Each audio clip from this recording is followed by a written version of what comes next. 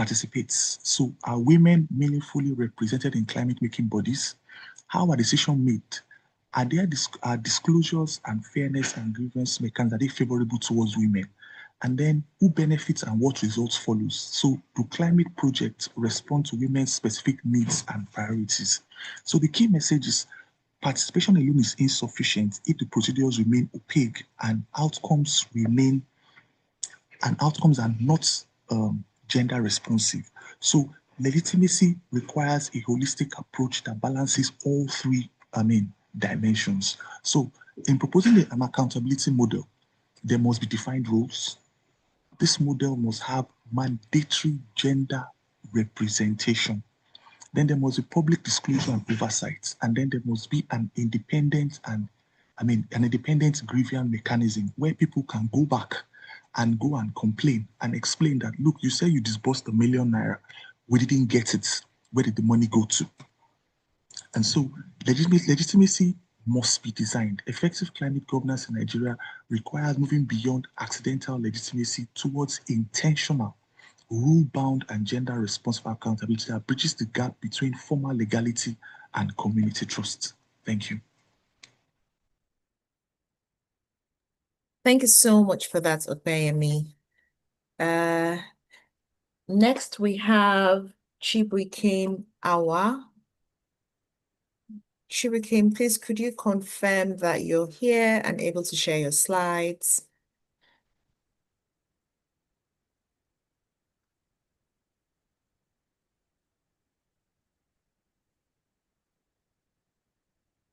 Is Chibuikem still here? Yes, Chibuikem is here, but it's not I can't hear the person speaking. Okay. Do you want to Chibuikem? Okay. Are we able to share Sylvia's slides since Chibuikem is not responding? Is Sylvia here? I am, Dr. Betty. Excellent. Thank you.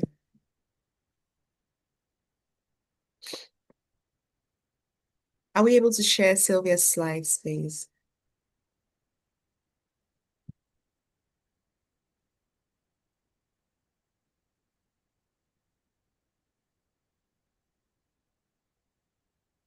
Sylvia, are you in the UK? No, let me tell you a funny story. I traveled to Nigeria for this conference, but unfortunately, my teeth's been acting up. I had a procedure done yesterday, so yeah, fighting a bit of pain and ended up not being able to come in this morning as I planned, but hey, so well good. done and welcome. I hope you're feeling better. At least you're smiling. That's a good sign. I have to keep smiling. I'm feeling really pain, but hey. Oh, bless you. Welcome. Thank you so much. Thank you. I was really looking forward to meeting you, but hey, that's another. Oh, bless you. Welcome. Thank you. So we'll give Sylvia 5 minutes, and I hope you feel able to speak. Yeah, if I can manage. I have taken some pain relief this morning to yeah. Okay, excellent. So Yeah. over to you. All right. Thank you so much for sharing my slide again. Because of my network, I didn't plan to present virtually. So yeah, I'm just gonna quickly, talk through my slides. It's titled International Investment Agreements as a Tool for Sustainable Development, Reimagining Investment Governance for Climate Resilience in Africa. Could you move to the next slide, please? Thank you so much. So essentially, this is a part of my PhD research.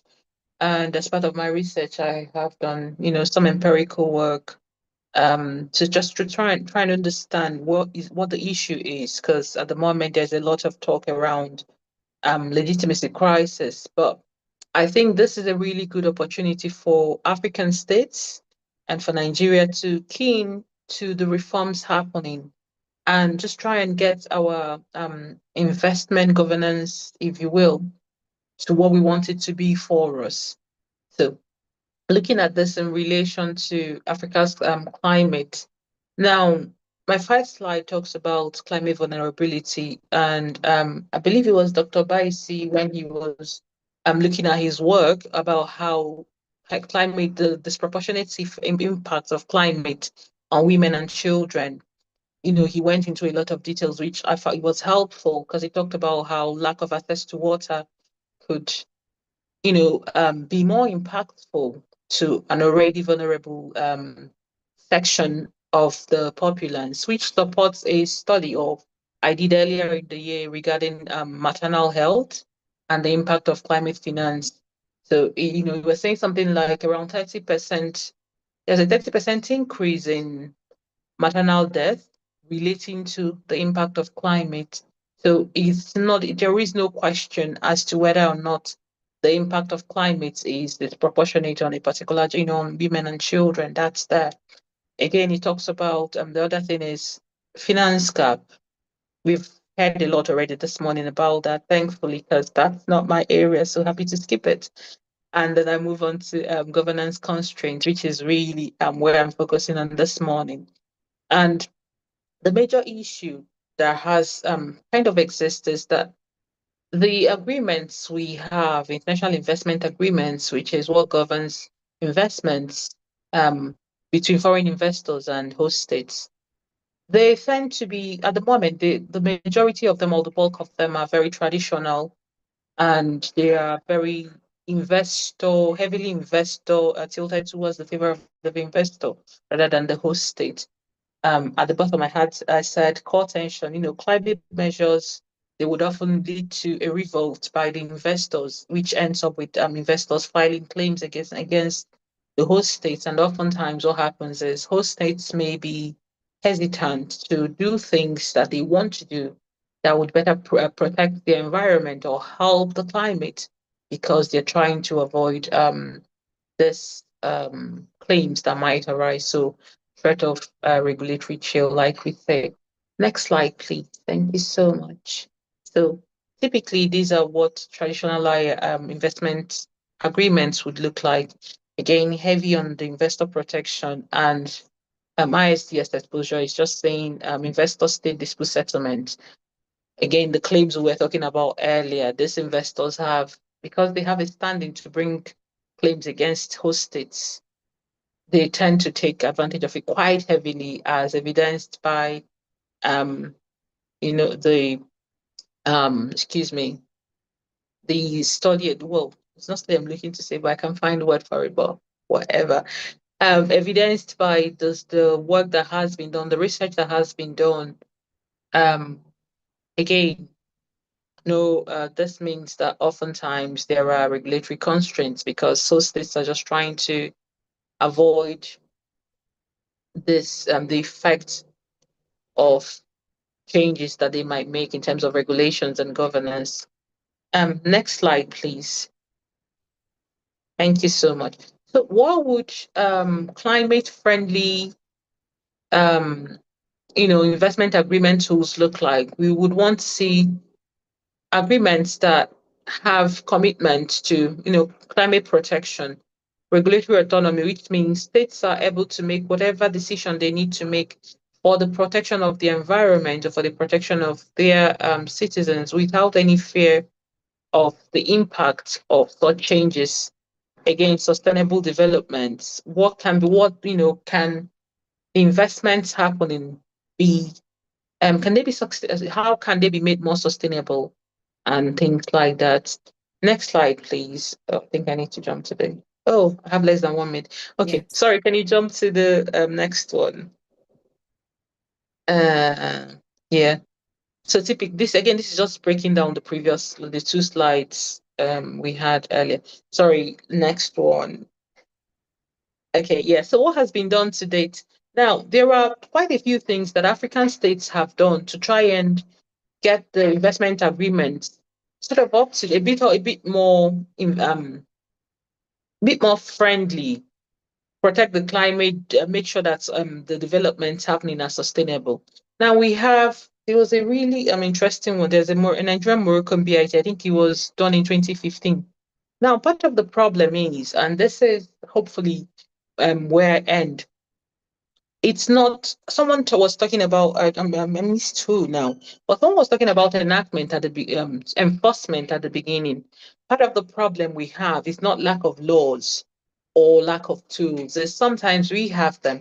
For instance, this particular BIT has not to date, it has not been what's the word now? It has not been adopted. It has not been made. It's not in enforcement. It's not in use yet. So if we have, because this is a really good model for what we could be looking for. He's got carve outs, making sure that when Nigeria makes changes because they're looking to protect the environment or they're looking for sustainable development, they don't there are no what's the word now? They can be protected, they can regulate without a fear of threat to of threat of regulatory chill and things like that. But it's a case of we need to ensure, we need to think about consistency. We've done all the IIAs after this one that do not exactly follow this one. But also, now that we have this one, how about we make sure that all the other ones kind of look like this? Because this one is better than what we had, the bulk of what we've had up till date.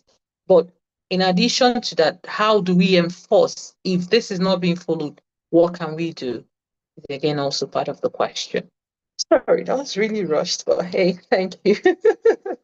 Thank you so much for that, Sylvia. Really well appreciated. And I think it flowed very nicely from the previous conversations we've had around climate finance. And you almost have now concretized it by giving us the example of the BIT. So we'll come back to you on that one. If anyone has questions, comments, feedback, as we said previously, please do drop in the chat or just feel free to raise your hand and we'll come to you. Is Chibuikem able to speak now? Yes, my sincere apologies. I cannot really share my slides. My network is really bad. Okay, that's fine. So we'll see if we can share Chibuikem's slides. And while that is happening back end, we will take a few questions for Obaisi and Sylvia. Please, are we able to explore sharing Chibuikem's slides? I'm working on it though. Excellent. Thank you so much. Obaisi, is Obaisi still in the room?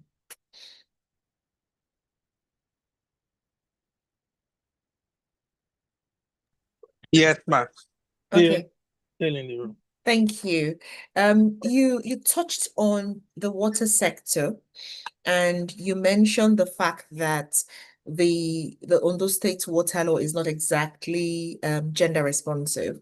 And you've highlighted some critical areas that need to be addressed, from reform to adopting the relevant changes, empowering the relevant actors, women, and those critical matters. What I want you to reflect on is a lot of the times we talk about water, and to be fair, there's been a lot more progress with water. I don't think I heard you mention sanitation. Is that because sanitation is not as relevant when it comes to gender equality, or is there something else? Sorry. It is. It was a matter of not having so much time to delve into some of these issues. So for me, I think sanitation is very, very important. Is a very big challenge, and that's why I was talking about menstrual poverty. So you have a lot of women suffering, if I'm allowed to use that word, suffering unnecessarily because the structures, services, amenities needed to make this living pleasant and good for them is not in place. Yeah. Thank you so much. And I think it's a good time to explore that because you make a good point. There's a sanitation, and very often sanitation isn't as highlighted even in policy conversations because some people will just say, simply put, sanitation is not a sexy subject. So it's more about water. And because of the capital intensity, is it intensiveness? I don't know. You know what I mean? Because it's so capital intensive to implement sanitation projects, and very often it's not as visible as, say, a water pipeline tap, which everybody can see, everybody's happy to commission, open a drink, looks nice. if you think about it with sanitation, I mean, how would you commission the toilets? Would you say everybody go and have, try it out? So there are lots of reasons why sanitation isn't as prominent in the conversations, but as you've said, Obaise, it is critical. And linked to that, of course, is menstrual hygiene management and all that goes with it. So we hope that through your work, there will be some advancements in legal reforms, and that advancement will explore not just water, but also water sanitation and hygiene. Thank you. Thank you too. Sylvia. Yes, Doc. Yes, so really, really interesting issues that you've raised. And I really like the BIT being in focus, because a lot of the times what you find is there are tensions between international investment law and sustainability, especially at the local level. And there's also sometimes a clash, or it appears to be a clash in the interests of investors versus the interests of especially local communities.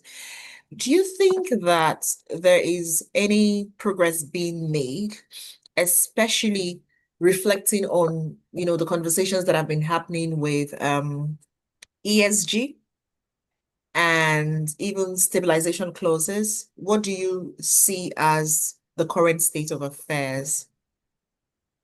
Thank you so much for your question, Dr. Petty. I mean, I could talk on this all day because No, just very briefly. this is what my PhD is centered upon. Okay. I think, what started out being trying to be fair to investors because it was presumed that they were the ones who were vulnerable at the start, has now clearly, the evidence no longer supports that state of affairs. And now it's like you mentioned, there are more vulnerable people, and usually they are people that the host states are meant to protect. But now they have, they are now really the tension. They are now in a standoff per se between trying to protect the people, their communities, their citizens, versus these investors who have come into their countries to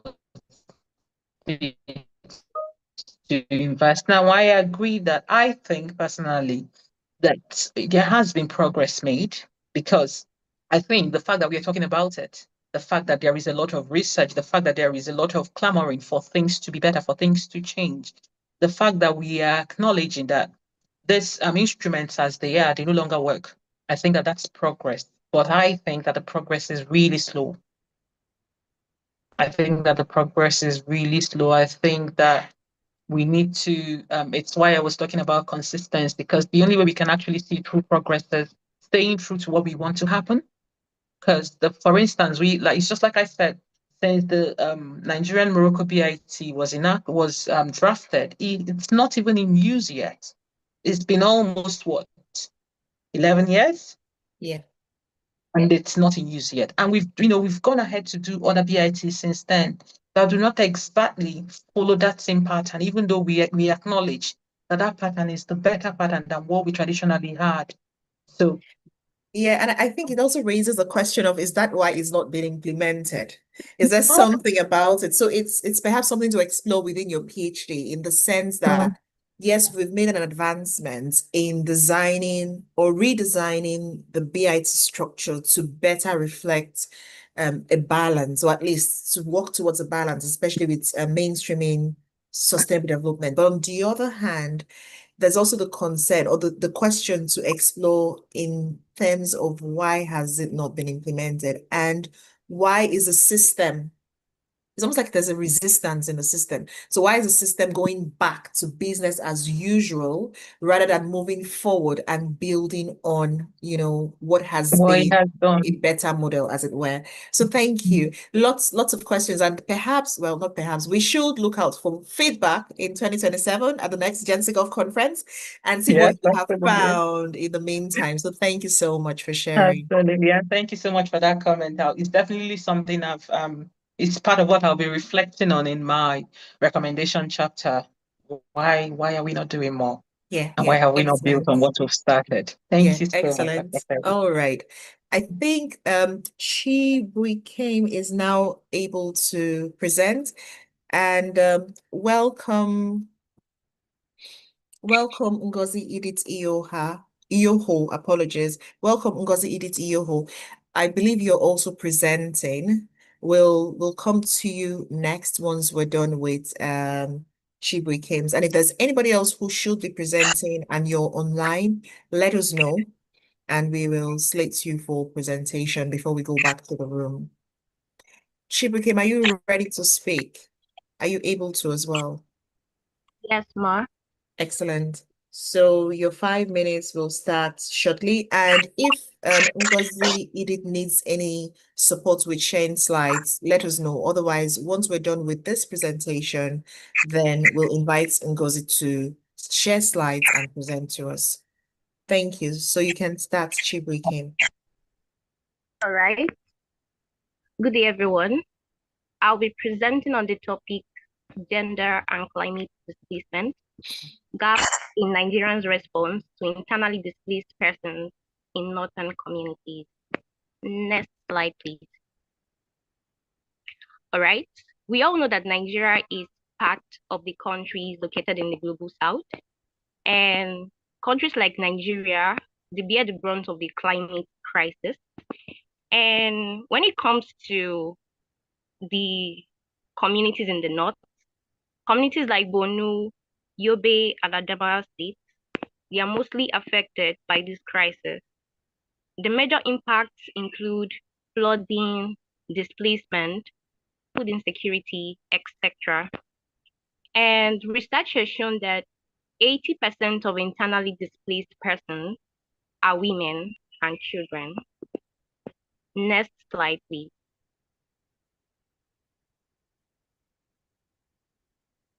So, how do women bear the brunt of the climate crisis? First, displaced women and children and girls, they face risks of sexual and gender-based violence due to absence of camp security, insufficient lighting in IDP camps, and shared sanitation facilities. This research was actually carried out by the United Nations Population Fund. Secondly, the first food insecurity. Hunger and malnutrition is really common in these camps because women and children, they receive less food relief. The other one is that most of the water sources are contaminated and they face risks of infectious diseases such as cholera. Another one is that there is denied access to healthcare. Reproductive and maternal health care services are really absent in these IDP camps. The final one is that children in IDP camps, they abandon education within 1 year of displacement, with the girls mostly affected. Next slide, please. All right, how has Nigeria really responded to the plight of IDPs in Nigeria? In 2021, the Nigerian government formulated the National Policy on Internally Displaced Persons. But this policy lacks the force of law, and thus there is no enforcement mechanism. Secondly, in March 2026, Nigeria domesticated the African Union Convention for the Protection and Assistance of Internally Displaced Persons in Africa. But the problem is that these frameworks were drafted in general terms and displaced persons were treated alike. That is to say that these people were treated as a homogeneous group of people. These frameworks fail to account for gendered vulnerabilities. Neither of these frameworks also provided for gender disaggregated data collection on displacement. Even if the AU Convention gets to be enforced in Nigeria, it is still inadequate to cater for the plight of persons in IDP camps due to gender rights we are not taking into consideration. Next slide, please. So what are my recommendations and conclusion? So first and foremost, I'm saying that the Nigerian government should replace the non-binding 2021 National Policy on IDPs with an IDP Act that centers gender across provisions on protection and relief. Secondly, the Kampala Convention, that's the AU Convention on the Protection and Assistance of Internally Displaced Persons, it should be translated beyond domestication. If you look at Article 9 of that convention, it provides that states should protect. And this Article 9 actually provides for states' obligation relating to the protection and assistance of these persons. If you look at Article 5, sub 4 of this convention, it provides that the state should take measure to protect and assist persons who have been internally displaced due to human-made or natural disasters, including climate change. Finally, the federal government should mandate the National Environmental Management Agency, otherwise known as NEMA, to collect and publish gender disaggregated displacement. All right. To publish gender disaggregated displacement data to guide policy implementation. Finally, displaced women should participate in relief distribution and resettlement decisions. Excluding these women from governance is a policy failure in itself. In conclusion, I think the climate crisis is indeed a gender crisis. And if these gender factors are not integrated into policymaking, the interests of women and children remain invisible. Thank you very much. Thank you so much for that.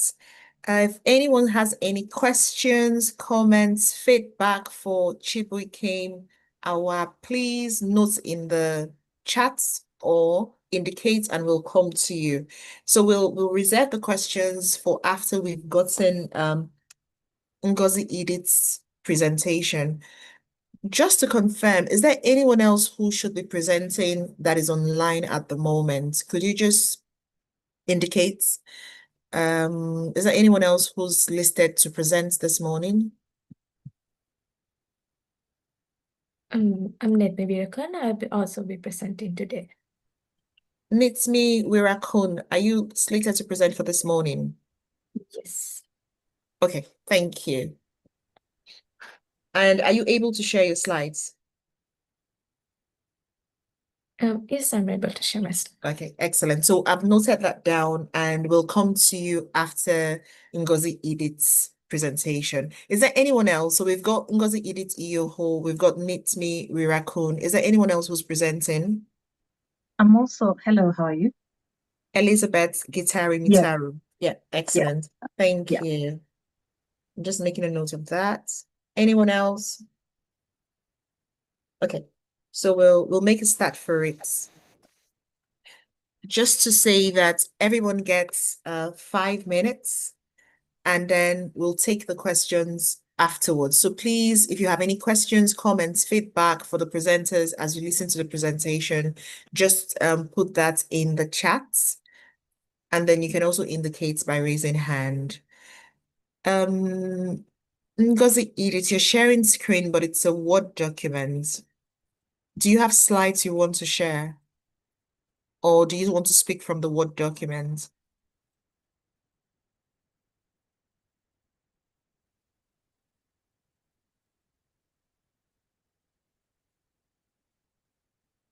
Thank you.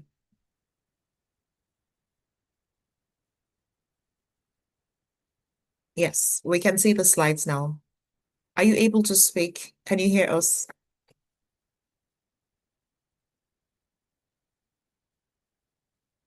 Please, could you confirm?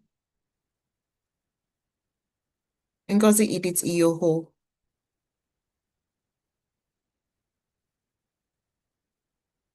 I'm sharing her slide from my side. It's just Yeah. to confirm that she can speak. Okay. I think she might have some challenges speaking because she's unmuted. I can't see that she's muted, but I can't hear anything.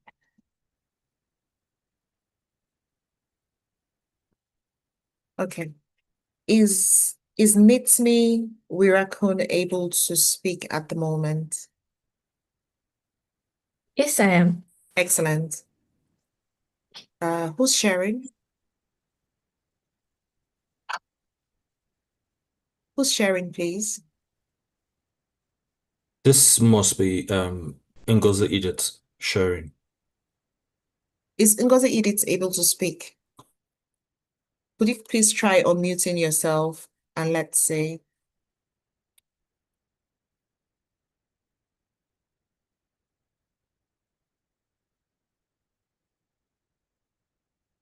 Okay, so I'll suggest that we go on to Nitmi. Let's Nitmi try to share screen, and then we'll come back to Ngozi Edith subsequently.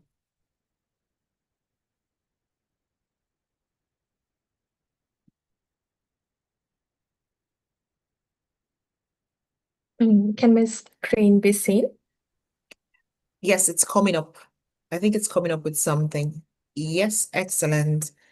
Are you ready to start? Yes, I am. Perfect. Thank you. Over to you. Thank you. Would you mind giving me a count once the time starts? Okay, I'll restart it. The time Sorry. starts now. Yeah. Thank you. Good morning, Chair, co-chairs, distinguished delegates, academics, and fellow participants. In December 2025, Cyclone Ditwa affected more than 2 million people across all 25 districts of Sri Lanka. News reports focused on flooded roads, damaged homes, and also economic losses. However, the United Nations Population Fund warned of another crisis unfolding behind the scenes, which is that the increased vulnerability of women and also girls to gender-based violence. This raises an important question. Can climate change increase the risk of the crime? My research therefore argues that it can. According to the United Nations Nation Organization, climate change refers to the long-term shifts in temperature and weather patterns. And meanwhile, United Nations Women defines gender-based violence as any harmful act directed at an individual based on their gender. It could be physical, sexual, or emotional. And traditionally, these issues have been discussed separately, not just in Sri Lanka, but also in many other countries in the international platform. The climate change has been viewed as an environmental problem, while gender-based violence has been treated as a social and criminal justice issue. And my research therefore demonstrates that these two issues are deeply connected. And according to the 2025 Gender and Climate Report published by UNFPA Sri Lanka, women and girls experience climate change differently. They experience these socio and economic inequalities, which increases their vulnerability during this environmental crisis. And in Sri Lanka, approximately 29% of the employed women depend on the climate-sensitive sectors such as the agriculture, fisheries, and also chain cultivation. And research that I have cited shows that when floods destroy crops and also droughts destroy the harvest, women lose their primary sources of income, and therefore they have to depend on the man in the household. This loss of economic security often increases the household stress and also weakens women's bargaining power within the family. Moreover, the evidence that I have found from the online sources, it increasingly suggests that these conditions contribute to violence, which means that the incidents where the intimate partner violence can increase by more than 3.2 times during these periods. And this violence does not create from nothing. It creates from the existing inequalities and vulnerabilities. The pathway that starts from the phase 1 to phase 4, it starts from the ecological shock, which are the flood, drought, and the landslides, and also the ecological disasters. And secondly, it leads to the forced migration and then to the structural risk. And finally, it ends with the criminal act that is done by the perpetrators. And following Cyclone Ditwa, which is the disaster that I mentioned, it happened in 2025, and UNFPA highlighted concerns regarding overcrowded shelters, inadequate privacy, poor lighting, and also insufficient sanitary facilities to these women and also children. And this finally led to harassment, assault, and also other forms of gender-based violence, which also ended with sexual criminal breach and also the rape. And the Penal Code and the Prevention of Domestic Violence Act in Sri Lanka is very reactive, which means that it only intervenes once an issue arises. However, it do not address the environmental and structural conditions that increase this likelihood of violence that happens in the first place. And this is the central argument in my research. And the climate-induced gender-based violence, therefore, cannot be addressed just through this criminal law alone. What is needed is therefore an interdisciplinary approach that bridges disaster management and also the criminal justice. And therefore, this includes legally mandating gender segregated shelters, adequate lighting, and also sanitary facilities, while we also need accessible reporting mechanisms, mobile legal aid services, and also climate sensitive protection measures within the disaster responsive framework within Sri Lanka. Therefore, I would like to end my presentation with a small message, which is that the flood may last for days, the displacement of people will last for weeks, but the violence that follows them can affect the survivors for years. If the climate is reshaping the conditions under which the violence occurs, then our legal responses must evolve as well. Thank you. Thank you so much for that, Netsmi Wirakun. And you did really well with time as well. Thank you. So just to confirm, is Ngozi now able to speak? Just try, let's see if your audio is working, because I think we were able to get the slides up previously, but we couldn't hear you. And for anyone who is wondering, we have parallel sessions going on. So there's some sessions, there's some papers being presented in the room as we speak, and there's some papers being presented online, but each of the sessions are also being live streamed as well. So people can join whichever session it is that they want to join. The plan is we started online earlier than they started in the room. And so once we're done with all the papers online, we can also join the presentations in the room, but it's only for the paper presentations. The keynotes and everything else will be carried on as one conference. Yeah, thank you. Please, do you want to just try the audio? I think that's where we had a challenge earlier. Do you want to try speaking? That is Ngozi Edith Iyoho. Can you say hello? When you go to radio interviews, they'll say, what did you have for breakfast this morning? So can you tell us what you had for breakfast this morning? If you can. Oh, I'm sorry, but I still can't hear you.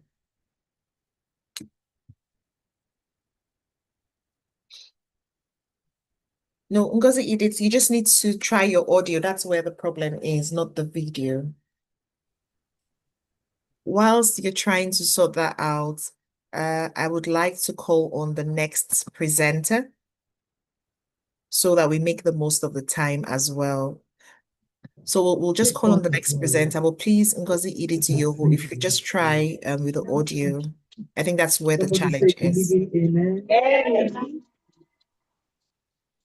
Can you say something again?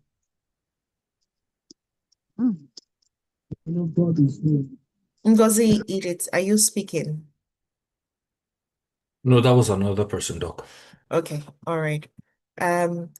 Elizabeth Gitari Mitaru, are you here? Yes, I am. Okay, I was going to ask you to tell us what you had for breakfast, but I can see and hear you, so I'll skip that. Except you want to share. Thank you. So do you want to try sharing slides? Are you able to share the slides from your end? Let me try and do that. Share screen. Let's see.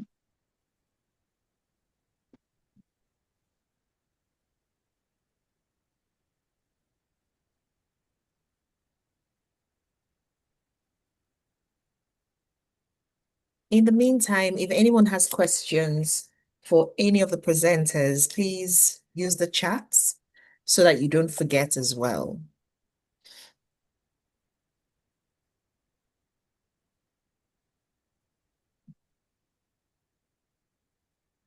And whilst we're waiting, if anyone else wants to share what they had for breakfast, feel free to use the chats as well.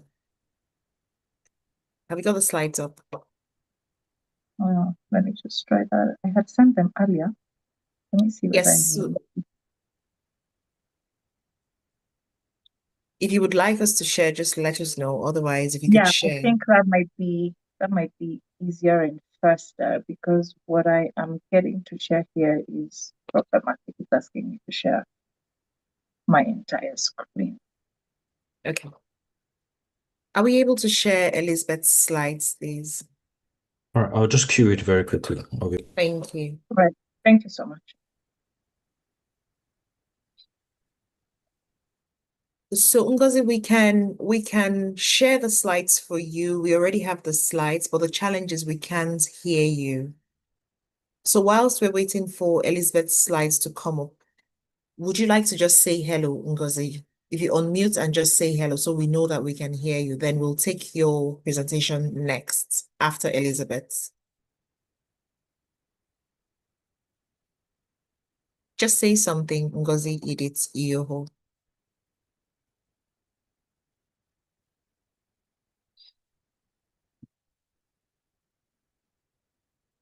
Yes, we can't hear you. Clearly you can hear us. So we'll take Elizabeth's. I mean, the only other thing we can suggest is if you had a recording for the presentation, you could share that with us and then we could work with that. Otherwise, we'll start with Elizabeth and then come back to you, Ngozi, and hopefully your audio's sorted out by that time. Elizabeth, let me know when you're ready to start and I'll start the timer. I think we can start. I'm really hoping that I don't bring the min score down, given that everyone has managed to do the 5 minutes. Hello, Okay. everyone. My name is Elizabeth Gitari Mitaro. I am an environmental and climate change lawyer. I practice out of Nairobi, Kenya, and we practice mostly in East and Southern Africa, but we are having quite a bit of engagement with Central and West Africa. In respect to my history, I am managing partner at Ogolo Advocates, and Ogolo Advocates is an environmental and sustainability law firm. I'm also currently undertaking my PhD in environmental law, but that is actually looking at financial incentives for wildlife conservation as a form of land use out of Kenya. So for this, maybe slide 3. For this particular presentation, we are going to just run through a number of case studies and issues in Kenya. I'm not sure whether your slides are moving. Yes, if we can go to slide 5, actually, because the rest of it is just definitions. I think everyone on the call doesn't need that sort of background. So from a legal and regulatory framework, one of the key things that Kenya did in 2010 is that it introduced a right to a clean and healthy environment for every single Kenyan. And one of the things that that particular article in our constitution did, or the history of that, was that Wangari Maathai, who I'm sure most of you are aware of, was once very much, let me use the word, persecuted by the government. And there's a case that she brought against the government of the Times called the Kenya Times case. And in that case, the court actually ruled that she did not have locus standi to stand before a court of law to defend the environment because she could not show a direct link of harm to herself individually. And that continued, that was in the 1990s. And that was the position for the longest time. until we got our constitution. One of the things that the constitution did that was then sort of catalyzed by the work of a woman, of one of the greatest women in climate change and conservation, Professor Wangari Maathai, was that since 2010, you now do not need to show a direct link of harm to you personally as a Kenyan citizen, and you don't have to show that you're a resident of wherever it is that the harm is happening. What that then means is that we have quite a number of climate change cases and case law that have been brought through the action of communities, of women, without a very, without a direct geographical or damage link to the problem. And I think that's one of the key things that we've done. We also have the Climate Change Act, which was then amended in 2023. And this amendment brought with it the capacity and allowed and provided for the capacity for ordinary Kenyans to actually participate in carbon markets and climate change sort of tools, financial tools. We also have the National Climate Change Action Plan. The current one runs until 2027. And in this plan, Kenya has quite a, let me say, ambitious goal of aiming to reduce GHG emissions by 2035. And so the next actually NCCAP sort of report is currently being negotiated and put together. We also have the National Climate Finance Policy, and this policy is then the guiding light of how do we mobilize financing into the grassroots level. Obviously, there's quite a bit of challenges with getting climate financing where it's needed the most, especially in respect to grassroots efforts. But that is something that has actually really helped us in terms of mobilizing financing, either through development organizations or through donor funding. We also have Kenya's development blueprint, Vision 2030, as we call it, and climate change is one of the pillars, or climate change adaptation and mitigation strategies are one of the pillars for delivering that sort of development. Next slide. So for this conversation, I want us to focus very quickly on three specific structural inequalities that we are seeing that bring in the marginalized groups' capacity and women's capacity to effectively adapt and mitigate the effects of climate change. Number one, resource control and economic vulnerability, governance, policy, and leadership. And then lastly, the climate shocks and gender-based violence. So if we are to start with resource control, land ownership in Kenya, some of the reports show that only about 13% of women have their names on actual title deeds. And this sort of lack of ownership prevents them from making long-term climate adaptation investments, despite actually making up about 75% of the agricultural labor force. It's even worse in rangeland counties or states in Kenya, because these rangelands are actually the ones that are highly impacted by climate change. And in almost all of these rangelands, the percentage of women who actually have their names on the title deeds in those lands goes much lower to less than 5% in the rangelands. Next slide. When we speak about access to credit, most financial institutions, and I'm sure it's the same probably across the continent, even mostly across the world, they heavily rely on immovable assets, i.e. land as collateral. So if you look at the 13% of women who don't have their names on title deeds, then they're not able to access financing and credit that would then be plowed back into, for example, climate smart agriculture and that sort of thing. So then you then see a securing funding gap for green innovations, for climate smart agriculture, making it disproportionately difficult for women, especially in this country, to access some of the funding that is out there for mitigation and adaptation. Next slide. Can I just suggest, Elizabeth, if you can be a bit more audible, because I am struggling to hear. I don't know if it's the same for others. So maybe if you can move closer to your device or mic. Okay. Sorry, my face will now be full on the slides. I apologize for that. Okay, no worries. And then you've got less than a minute. Okay, fair enough. And this is the second last slide. In terms of governance and leadership, we also have very low representation of women in parliament, and also have a very low representation in terms of grassroots sort of approaches to climate financing. So when we start looking at the case studies, next slide, please, and looking at, yes, next slide. There we go. The structural inequalities, the limited institutional capacity, and the patriarchal norms, we then find ourselves in a situation where women are actually not participating effectively, which then brings us to our conclusion, last slide, that the security of land rights for women is critical. The integration of local knowledge, the capacity building of women, especially in grassroots situations, and investing in GBV prevention as well, especially when it is linked to economic empowerment, and having this shift in terms of financial structures and in the banks. So I want to end there. I know it was very rushed, but hopefully we can have a longer conversation during Q&A. Thank you.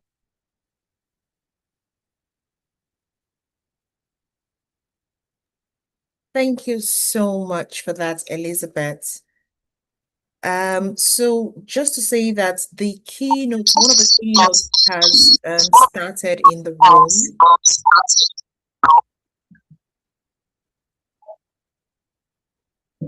room. Abdul, can you hear me? Hello. Oh, we can. Hello. Yes, we can hear you now. Hello. Hello. Good morning, Chair. Good morning. Hello. This is Ngozi Ditiyoho. Oh, good morning, Ngozi Idis. Yes, ma'am. Okay. There seems to be an echo.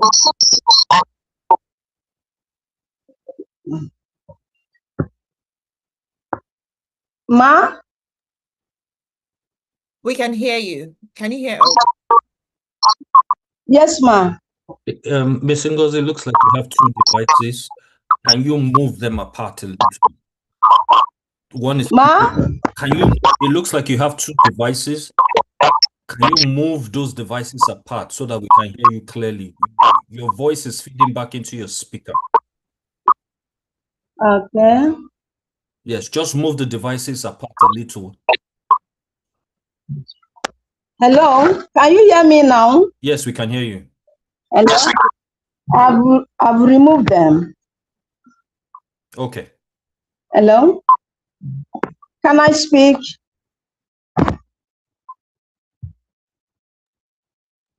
Hello. Yes, please, we can hear you. So what we'll do is, can we just have Ngozi Idis slides up very quickly? Because I think in the room, they're starting with the keynotes as well. So if we can get the slides up very quickly, then please. You would have just 5 minutes so that we can move on to the next bits. Over to you. Okay. Yes, ma'am. Good morning, Chair. All protocols observed. My name is Ngozi Iyoho.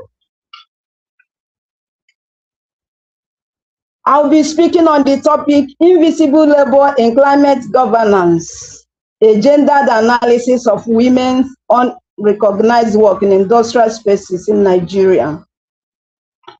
According to International Intergovernmental Panel on Climate Change, climate governance is a multidimensional structure of laws, procedures, and actors, including government, businesses, and civil society that manage climate change, mitigation, and adaptation. However, within these efforts, within this effort, much of the labor contributing to climate resilience remains invisible, especially the women's work. They are underpaid, unappreciated, and unrecognized. Whereas women plays a significant role in climate governance and industrial survival. Despite the part of international attention over the gender inequality, a great number of women's labor remains invisible and underappreciated. Even the climate policies usually disregard unpaid and informal contribution by women. And this generates gender inequality in environmental governance. Hence, this study came to look at why the reason women contribution towards climate governance are not recognized. The objective is to explore the gender dimension of invisible labor performed by women within climate governance and the industrial space in Nigeria. While the specific ones are to know or to identify the forms of invisible labor performed by women in industrial communities, and also to explore how climate change and environmental degradation intensify women's unpaid labor burdens.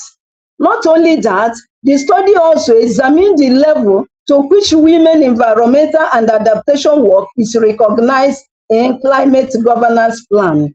And also the study went ahead to study the structural and patriarchal factors responsible for the invisible labor of women. And finally, the study assessed the implications of unrecognized labor on women's socioeconomic well-being.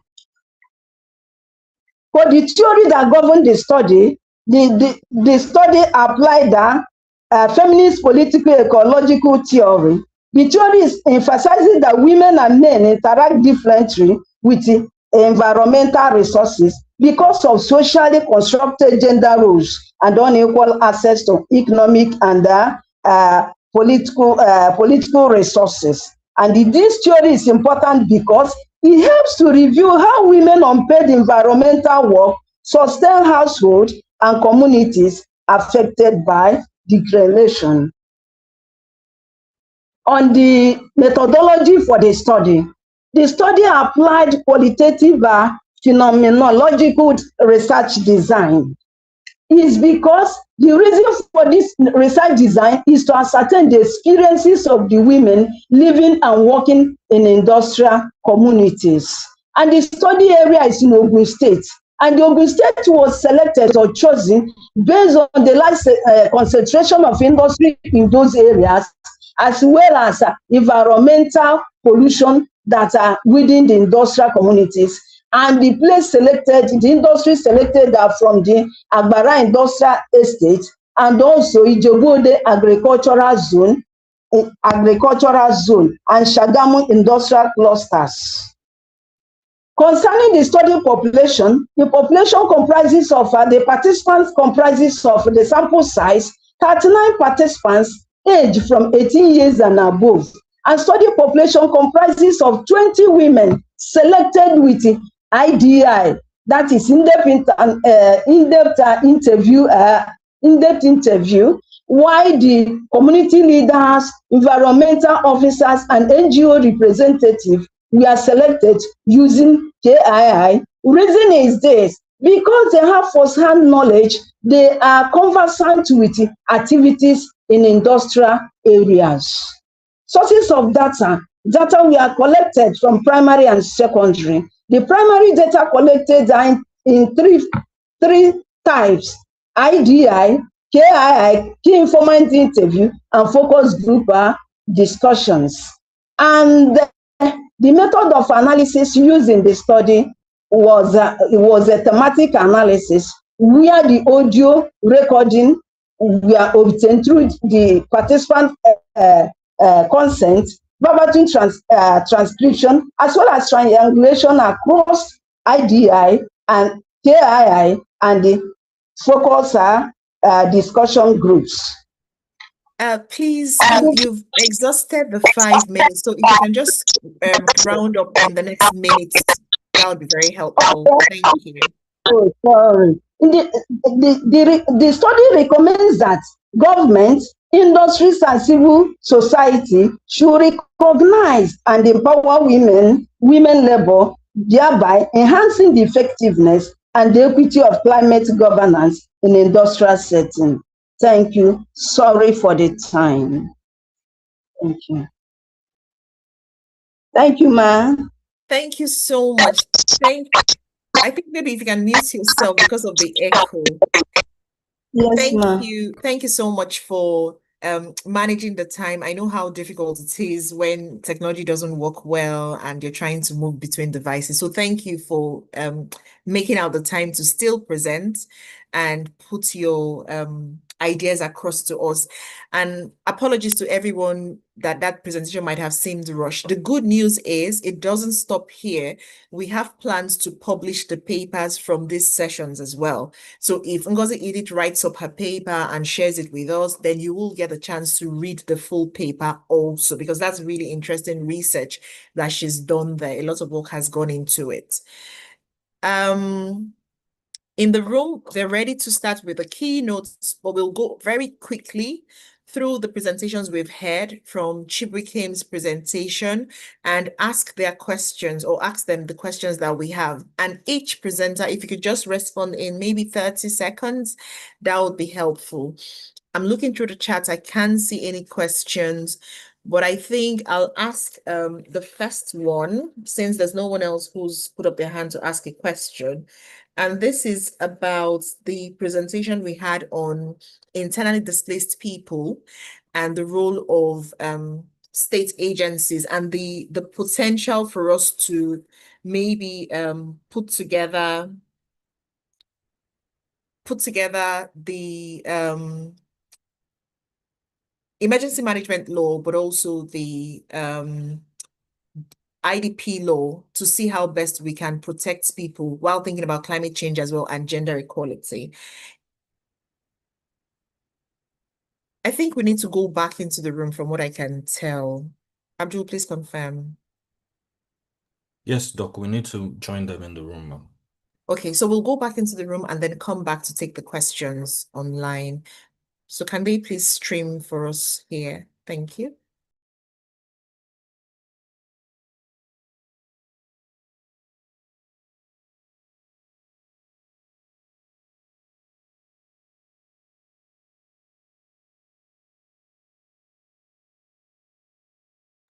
We're just trying to get the audio and the video from the room to come in.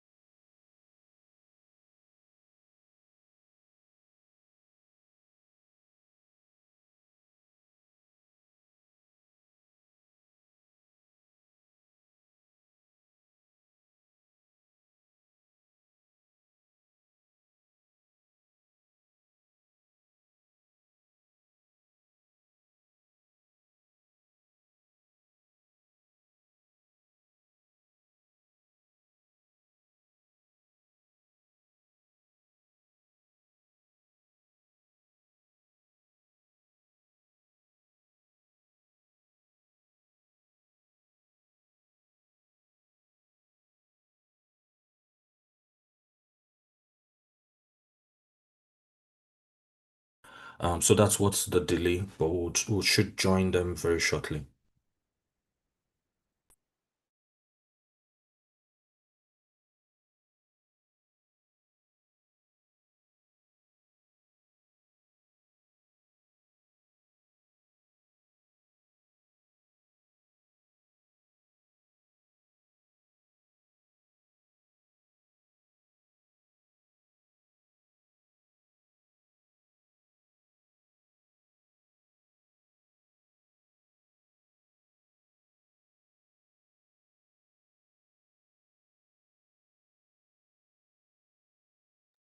Apologies, Doc. I was just saying that we're trying to cue the video from Professor Gupta so that we can play it in the room and online. So that's what they're trying to cue back in Abuja.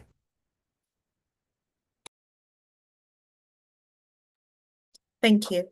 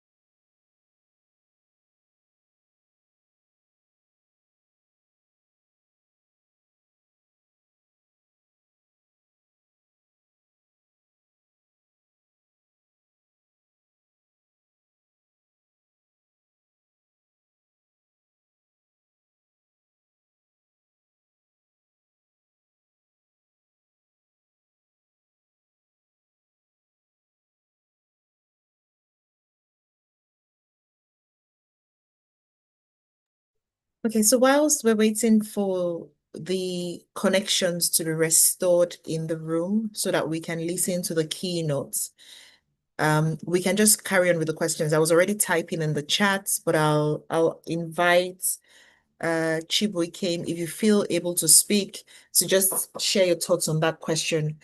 And very quickly as well, so that we can see how much we can cover before we go back into the room. So I was just wondering, again, thank you for the presentation you made. Do you see any role for states, that is the subnational governments, in this process of implementing safeguards for internally displaced women and also exploring the climate dimensions of internal displacements? What would be your thoughts?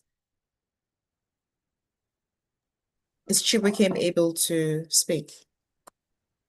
Yes, Ma, please can you rephrase your question? Okay, so my question is, your presentation covered the role of the national government, and you talked about the National Emergency Management Act, for instance, so the national laws and policies as it relates to internal displacements and protecting vulnerable populations. And then you highlighted the experiences of women during displacement. And so my question is, have you explored or considered the role of the states? So the state governments, the subnational governments, the federal, states, and then the local government. So do you see any role for the state governments in this process of ensuring that internally displaced women are protected to the highest level possible? Yes, Ma, I do.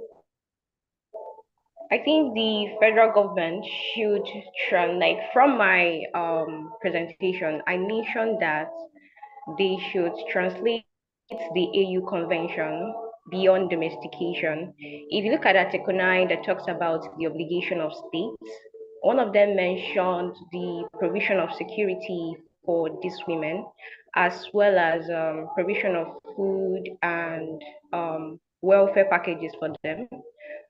So I think the state should translate most of what was stipulated in this article into national programs, and they should establish a caretaker committee these for these things I mentioned. Okay. Thank you so much for that.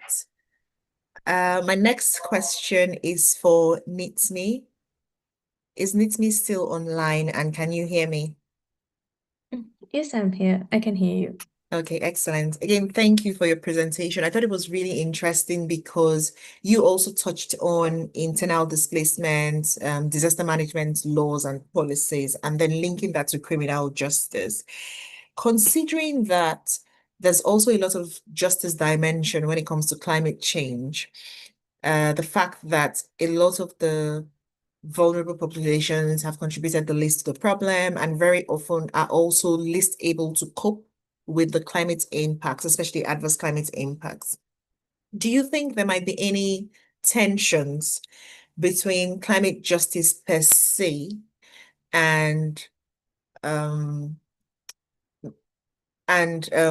exploring criminal justice as an avenue for addressing the adverse impacts of climate change? And I'm thinking about this not only within the context of the women who are impacted, but thinking about the perpetrators of the harm. Do you think that there could be a counter argument saying, well, there's push and pull here, it's out of their control, and it's a climate justice issue, so we shouldn't be criminalizing, but instead we should be exploring maybe persuasive approaches, so awareness raising, maybe even some kind of support for the perpetrators rather than criminalization? What would be your thoughts on that?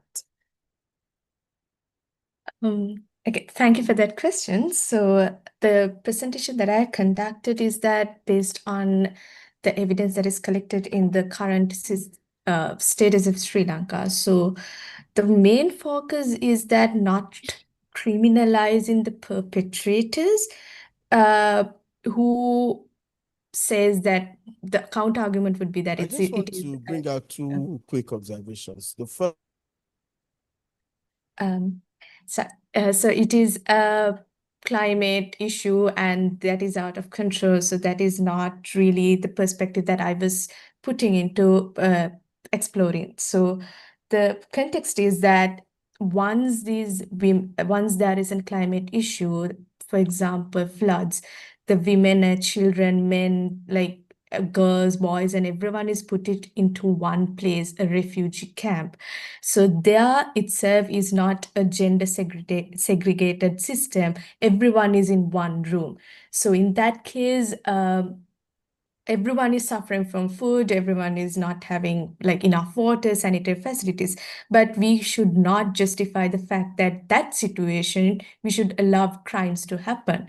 It's because there are girls and women who have never seen these men and boys in their entire life. They are coming from different sides of the country and they are put into this one hut in one of the places in Sri Lanka. So they try to get the advantage out of that system. And there are a lot of evidence in Sri Lanka that the women have been sexually assaulted while they are also suffering with the sanitary facilities, lack of sanitary facilities and food and water like everyone else.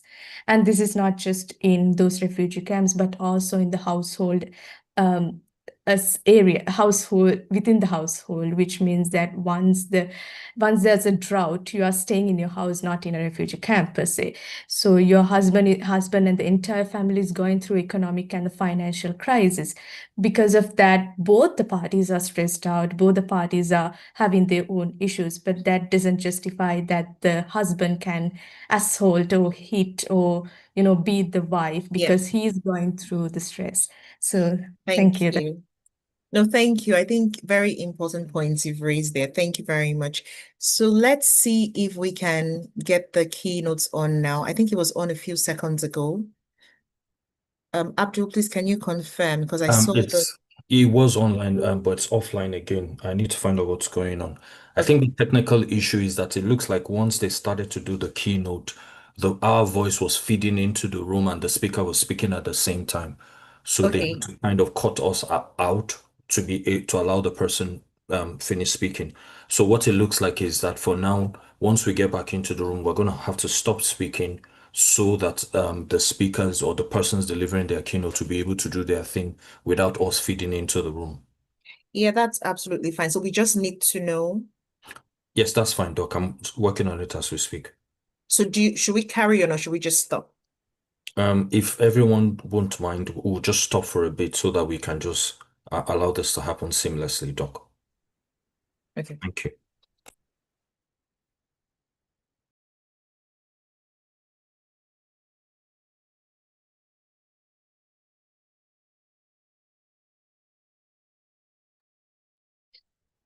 So while that is being sorted, I will type the questions for Elizabeth and Ngozi in the chat, and feel free to respond through the chat as well, just so that the audio issue with the room is in check. Thank you.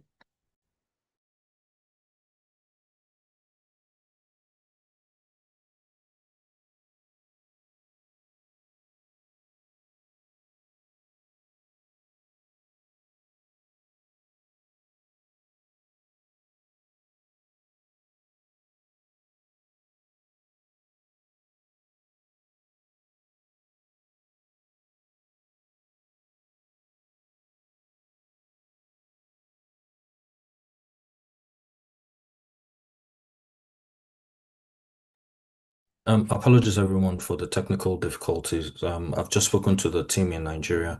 They're working on it as we speak. We should get back into the room very shortly.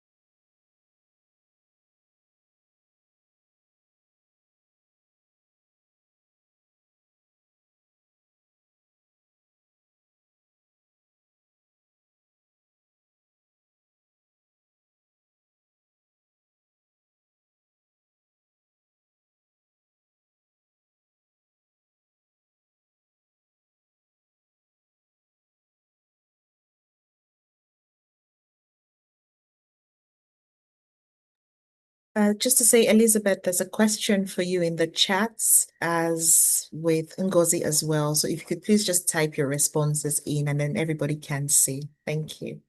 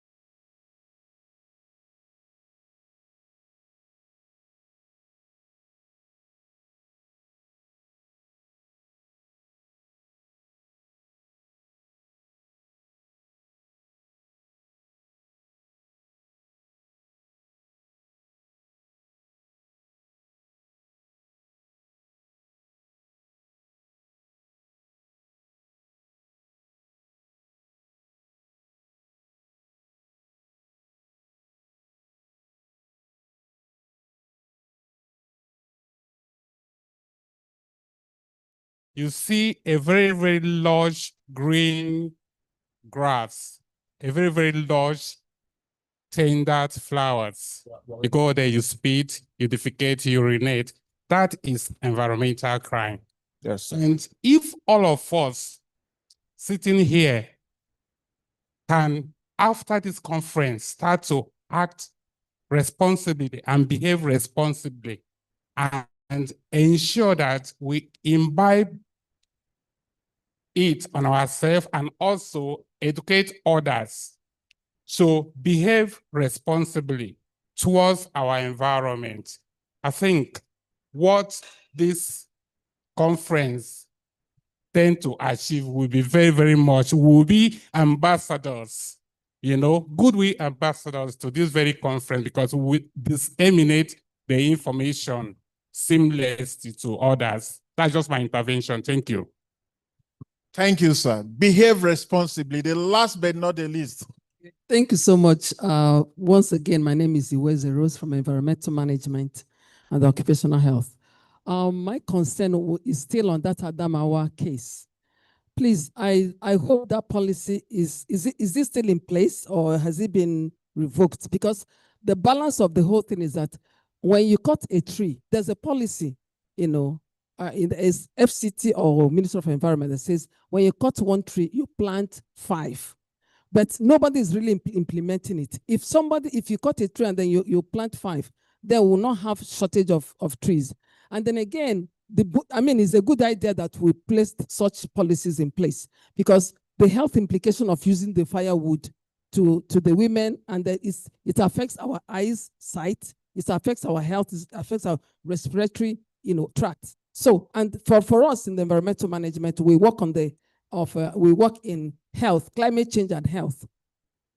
Then talking about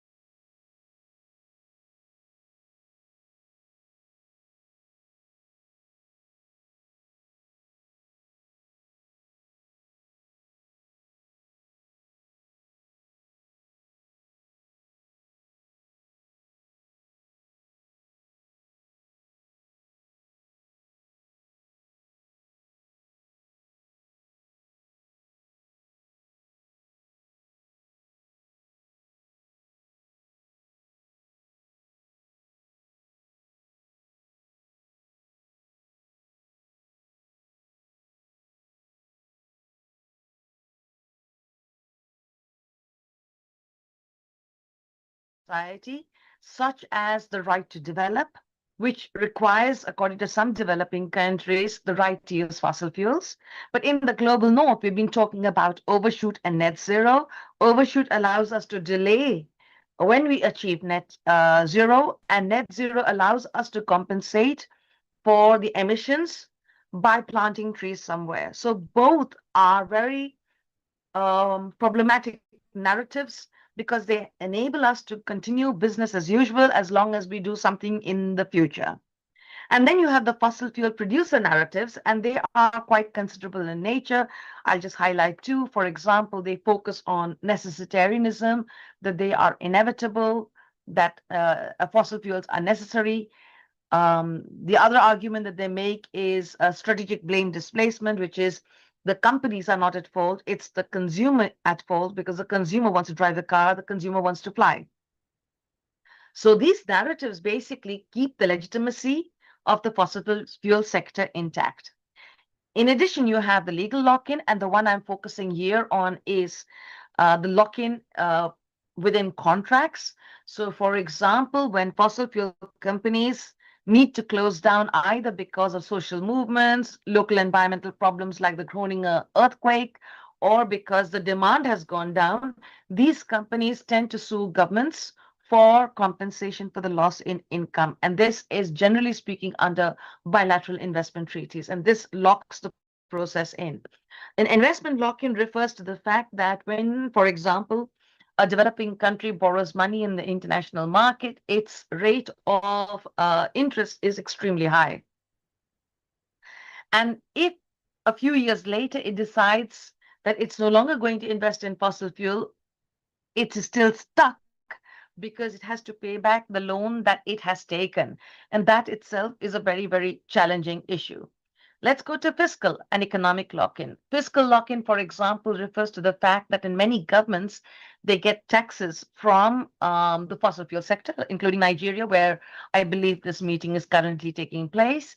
And what happens is when the government gets a lot of money from the fossil fuel sector as taxes, it uses that in other sectors like education, healthcare, etc. And so it gets locked in unless it can find a different source of revenue to cover these other areas of investment. Let me take you to infrastructure lock-in. The largest infrastructure in the world is the fossil fuel sector, right from the extraction pipes, distribution pipes and ships, all the way to your own homes. There's a massive infrastructure, and this infrastructure will become stranded if we stop using fossil fuels. So this in itself becomes a major lock-in factor. Then you have labor lock-in because there are a large number of employees who work for the fossil fuel sector, and if they lose their jobs, this will cause enormous economic and social distress in those areas, and as a result, many politicians will be unable to take action. Behavioral lock-in refers to those of us amongst us who are quite well off, and we take the lifestyle that fossil fuels enables as granted, and we do not wish to give up that lifestyle, and this creates a challenge. Then you have the political lock-in, which is there are a large number of features. There's a north-south lock-in, there's a geopolitical lock-in, but I'm going to focus here on the fact that most politicians in the democratic world are in power for 4 to 5 years, and they only want to stay in power. So basically, they do not wish to rock the boat, and addressing fossil fuel would be rocking the boat. And so therefore, they don't take action. And then let me come to the last one, which is professional lock-in. And this emerges from a large number of interviews that I've conducted over the last 5 years, talking to, in communication with around 10,000 people. And basically what you hear from professionals is that even if they agree with you about the problem, they're afraid to take action because such action may be beyond their mandate and may get them into trouble with their colleagues, or just simply they don't have the time to do this, to do the additional research that requires this. And this basically is the lock-in. And the question that may arise over here, is whether these lock-ins have a gender dimension. And some of these lock-ins probably do have a gender dimension, though each of them will be slightly different. For example, if you look at the investment lock-in, a lot of this is really in relation to male-dominated banking systems. If you're talking about infrastructure lock-in, a lot of this is in relation to infrastructure in an area that is primarily worked on by men. That's also the labor lock-in. Behavioral lock-in, perhaps we need to take a gendered approach to try to see if this lock-in can be addressed by a different lens. But almost all of these have a slightly different narrative if you take the gender perspective into account. Now, let me come to a bigger question in this area, which is justice just a nice to have, or is it absolutely essential? And I'm going to argue that this is absolutely essential, partly because prevention is much cheaper than cure, but more, let's take the global system, more than 70% of the remaining fossil fuel is in the global south. So if we do not help the global south countries to leave their fossil fuel underground, everybody in the world will suffer. There is no rich country that will be able to cope with the impacts of climate change in the short to medium term. Forget about the long term. Let's then look at within a country, across the world, what we are finding is, and especially in rich countries, that fossil fuel subsidies go to everybody, but renewable energy subsidies essentially go to the super rich, the people who can afford solar panels, the people who can afford electric cars. And this means that those who are less privileged in rich and poor countries cannot participate in the energy transition. And if they cannot participate, and if the costs of energy go up, then the cost of basic needs goes up for them. And essentially, they will protest, as you can see here in France, they will protest to any policies that try to promote the energy transition. Not only that, they will try to structurally change who they vote for. So you will see that they will start voting for politicians who do not support climate change. Now, this is not in the interest of the less privileged people, but they do not have the luxury to think long term. And so this is really a big challenge for all of us. Now, that is one of the reasons why studying justice is important. So let's go to the North-South climate injustices. You look at the climate target. The climate target was delayed till 2015 from 1992, even though we had enough evidence prior to 1992 that up to 1 degree centigrade, it is green, up between 1 and 2 degrees, it's orange, meaning some parts of the world will suffer, and beyond 2 degrees, everybody will suffer. Nevertheless, it was delayed. And this delay meant that even though in 1990 we had a sufficiently large carbon budget that could have been shared between countries, by 2015, the budget has shrunk so much that there is very little to share. And therefore, we now talk about voluntary participation in the climate target, in the climate regime, and everybody can come up with their own targets. And then if you look at the fact that it's not just sharing the budget that's important, it's also looking at who has fossil fuel resources and assets in their country. Then again, as we find that there's 78% the global south. And basically, this amounts to a huge cost in stranded resources and stranded assets. Now, normally, when you have policy instruments, you need to have a nice balance of instruments. But our policy instruments have focused on what is politically acceptable and efficient. So mostly it has been market-based instruments, but these do not end up being equitable or effective. If you look at adaptation, for a long time, adaptation and adaptive capacity was postponed into the future. And today, more than $16 million are lost every single hour in terms of the impacts. But the biggest injustice in this whole process is that we are not really in the global arena discussing the fact that the current system of development is what is causing the problem, is what is causing the lock-ins. And therefore, it's really important for us to try to see how do we change this system? How do we change this definition of development? And maybe perhaps here again, one could argue that a gendered approach to analyzing this problem could lead to very significant differences in perspective. So, in response to this problem, we've tried to conceptualize climate system justice and earth system justice. I'm not going to go into details because we do not have the time, but I'm going to focus instead on how we operationalize it. So let us assume that there is a CO2 budget. The big question is how much budget do we have? That budget depends on what is the boundary we select or what is the target we select. Now, the Paris Agreement mentions 2 degrees, but in the work of the Earth Commission, we conclude that 1.5 degrees is the safe boundary because beyond that, we can trigger all kinds of tipping points. But we also argue that actually 1 degree is the just target because that will prevent significant harm to humans and environment worldwide. So we're really talking about a very tiny budget. The second ends or goals is, can we meet the basic needs of people to achieve their human rights within this carbon budget? So what we did is we looked at the human rights of people. All human rights have an environmental impact. So we looked at what is the environmental footprint of meeting impacts of the meeting the basic needs of people.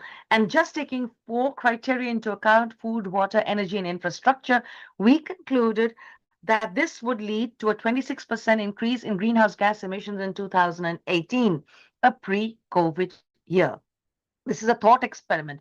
And basically, the message that comes out of this is that if you still have to meet the needs of the poorest, then either you divert the fossil fuel energy from other sectors to meeting the needs of the poorest, or you make sure that meeting these needs are not done through fossil fuel, but through alternative approaches. Then we come back to the big question. Can we address the climate change problem without examining the system, the drivers, the causes of climate change? And I think we can't. We have to go back to these drivers to unlock the lock-ins I've just described to you and to reconceive a new system in the meanwhile. Then we look at how do we allocate the remaining fossil fuel? So how do we deal with the issue of the carbon budget?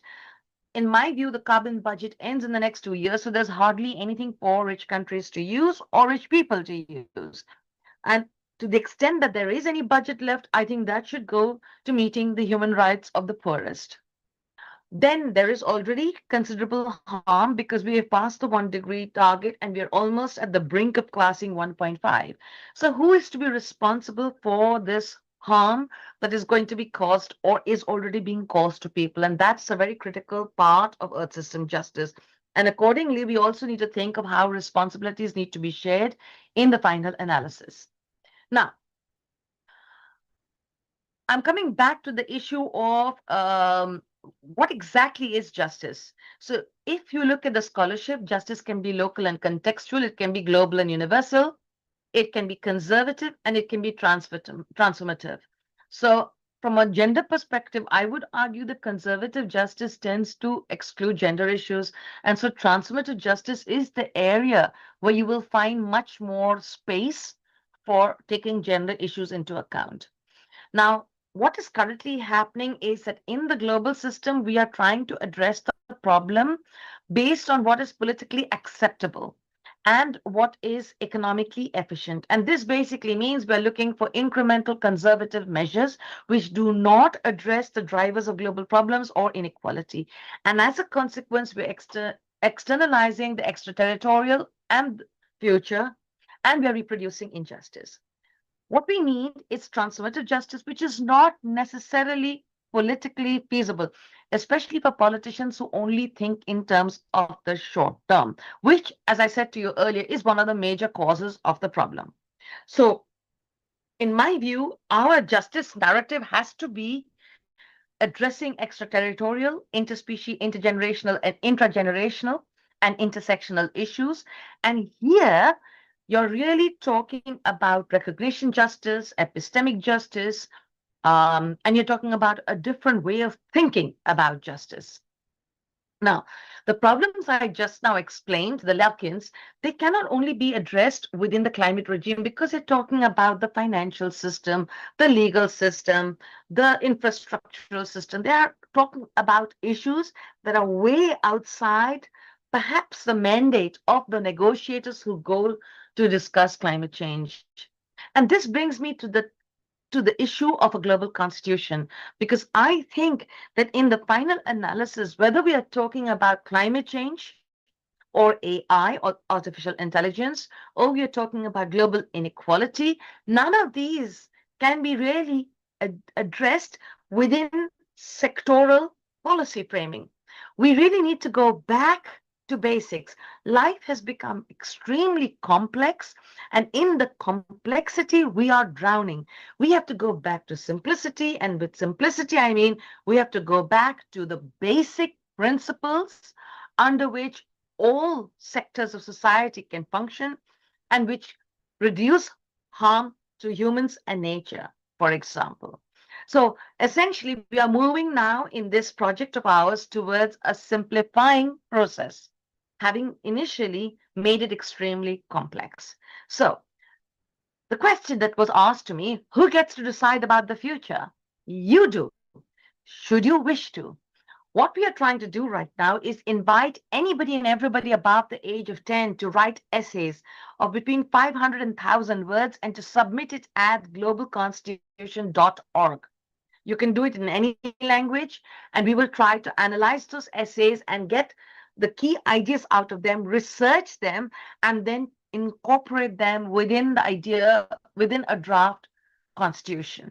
And in this process, the ideas are researched by our PhDs and myself to enable clear science-based analysis of the problems. So in my view, purely having a procedural approach where you invite people to debate will not help alone, because the issues have become so complex that most people drown in that knowledge area. And we need to find a way in which science can simplify the material and people can discuss it and we can move forward. Now, because science is trying to do this, science is under attack, and you are seeing right now whole efforts to silence science in many parts of the world. Nevertheless, I would invite you all to write essays about the world you wish to live in, the kind of principles you want to see, not just in addressing climate issues, not just in trying to take a gendered approach to problems, not just in trying to look at global inequality, but also technology, healthcare, and any other issues that you see as important. So to conclude, we have to demand change. Women too. Business as usual is not an option. Climate justice or earth system justice is not a choice, it's an imperative. Climate governance and earth system governance is only possible if we start to address the lock-ins.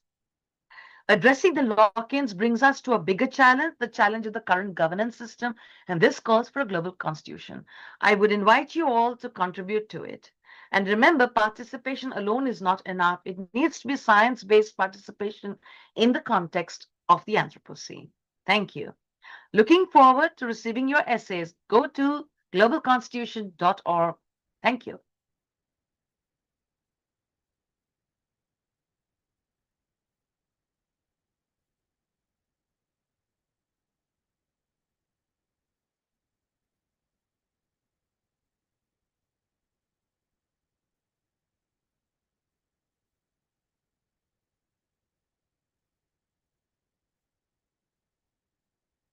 If you paid attention, so many things that were said.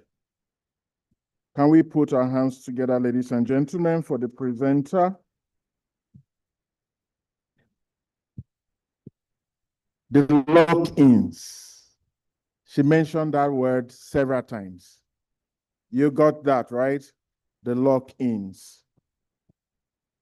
Very interesting presentation. I believe and I know that a problem that people benefit from really never goes away. We have all agreed, like she said, that there is a problem. But somehow we are afraid of taking the solution, taking action to solve the problem. Why are we afraid of taking action to solve this very big problem?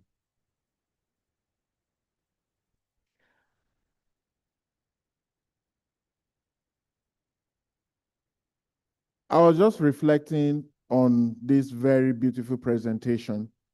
And if you try to connect the dots, ladies and gentlemen, as we are trying and striving to achieve those human rights goals,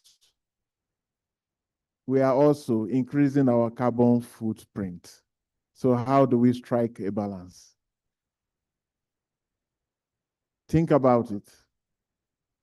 We want right to food. As we grow, intensification increases emission. As we look at water,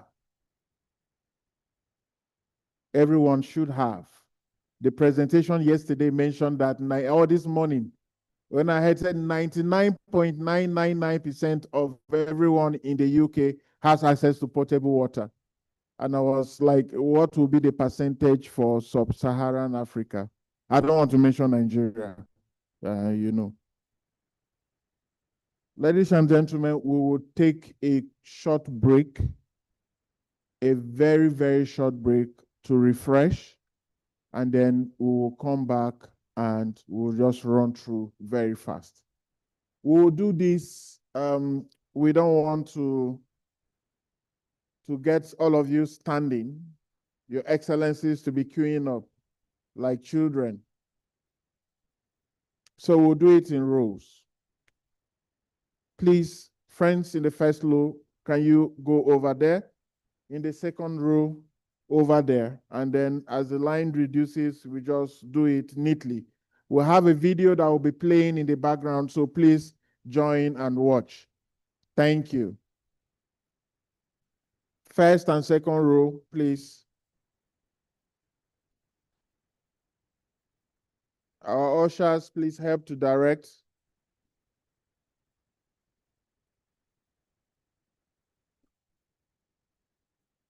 Please don't go out. Oh.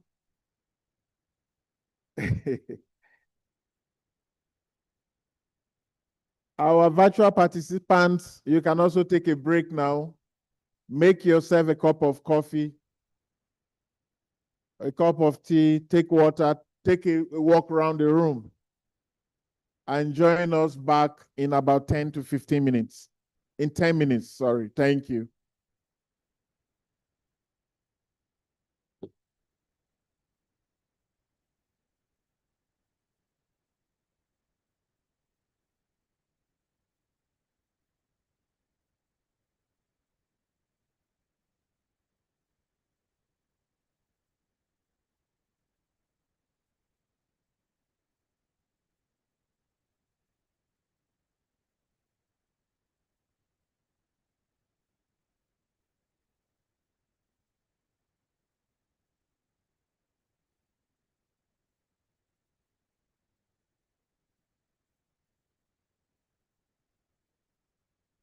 Hello, everybody. It's an honor to be here to talk to you all. My brother.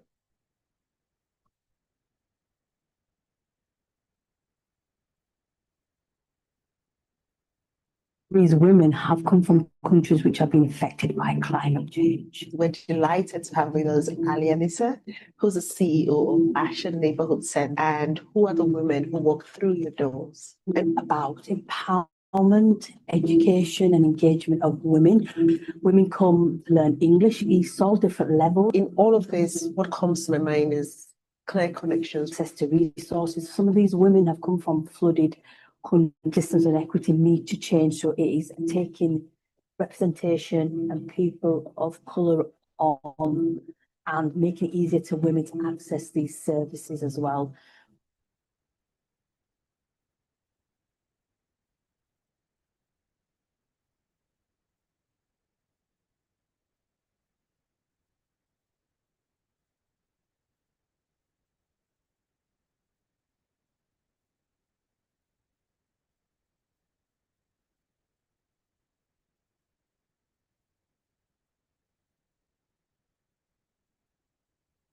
Hello, good morning. It's great to be here today. It's the 28th of October, and following months of working with the National Science and Media Museum and Impact Gamers, as well as the Anchor Project.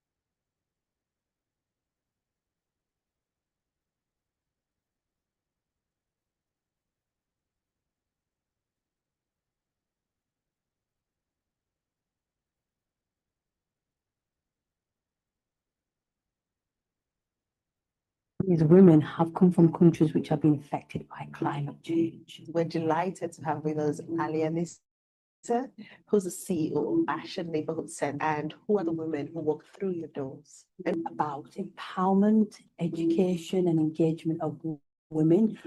Women come to learn English, ESOL, different levels. In all of this, what comes to my mind is clear connections. Access to resources. Some of these women have come from flooded countries.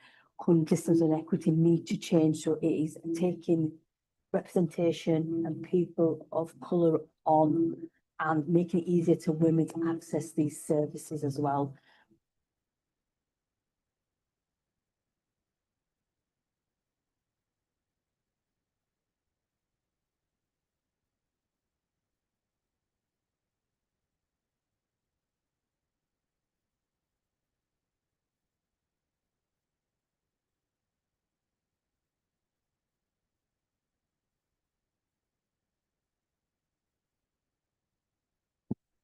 Hello, good morning. It's great to be here today. It's the 28th of October, and following months of working with the National Science and Media Museum and Impact Gamers, as well as the Anchor Project, we finally have the game ready to be played by the community.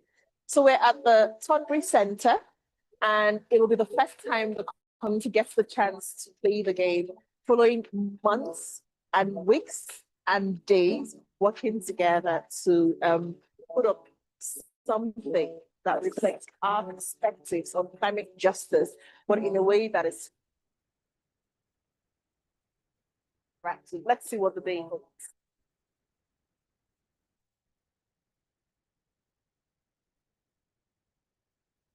Project has been really special for us at Gencgov because it speaks to the heart of what we want to do in terms of bringing science to the community and getting the community to be part of the core design of responses to the climate crisis.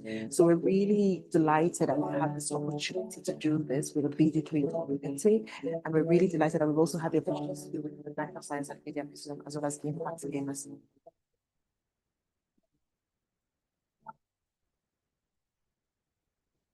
We're so grateful to everyone who's come out today. It's been amazing seeing people engage with the research, with the game, from the families to the individuals, just seeing everyone contribute their voice, the questions around climate change, climate justice, their experiences, and what we can do about it, and having them populate all of these on the tree.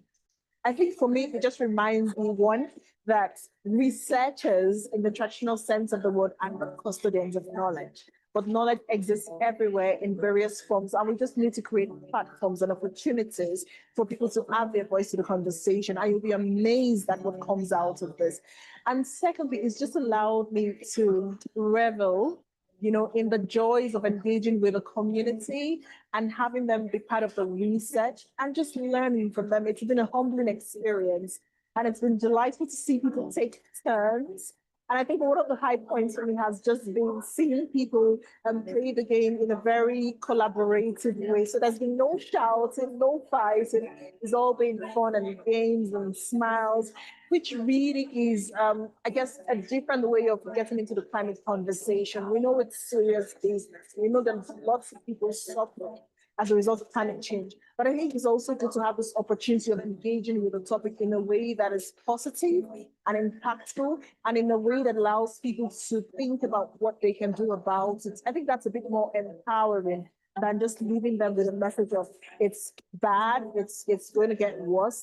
And I think I'm really grateful to all our partners and everyone who's been part of this for providing this platform for people to meaningfully engage in an impactful way. It's not over yet, and I'm looking forward to the rest of the day and seeing what it brings.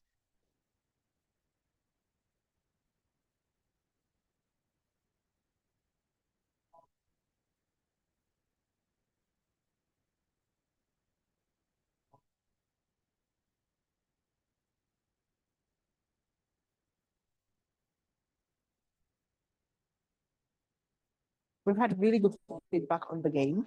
We've had really good engagement with all the questions we asked about people's perspectives on climate justice, climate change impacts. And I think it's just been rewarding seeing the positive response from people to the entire day's experience. And I'm looking forward to what this leads to, the next steps with the community. And if nothing else, I'm leaving today's event more and more convinced about the need to bring community into the conversations about climate change, climate justice, and indeed any other research questions that I'll be working on going forward. Yes, really glad we did this.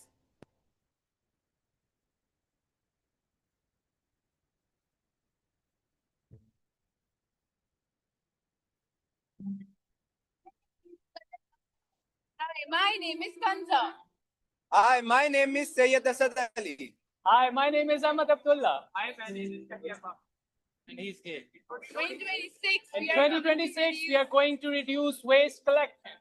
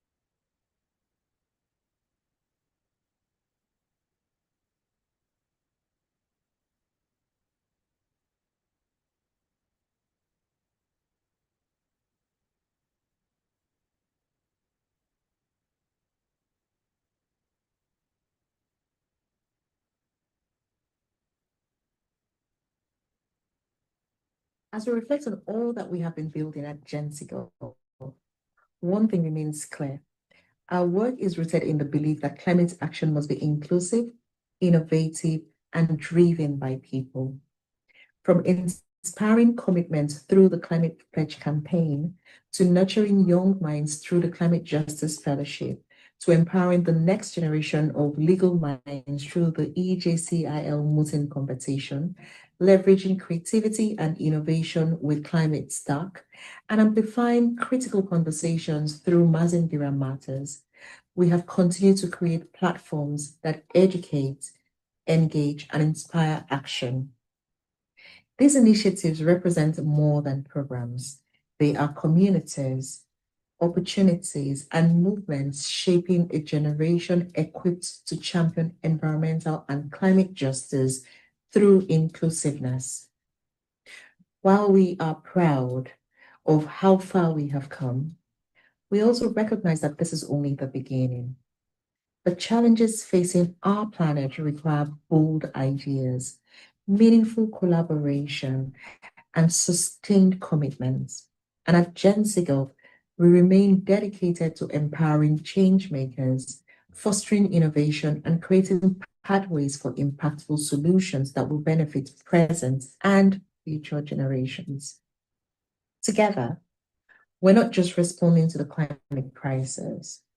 We are building a future where climate justice, sustainability, and environmental governance are reflecting the realities of all.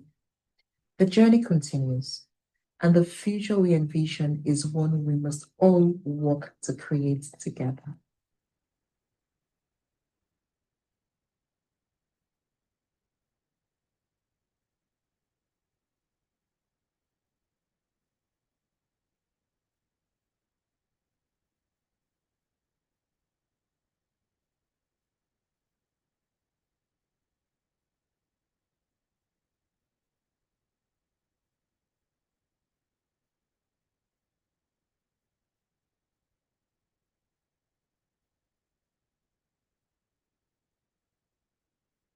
Hello, everyone.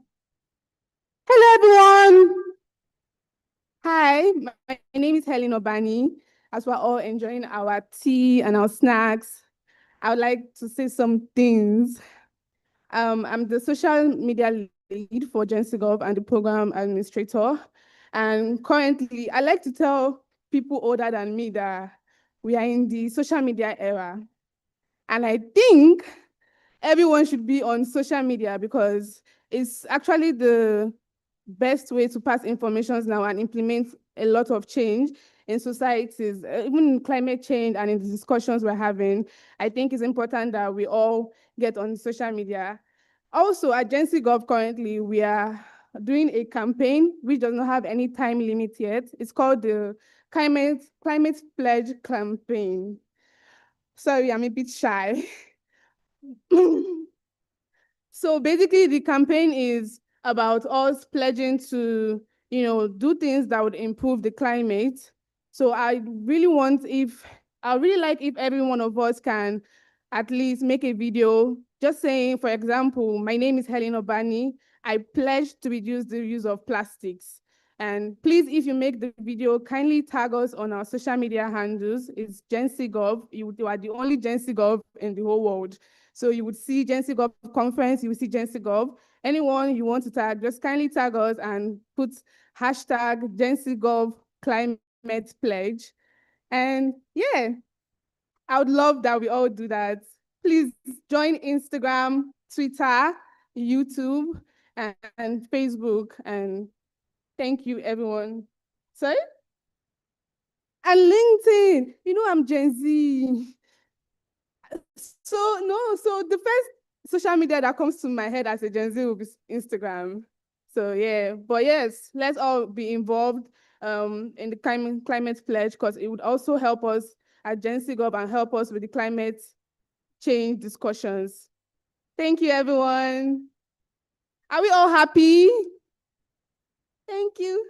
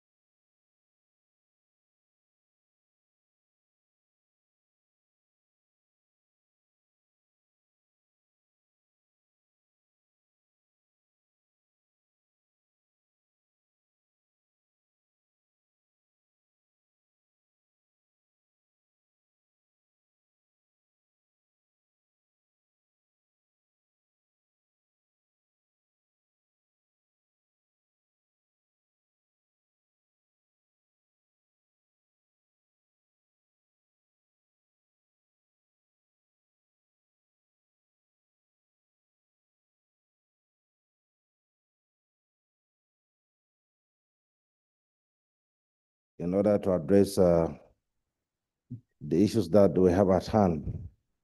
I said yesterday I was supposed to be here, despite the fact that this very important gathering is not only timely, but it is something that we need to do, looking at the peculiar nature of the issue of climate change and anything that relates to the environmental challenges across the country. Climate change is no longer a distant environmental concern. It is a present-day economic, social development, and security challenge affecting every nation, particularly developing countries like Nigeria. Across our nation, we continue to witness devastating flood, desertification, erosion, drought, loss of diversity, and displacement. Displacement of communities and destruction of critical infrastructure. These challenges threaten the livelihood, food security, growth, and the economic stability in our country. The theme of this conference today, governing the climate in an age of rhetoric, risks, and geopolitical realignment. These have widened our scope of legislative oversight, particularly when our committee took round to almost 27 states in the country, where we saw for ourselves the challenges, the remedy, the solution, and the gap. It's both timely and significant because it calls upon the government and institution to rethink existing approach and develop resilient systems capable of addressing emerging climate realities, which many of the states, if you go by their challenges, you go by their resources, and then you go by the intervention, you can say that really we are not going anywhere, and then we are not moving toward addressing the challenges. As a chairman House Committee on Ecological Fund, I have considered very, very important to draw the attention to all critical stakeholders, including the government, the civil society, and all that concern, particularly in financing the ecological problem, which need or required more accountability in Nigeria. Because many of the state offices, you can see that the ecological office or the environmental office that's supposed to be designed to take charge, responsibility on all these challenges are only there for receiving, but not for implementation. The federal government, through statutory deduction from the predation account, which everybody knows about it, has consistently contributed resources to the ecological fund with the intention of supporting global intervention at the federal, state, and local level. The objective is noble: to provide emergency intervention funding for addressing environmental challenges and disaster affecting our communities.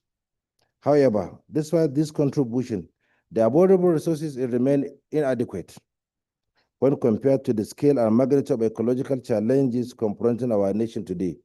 Maybe those that are opportunity to go to Gombe or to go to Imo or Anambra, Edo, I think they can understand where I'm coming from.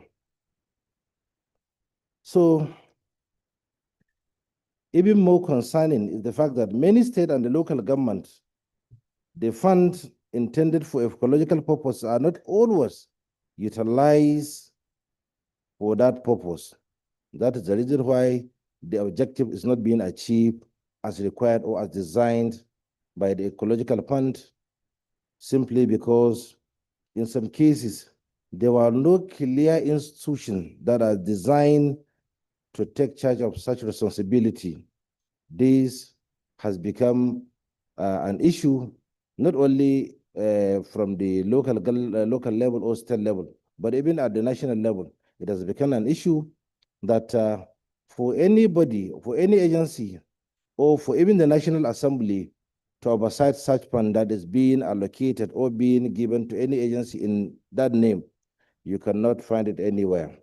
So we consider it as a general concern for everybody to know that that gap must be addressed as soon as possible.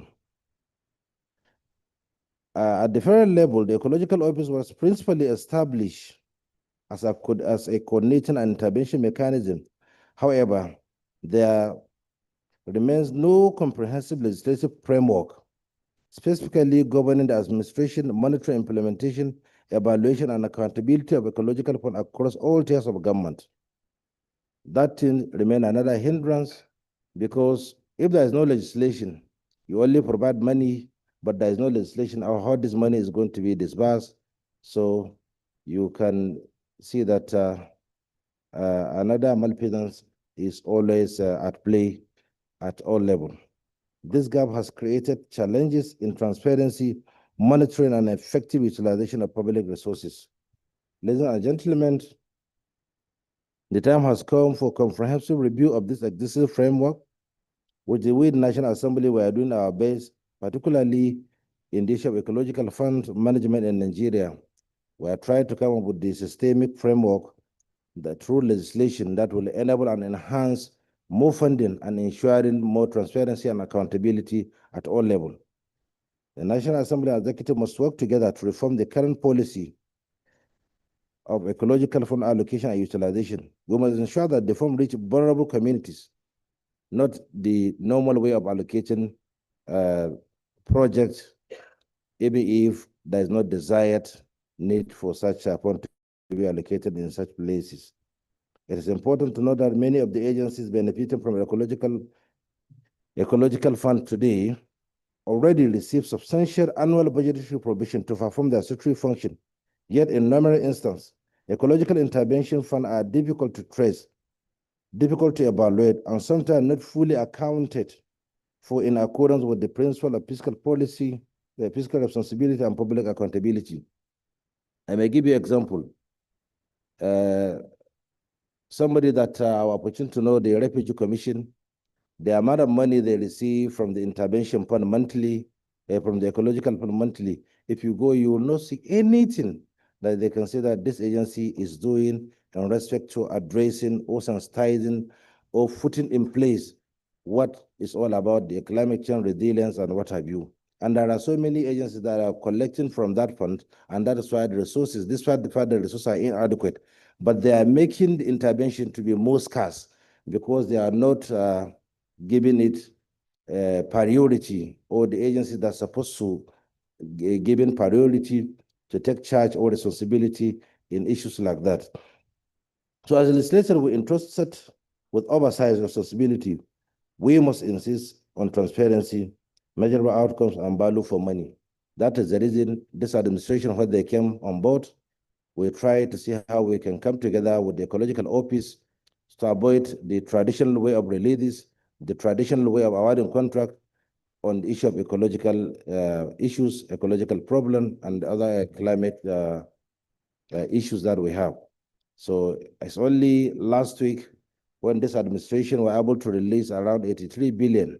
We look at it based on our review. When we went to Jigawa, that is last year, we were in Jigawa after the flood disaster in Jigawa. We went there, we go around, we look at all the issues, we take all the surveys, we do the surveillance, all the issues that are happening. We look at it as not only perennial, but there is inconsistency in how they manage the issues, because they consider it's an annual problem.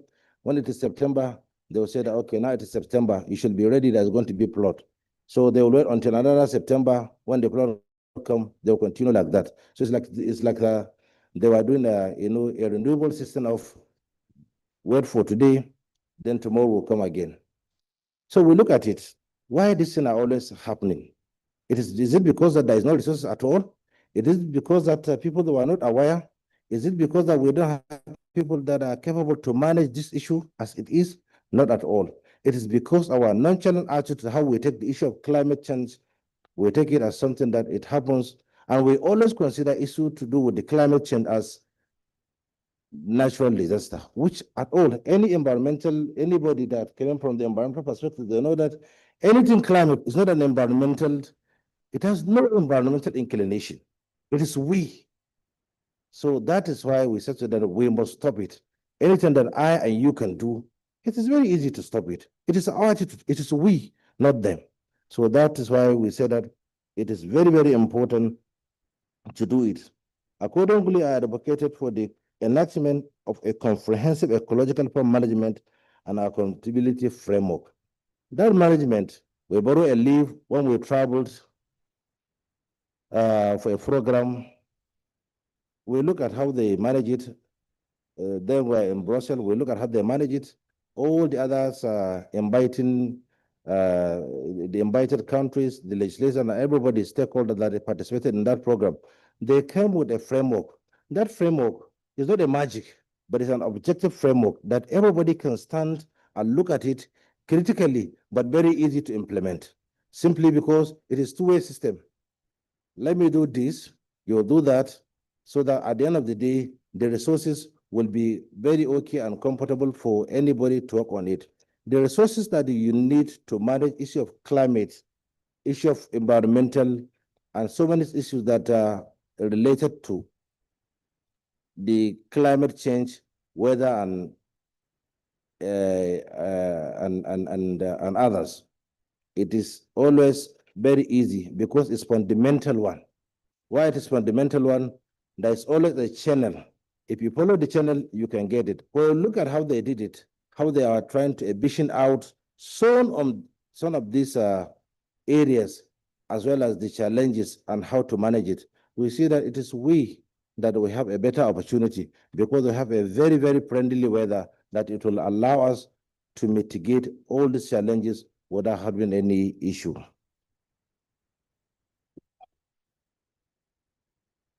So that is why we say that in Nigeria, particularly the parliament, we cannot devote scarce public resources to ecological intervention without robust accountability mechanism and measurable results. All we are here, where the outcome is the result. How is it going to be the result? Is it going to be positive? So we have from today and always, let's look at the result to be positive in whatever aspect we are talking about. As climate risks intensify, the demand for responsible government becomes even greater. Every naira allocated to ecological intervention must be traceable, accountable, and capable of delivering meaningful impact to the lives of our citizens. The challenge before us is not simply about funding, it is about governance, accountability, transparency, and industrial effectiveness.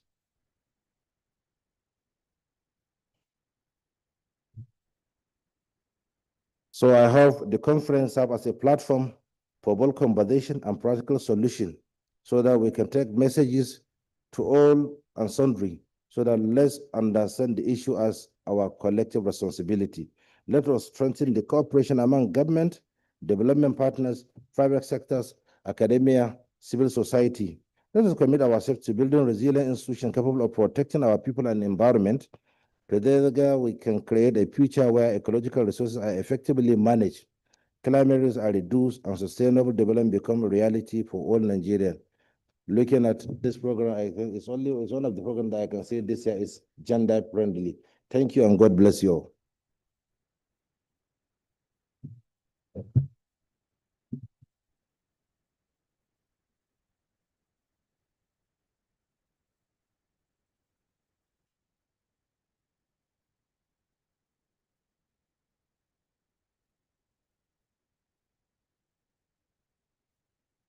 Ladies and gentlemen, I think he deserves a better round of applause. Resources meant for environmental issues are not used for environmental issues from the local government to the state and even at the national government. It's not me that said it, I was taking notes.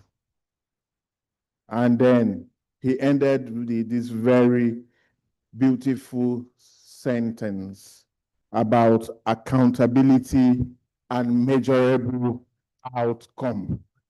Ladies and gentlemen, do you know who your member of House of Reps is? Me, I've already adopted him as my member of House of Reps. He is actually very sound. Thank you so much, sir. Honorable, please, can I have you stand here for a minute? Yeah. Yeah, well, just face the people. Can I invite Omoye to come beside him and give him this little gift of appreciation from all of us?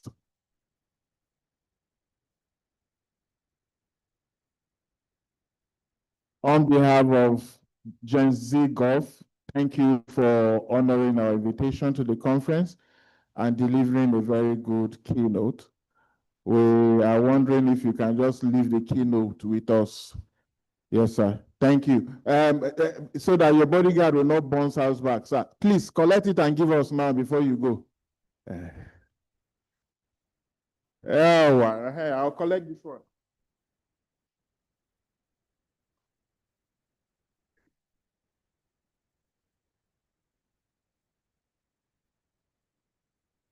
All right.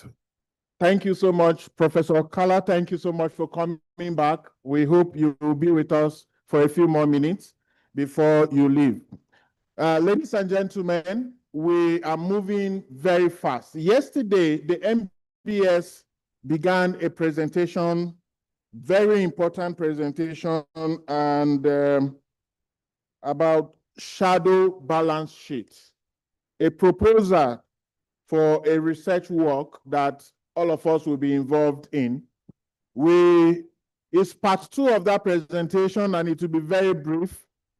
Ladies and gentlemen, can I invite to the podium the representative of the Statistician General of the Federation,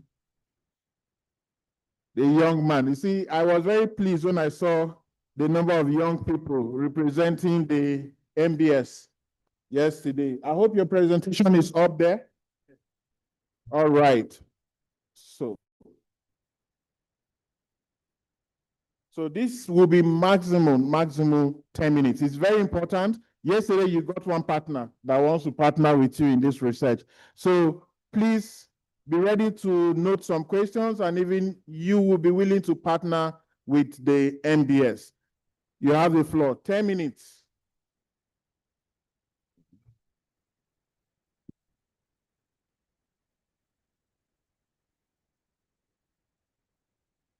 All right, thank you so much for it's a pleasure. And thank you so much for creating time for us again today. Hello, good afternoon, everyone. Permit me to start on the existing protocol, partners, the organizers, and my fellow colleagues and participants. Thank you so much. Please, okay. Let's start the presentation, the balance sheet. Okay, thank you so much. Okay, so please, in order not to waste too much time, please, I will be going ahead. The shadow balance sheet on climate change. This is just a proposal that we are having from the National Bureau of Statistics on the shadow balance sheet for climate change. Ideally, or basically, when we look at climate change, which is the reason why we are here with the gender perspective, we originally did a survey, and I believe we were all present here yesterday when the result was presented by my colleague. But after looking at that, we now saw that there's even a bigger issue at hand, which is the shadow balance sheet. When we think of climate change, traditionally, the balance sheet that we have with us is usually, let's say, the asset and the liabilities. We have what does it cost to have a greenhouse, our renewable energy infrastructure, all those things like that. And the costs, which are the liabilities, we are looking at things like, okay, when the pollutions have taken place, how much will it cost us to clear that up, both the land pollution, the ground pollution, and so on and so forth. But now we are looking at it from another angle. What about the actual affected people? The girls at the young age, at these societies, the ladies, and the informal communities that are directly affected by this climate change effect. Yesterday, Dr. Peddy mentioned something that we cannot improve on something that we cannot measure. If we don't know the actual figure, how can we improve on it? I think earlier today, a presenter mentioned that she tried on her own to do a survey, which was about 47 people. And somebody countered her and said, okay, how do you think that is systematically representative of everybody? We are the National Bureau of Statistics. This is what we do. And this is how we think we can come in and do our best for the climate change in the country. Okay, please, moving on to the next slide.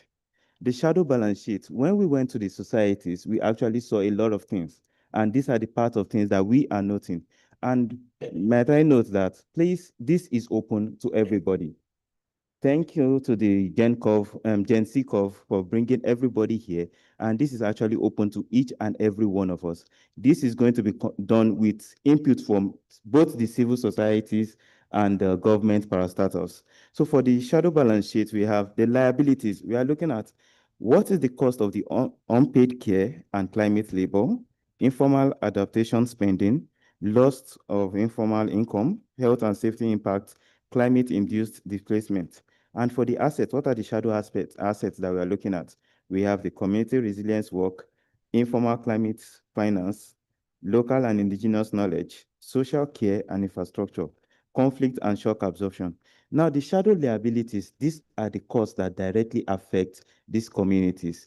And the assets are the ways that they have to prevent and to recover from these shocks. Now, the difference between this is what is called the shadow gap, which is the actual effect that is still left on them. This is affecting them and they are fighting back, but they are doing their very best, but they still have a lot of burden that is left on them. How do we measure this burden? That is what we are here for. Next, please. So, okay, I'm running a bit low on time. Okay, the unpaid and invisible costs. This is what we look at, the shadow liabilities. For the unpaid care and climate labor, we are looking at the extra hours spent fetching water, caregiving, food preparation during climate events. These are actual things that happen when the climate events. A lot of us are concerned, flooding, desertification. When these things are happening, these are the direct impacts that affect everybody in that location. Now, the out-of-pocket water repairs, energy, cooling, these are things that immediately, even before the floods, we know how it is in Nigeria. Immediately when this climate effect takes place, these things are almost non-existent, and they have to pay directly out of pocket to get these things. How much do they pay? What convenience level do they have? And what does this thing cost them? Because this is taking money from one aspect that they are supposed to use for their daily lives and taking it elsewhere. We want to measure that. Okay, please let me speed up. Loss of informal income, crop losses. A presenter here said she lost her farm. This is something that happens almost everywhere, and this affects cost of living. Crop losses, health and safety, heat illness, waterborne, and even gender-based violence in the places where they are displaced to, that is supposed to even help them and serve as a temporary shelter. We have the climate-induced displacement, which is asset loss, shelter loss, livelihood disruption, cost of resettlement after the flood, erosion and conflict. All these cost money, and this is directly affecting the people. So the assets, how do they fight back? The next slide, please. No, let's go back a bit, please. Okay, the asset, thank you. The invisible asset contribution. So how do they fight back? This is their fighting back in the community resilience work. This is women-led flood response, evacuation, food distribution, and early warning coordination. This happens when the society indigenes, the citizens in that community, led by women, and they decide, okay, we cannot sit back down and take this. Let's come around and fight this. What do they do? How much does that cost them? We want to try to measure that. The Esusu, Ajo, Adache, the traditional savings method that is indigenous to us, they come to put funds together and try to fight what is available. The local indigenous knowledge, this is knowledge passed down from mother to daughter and so on and so forth, that they are trying to use to fight the climate change. The social care infrastructure, which is the informal child care, elder care, psychosocial support that expands during the climate shocks. The conflict and shock absorption. This is women-led mediation that prevents climate-driven farmer header and resource conflicts. When the climate change effect takes place, there's a lot of clashes because everybody is fighting for their own survival. And this takes place in a very, very tense situation. So they try to mediate and try to relieve the funds. Okay, moving on. Next slide, please. Okay, why are we focusing on Nigeria? We have a very high population, which I believe we all know that. The informal work, the amount of women we have in this percentage is a lot. We have over 34 states that are flood exposed, which I think with the beginning of this rainy season, we are getting reports from them already. Over 1.4 million people were displaced in 2022 alone by flooding. That is, we've not accounted for drought, erosion, and every other thing. This is information from NEMA. This is quite alarming.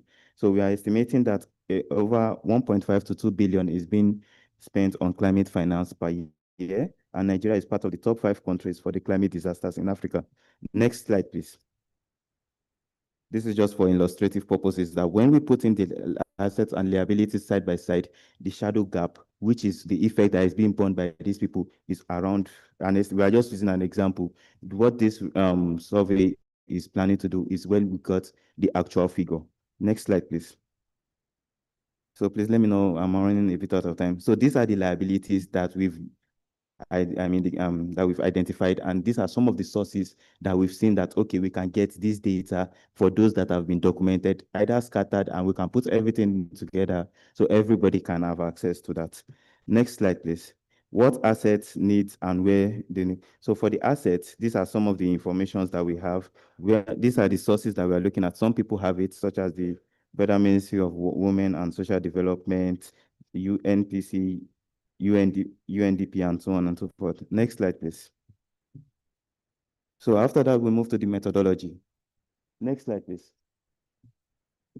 Methodology, how do we plan to do this? We have our indicators, and the primary sources, we have some of the NBS, NEMA, NIMET, CBN, and of course the the civil society, because a lot of work has been done in the ground level, and we want to try and accumulate all this and do that together. The vintage, we are looking at the time. The timeline we are looking for this survey is to get data for both 2024 to 2025. So we can put it, and maybe from there, we can now move forward. The methodology, we have survey, the macro level, we have economists that will do with the modeling, and we'll go outside to get the raw data for where we can. Next, please. Okay, the 3-tier modeling architecture. So this is the models that we are looking at, those that will compute the micro simulation for the household level and the applied valuations. Next. These are some of the data gaps that we've identified. Next, please. Please, I'm trying to. Okay, so these are some of the agencies that we know that they are government agencies, and we would like to work with, that we know them. Then apart from this, we have the civil society in general. So we are looking at roughly an 8-month program. Please, just one more slide. We are looking at an 8-month program that will start from when we start the work to when we can present the report. Okay, we are looking at an indicative budget of around $625,000.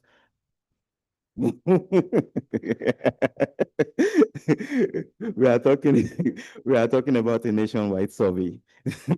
So this is what we are looking at for our budget, and this is the breakdown. Okay, so now I have said that my time is over. Let me run away. Okay, so please, for partnership and questions, please let me and my team are still here. We are looking forward to hearing from everybody. Thank you so much for this.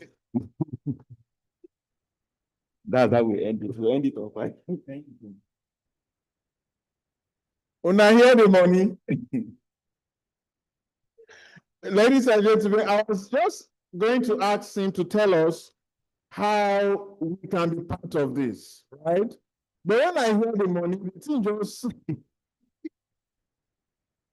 Okay, ladies and gentlemen, MBS, you listed other government agencies that you want to be part of this very important research. How about the civil society organizations, and how do you want them to come in? 1 minute. Okay.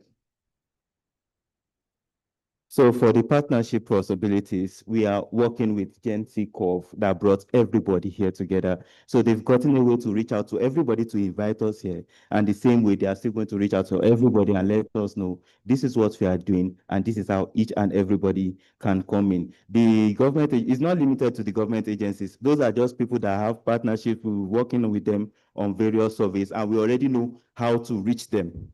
That is their own, that is good. Do we reach you? Huh? How do we reach you? I'm here, don't worry, I'm here. Phone number, no email, sorry. What? Okay. Balaji is coming, we'll sort it out. Okay. What is it? That's okay. That's okay. Okay, all right. Thank you. Okay, ladies and gentlemen, before we leave here today, we get the contact details or something and share Yeah, so that those who are interested to, we can just be data agents. Something to be part of this very important research. But the money not be here. All right.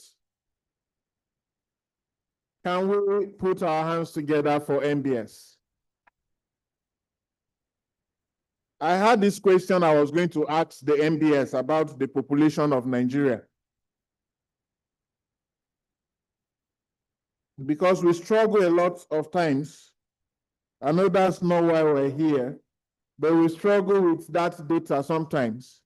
We are quoting World Bank, 230 million persons. I saw what in his slide, he wrote 230 million plots. So it means it's even more than that. So I wanted to be very sure, what is MBS data saying about our population? But we'll discuss Nigeria's population during lunch. And when I get a final figure, I will let you know. All right, ladies and gentlemen, we are transitioning right into the paper presentations now. There's a lot of research that has been done. Papers have been sent to this conference, and each of the presenters just 5 minutes to summarize their work. So it's an academic conference. It's not just that conference that we just come, talk, chop, and then we leave. I'll be calling the first set. Please, you join me upstage here. I don't want, so that we can quickly, you have just 5 minutes. You can imagine the research that you've done for 4 years. You are presenting it in 5 minutes. But the good thing is the audience can reach out to you. You can also share with us. So in no particular order, please, once I call you, you step forward. We have Enobong ACN. Are you here? Oh, right here. Thank you. Erin Magruria Orie. Erin Magruria. Oh, wow. Dr. Asmau Benziz Leo. Ah. You see, researchers are always around. It is the political class that will keep us from yesterday to today. Okoiko Ufedojo Victory. It seems like only women they do research.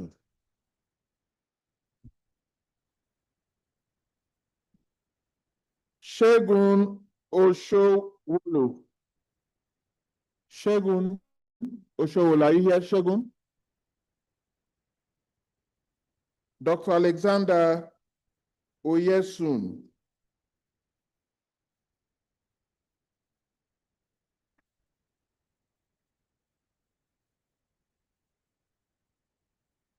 Ayesin, sorry. Ayesin. Welcome, doctor. Indeed, that you are 100% right, because that's what is going to happen. Lilian Oyemechine Uche. Dr. Lilian. Is Lilian here? I know.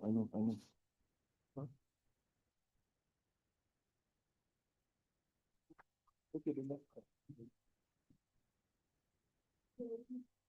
It will be too many.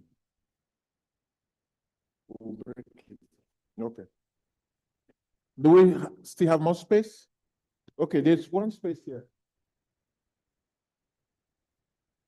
Okay, you want to sit near the guy. Okay, it's good. Gender balance. Then we have Miriam Mohammed. Is Miriam Mohammed in the house? Miriam, is that you? Oh, thank you.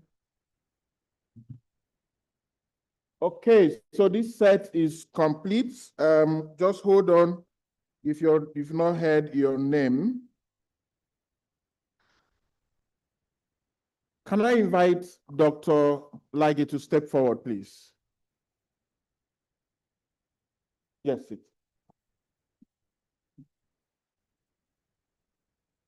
And may I respectfully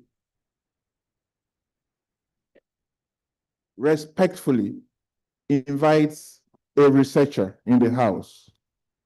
Honored to have been here with us since yesterday and even today, Professor Kala.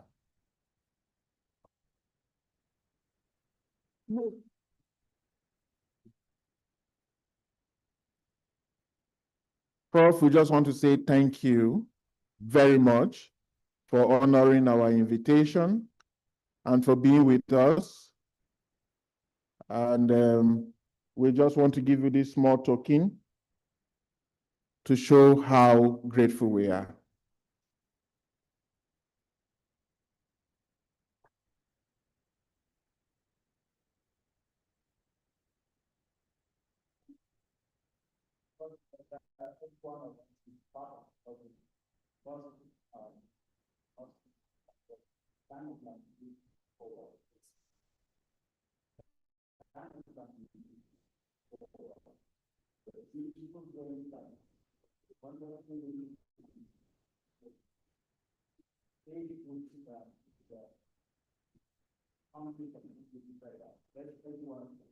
Thank you, sir. Thank you, sir. All right, ladies and gentlemen, while I was in school, we had this particular professor that once he gets in, he asks the first question, do you have a professor in your village? So that you value professors even more. Thank you. We will start in no particular order. Do we still have one more space? Oh, please, please, please. Is Silvanus here? Silvanus Barnabas. Please, sir. Please join us.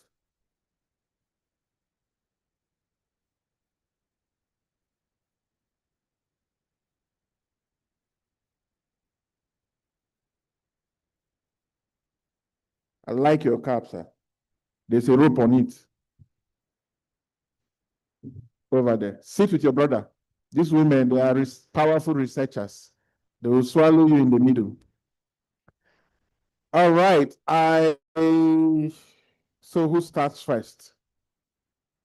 I think we should just start from my right to the left. Timer, please. Can you set my time for me?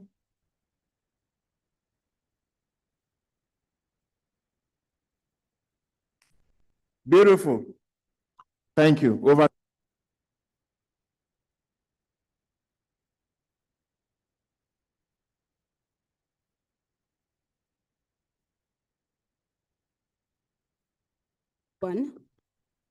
My name is Mariam Mohammed from Bayo University, Kano, and I'm an emerging researcher. And I'm opportunity to be here today to present to you one of my papers titled Governing Plastic Waste in Nigeria, a gender-responsive national subnational appraisal of 2020 waste management policy. You see, growing up somewhere in Enugu State, I remember traveling long distance to fetch water. And then I used to just think about it as a responsibility, something that girls like me are expected to do. However, through my research, I got to understand that this experience is often tied to a much bigger environmental and social issue. When plastic waste block waterways, contaminates water sources, and often cause flooding, women and girls are most often the first to bear the consequences. They spend much time looking for clean water, managing household impacts, and adapting to other environmental issues caused by poor waste management. This realization inspired me to research on the implementation of Nigeria 2020 national policy in plastic waste. And it will interest you to know that Nigeria alone generates approximately 2.5 million tons of plastic annually, and yet a small portion of that are recycled, leaving a significant portion of it to end up in drainage system, waterways, and other parts of the environment. Beyond being a waste management issue, plastic pollution is also an issue of public health, gender inequality, and environmental justice. This research adopted a doctrinal legal methodology, reviewing policy documents, legislation, and international framework. It also conducted a case study on Lagos State, applying the gender lens as access to impact on vulnerable groups, particularly women. The research identified 3 major issues: enforcement limitation, lack of funding, and the policy lacks legislative force. To understand what improved implementation could look like, the research examined Lagos State as a case study. Although Lagos State generates 35% of that annual statistics, it have recorded relatively better outcome compared to other regions because of their initiatives such as public-private partnership, recycling incentive, and increased public awareness. However, this progress does not mean that all implementation gaps have been addressed. The challenges in enforcement, inclusivity, and sustainable waste management still remains. One of the significant gaps is that women play a major role in the informal waste sector, picking plastic waste, recovering recyclable material, and sorting them. Yet, they lack social protection, access to finance, and representation in the environmental governance process. Therefore, effective plastic governance is not only about environmental issue, but its implementation. The research successfully recommend gender-inclusive waste governance, providing women in the waste sector with training, protection, access to finance, and opportunity to participate in the decision-making, institutionalizing extended producer responsibility. This producer needs to take responsibility for the waste that their products produce at the end of the day. 3, addressing institutional fragmentation and poor coordination. The government needs to strengthen collaboration between the Federal Ministry of Environment and the state level to reflect local reality and effective implementation. In conclusion, the research concludes that Nigeria's challenge is not the absence of policy, but gap between policy implementation and the policy existence. Plastic waste governance is not about managing waste. It is about building system that is inclusive, enforceable, and sustainable. So I would leave you with the word that the solution exists. All we need to know is implement them. Thank you very much.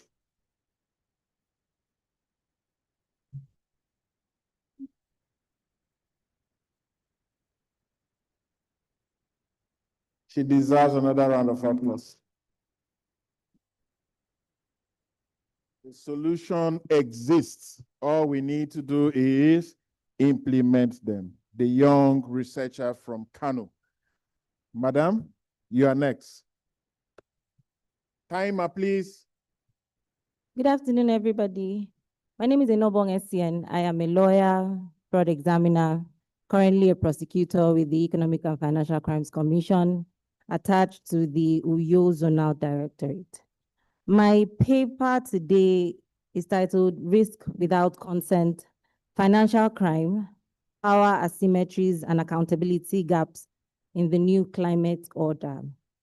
Now, first of all, I want to share that the Association of Certified Fraud Examiners 2026 report to the nations has stated that corruption schemes made the greatest number of fraud schemes for religious, charitable, and social services.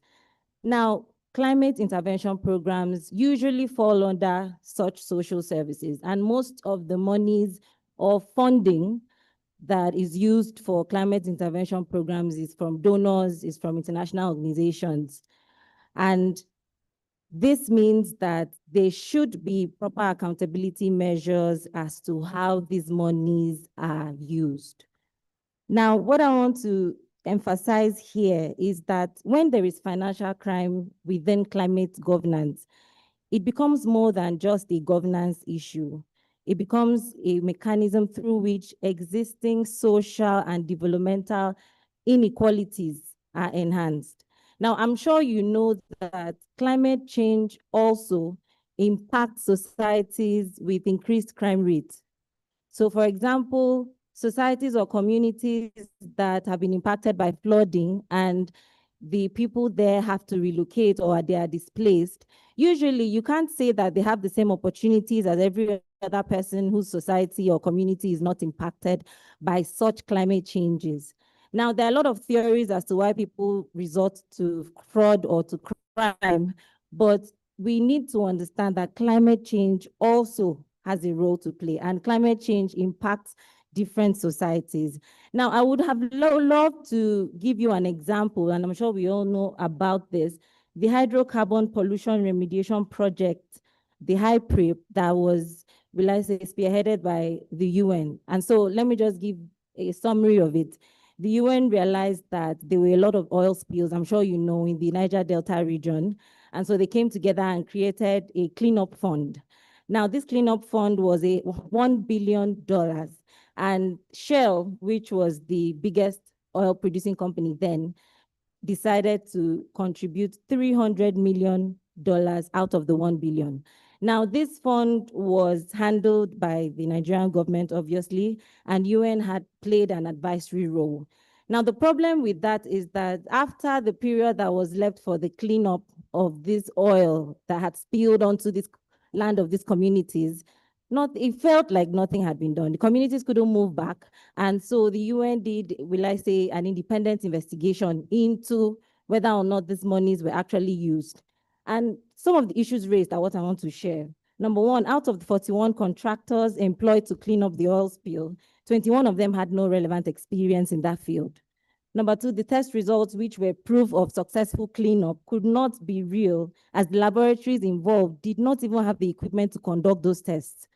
Number three, contractors were allowed to assess pollution levels at their sites. And so there was no government agency that created a baseline of what they should look out for, of what they should achieve. And so every company or every contractor, basically, they had a blank check.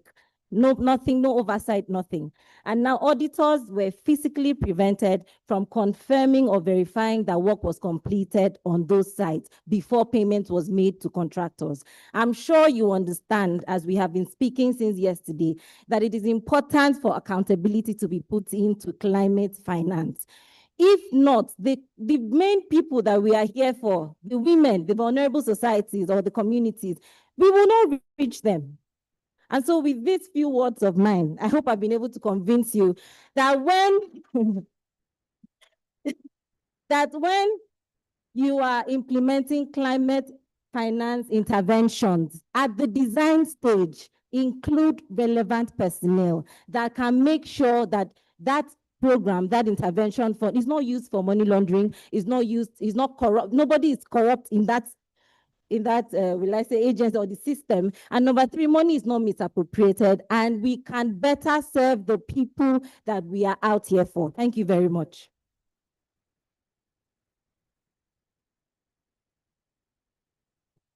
Wow. Just wow. Ladies and gentlemen, we cry. There's no money. Climate finance. But now we get money, and what happens? This is very, very revealing. So EFCC can actually arrest climate change. Thank you. So we move to the next presenter. If you have very burning questions, something, just write it down. Okay? Thank you. Please, you have the floor. My timer. Thank you very much. I'm also sitting on the existing protocol, and the title of my paper is Climate Change, Insecurity, and Gender-Based Violence Towards Integrated Protection Systems in Fragile and Conflict-Affected Settings. So this paper argues that climate change, armed conflict, and GBV constitute a mutually reinforcing triple nexus requiring integrated and protection responses. And I looked at the nexus. What are these three nexus? And the center of the nexus are, first, the climate change. And in terms of climate change, I looked at the issue of displacement and exploitation of women. And equally on the other side of the divide is armed conflict. Armed conflict talks about the issue of the breakdown of protection systems within the communities and how it affects women. And lastly, gender-based violence. So I'm looking at the kind of triangular approach of how these three nexus affect each other. So I looked at climate change, as I said, as we all know, has what we call a threat multiplier. And in terms of threat multiplier, there are structural conditions that enable or allows climate change to affect women in a disproportional way. One is the aspect of drought and temperature rise. You can imagine women in the Northeast who have what we call triple jeopardy. The issue of conflict in the zone, issue of climate change, and then displacement. Equally, issue of issues like maybe flooding that brings about displacement, not just armed conflict. So that's why we mentioned that it is a threat multiplier. And we also look at the issue of food insecurity, because if the climate is not conducive to grow plants, there is definitely going to be food insecurity. And that's what we're experiencing presently in some parts of the country. And then livelihood loss and masculinity crisis. Of course, when there is no food, when people have lost their jobs, you know what happens. The woman in the house becomes the punching bag. When a man cannot go out and fend for the family, when he comes home, he becomes what? Frustrated, and the woman becomes his punching bag. So we can say, okay, how is climate change related to violence against women? This is one of the reasons why in most of the conflict-affected zones, we have high rates of gender-based violence against women and girls. So there are some statistics that are here, but I will not bore us with the issue of statistics. Then we'll go down to the context of the fragile and conflict-affected settings in terms of GBV. We have some amplifiers. And what are these amplifiers? And what are the pillars? First, let me identify the pillars before I go to the amplifiers. There are 5 critical pillars that I identify in this work. These are the legal and justice pillars. And how does climate, armed conflict, and GBV is being affected by legal and justice systems. When there's displacement, the entire social structure systems are also displaced. So when women face these kind of problems, they wouldn't even know where to go to because the courts no longer exist. The police stations that you report the case no longer exist. And then we come to social protection. In terms of the pillar of social protection, we look at the aspect of protection that has to do with the breakdown of communities, which leads to displacement, leads to militarization, and also survival strategy, where women are pushed into survival sex, or what we call sex for food and other things. And we also have so many issues of economic autonomy that is also affected by women. So towards integrated protection systems, how does climate also affect this? Climate responsive early warning is important because we need to know when conflicts are going to happen, and people should be well prepared to respond to climate shocks. Adaptive humanitarian GBV programming, especially from donor agencies and the government. We also look at survival-centered legal architecture in terms of the response to women GBV survivors. And then lastly, the community-based resilience systems, we look at it. And in terms of, and lastly, my own recommendation is to the national government, humanitarian and development actors, and multilateral institutions. And what are those? First, I looked at how gender-based risk assessment in conflict-affected communities can be tied down to climate change, humanitarian and development actors also coming to support women. Thank you.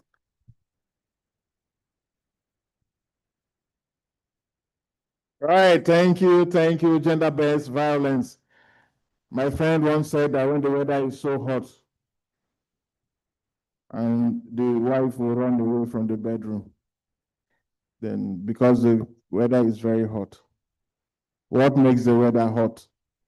And why is the woman running away from the bedroom? Gender-based violence. Thank you very much. Yes, madam, you have the floor. I don't know whether it's possible for them to put up the slides. Otherwise, I will just go ahead. So because we have so many slides, it's But you can just speak. Do I go ahead? Yes, ma'am. Thank you. This paper is the research is done by Ebere Akwebu, Mrs. Ebere Akwebu, and my humble self, Dr. Irma Gloria Ori. And the topic for discussion today is inclusive governance for climate resilience, addressing the gender disparities in Nigeria. This is supposed to be a one hour lecture, but or discourse, but in the circumstance, I'll just run through. We're looking at the evidence gap.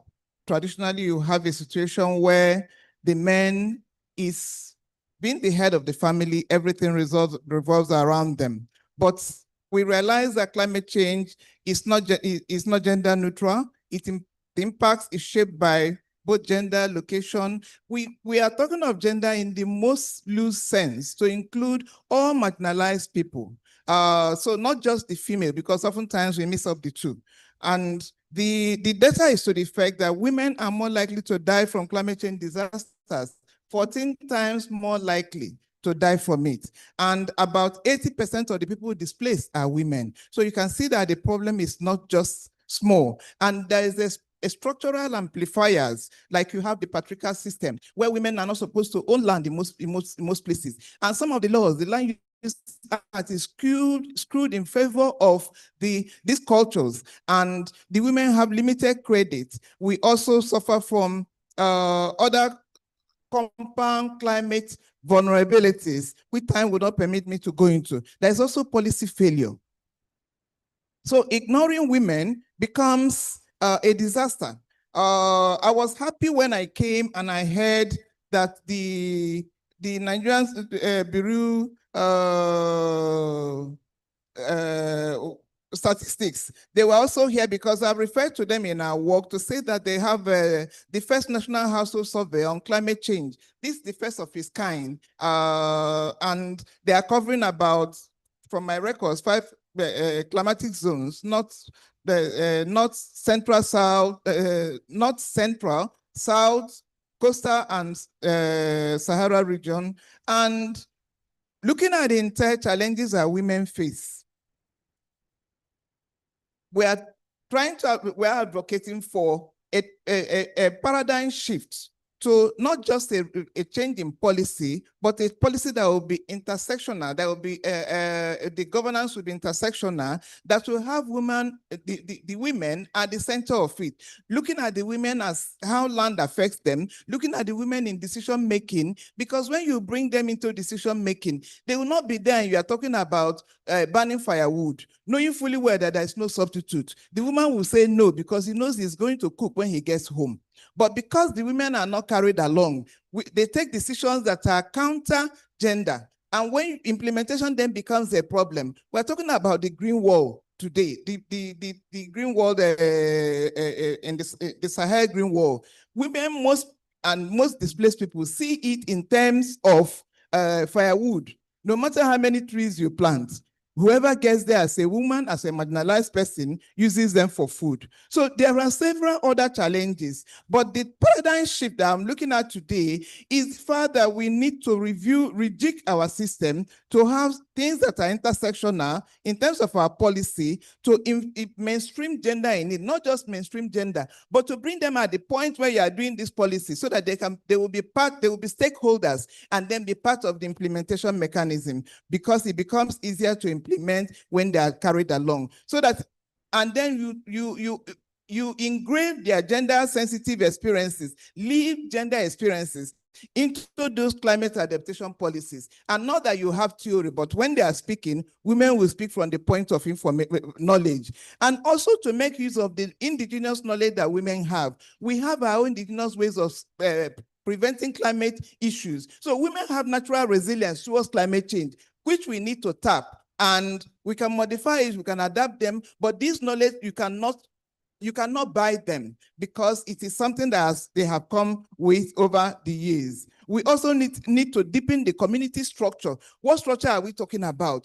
Elevate women, let them be in the places where decisions are taken. Not when you come home, the husband will tell you what has been decided. You have no input. All you have been asked is to implement. That becomes very difficult. And then to educate these women. The climate change is a bit technical. Teach them climate change information, give them climate change information, and teach them climate change in the language of their culture so that they become stakeholders, they know what the issues are, and be able to stand up to it. Gentlemen and ladies, we have a lot to speak, but finally I want to say that we cannot talk about justice for women without talking about climate litigation. And when you're talking about climate litigation, you have to talk about climate justice. What will be climate justice for the woman is to use alternative dispute resolution for most of the issues and not to ask the woman to go to court. This woman doesn't have money to buy firewood. Is it court that you will have money to go? And so many of them resign their faith to God. We should not live for God what we can do for ourselves. Thank you.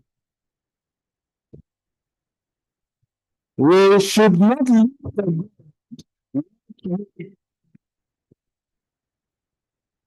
Another round of applause. So the last person to speak now, I already know that these two men are already integrated.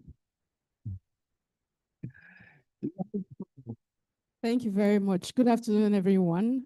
First of all, I would like to thank the organizers of this conference for giving us the opportunity to speak. My name is Osato Eruaga, and I'm presenting part of the research work done by my colleague, Lillian Uche and Irekpita Okukpo from the University of Bradford. And our research work has to do with looking at the role of women in marginalized communities and the legitimacy crisis in West Africa.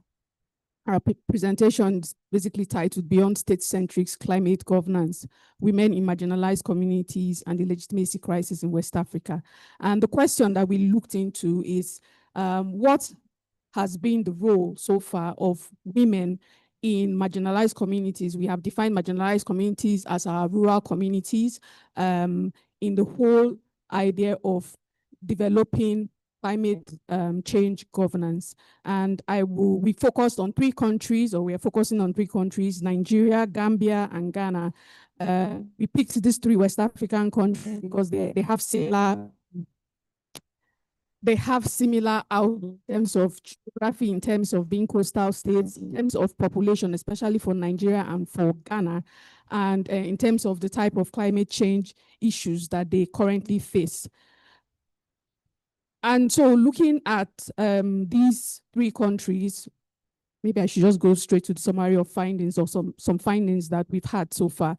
We identify, first of all, that climate governance in these three countries remains predominantly governed by the states and remains very technical. So we have various laws, various policies, various strategies that have arisen in these countries with respect to climate change governance, and that these three countries are mainly decentralized countries, so they have levels of implementation, but it has been shown that the center retains a lot of decision-making authority, while non-state actors, which comprises of CSOs and other persons who are affected by the decisions with respect to climate change governance that are not government entities, are affected by these decisions, and women, especially in these marginalized communities, are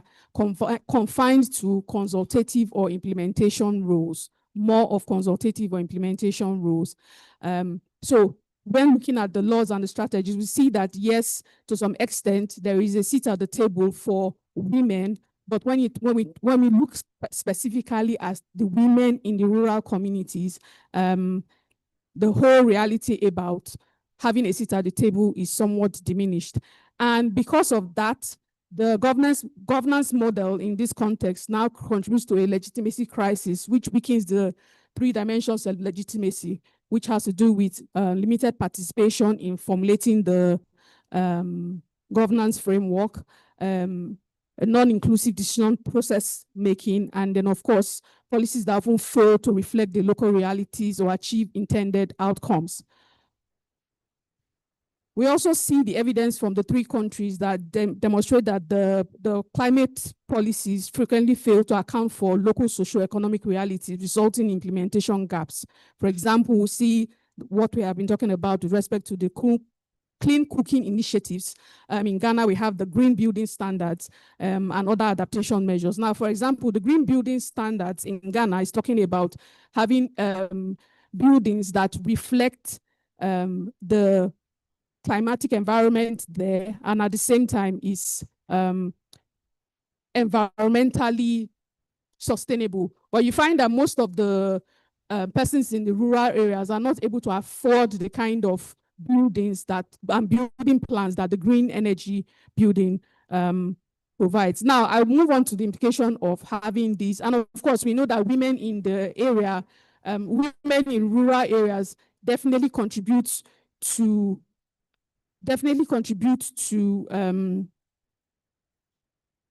climate change adaptation through indigenous knowledge, sustainable natural resource management, climate smart agriculture, and community-based social networking, and strengthened resilience amongst themselves. The implications of the findings that we had, first of all, is that there's a need to address the transition from government-led to inclusive governance models that actually or realistically consider the women in the rural areas in the context of governance. And of course, there is a need to establish a framework that monitors how the policies that are being implemented are actually being implemented, so that if there is a need for policy shift, it can easily be taken. Thank you. Thank you so much. Next speaker. Thank you, MC, for coordinating this program. I want to start by thanking the organizers of this important conference for giving me the opportunity to make my presentation. The title of my paper is Legitimacy in Crisis: Listing Sustainable Development Goals and Climate Governance Beyond the State. I just want to start by giving a background, because I'm not an environmental advocate. Rather, I'm Dr. Alex Epu from Faculty of Law, Nasarawa State. I don't teach environmental law, but I developed interest in climate change some years ago when NULAI, which I think is one of the body, hosting this event, integrated climate justice into its legal education curriculum and community empowerment program. Then I was the coordinator of the law clinic. So I work with the students in terms of carrying out street lawyering and participation in moot court and debate activities in connection with climate justice. And I saw firsthand, how law can be used as a tool to advance environmental protection and social justice.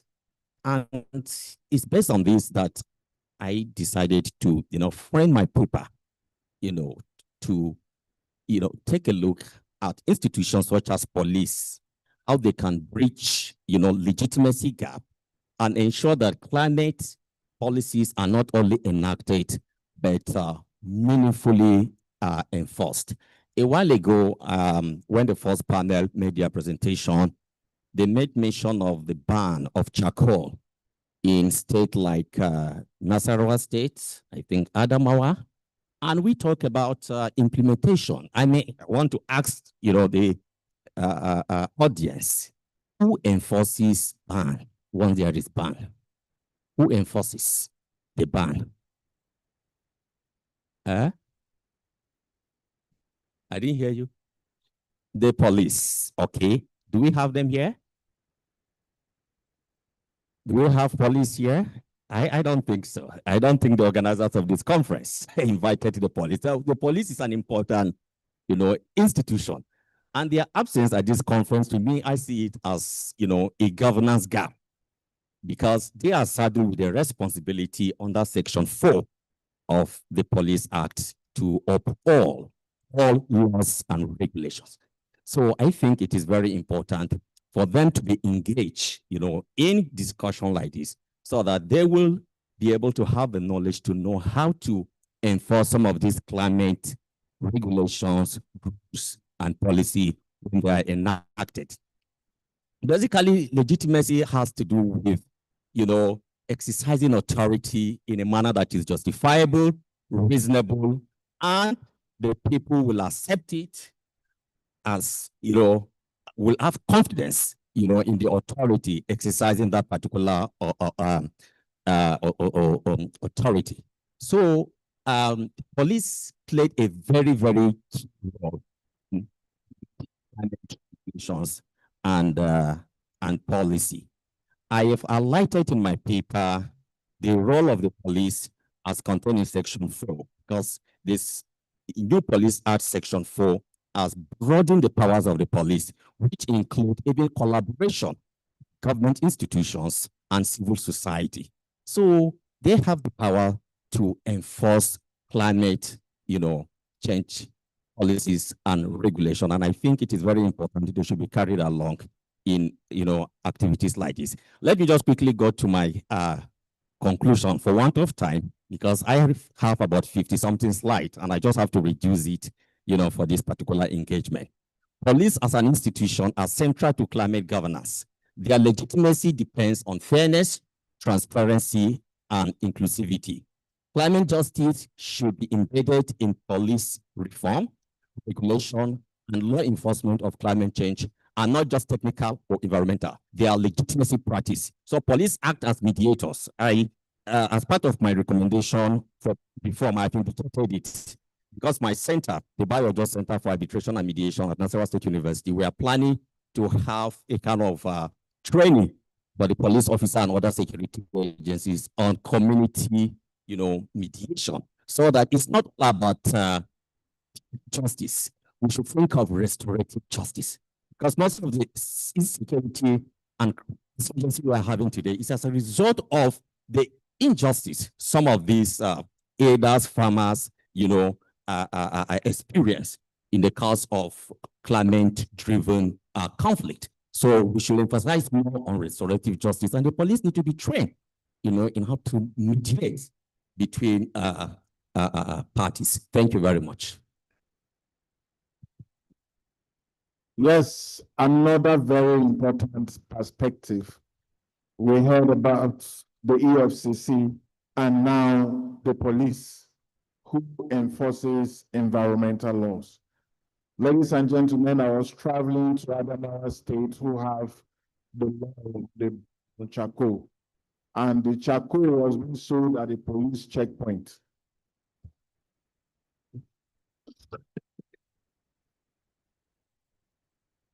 The next speaker, please. Thank you very much.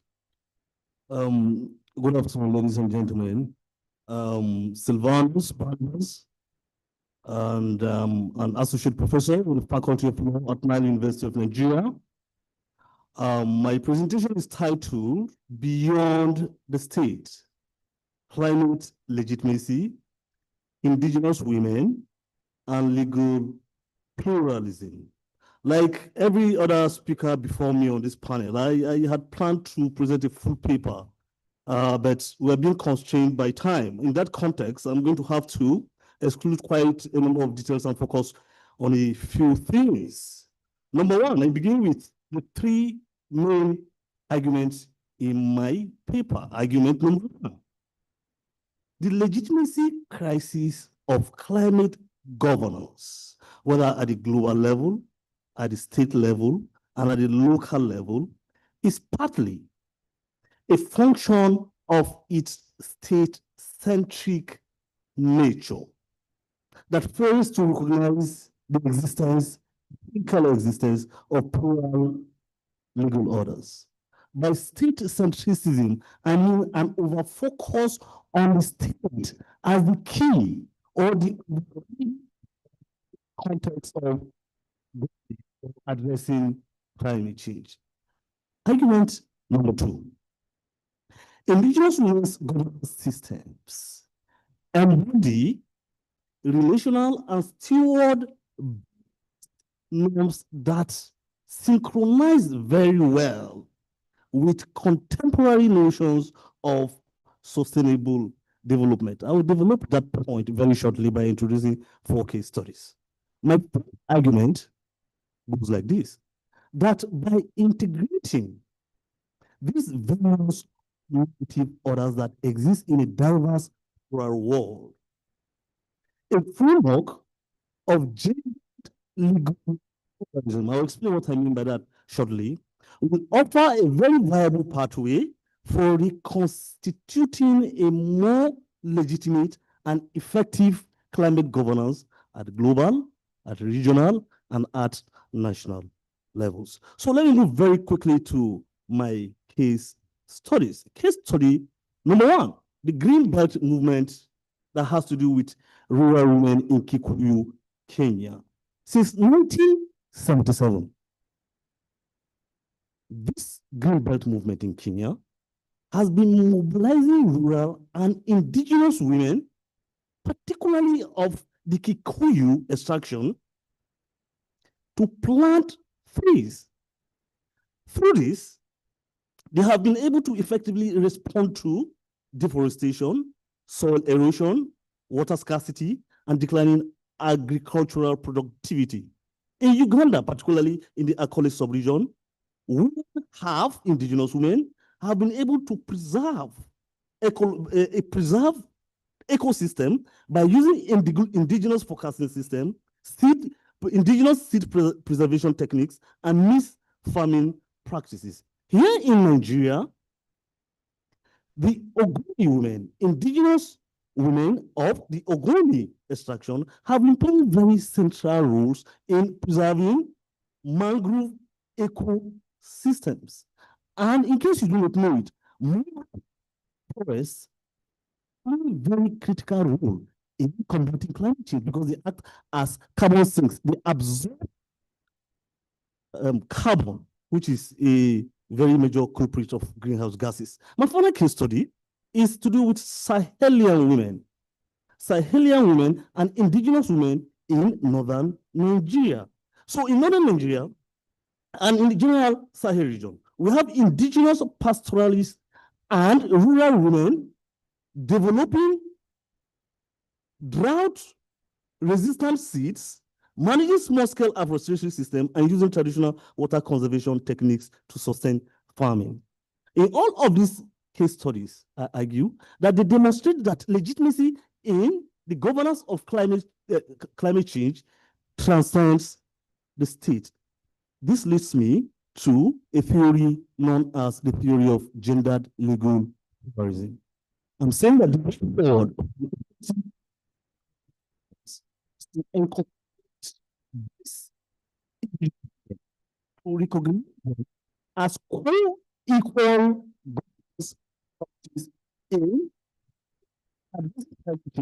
at international level, at regional level, and at national levels. Thank you very much.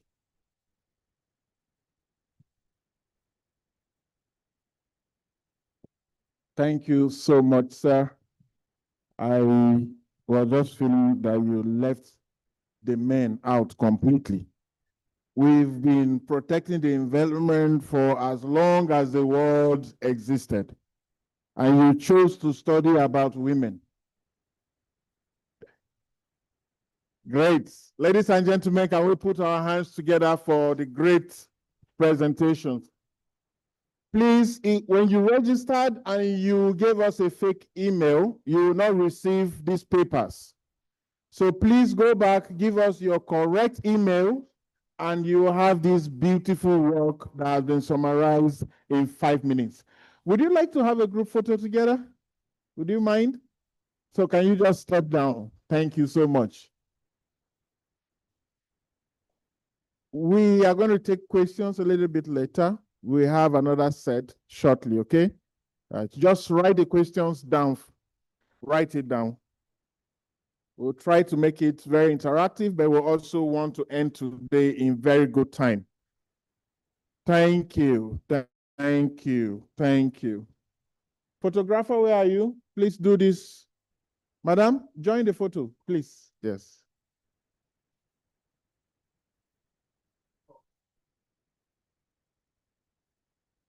No, not for them. Yes, but we'll soon bring it back.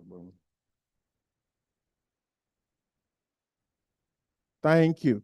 You're good?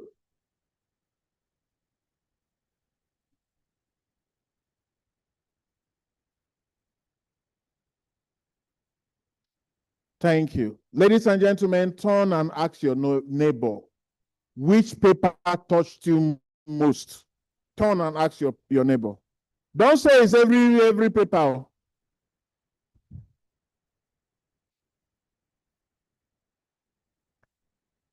Okay, ladies and gentlemen, we are proceeding very fast. We would like to recognize a few persons who are here and maybe leaving us shortly. Mrs. Lagi from the network of university legal aid institutions. Can you step forward, ma'am? Thank you. Professor Clark from Nile University. Can you step forward, please? Step forward. Yes, Miracle Clark says.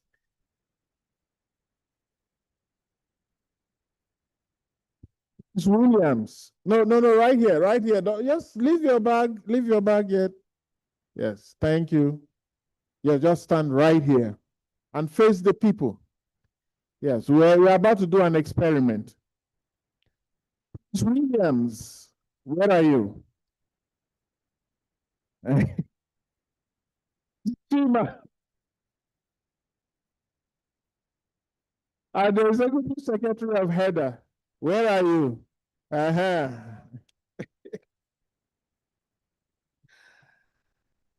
Prof.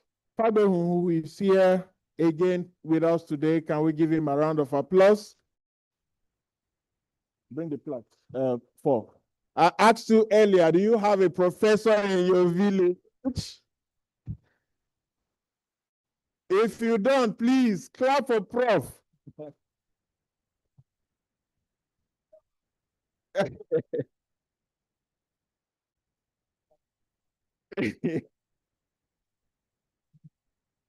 Yes, so yes, thank you. Prof will be presenting this to all of you. You have to receive for all your good work. Thank you very much. Yes, Prof. If you need a mic, I'll give you.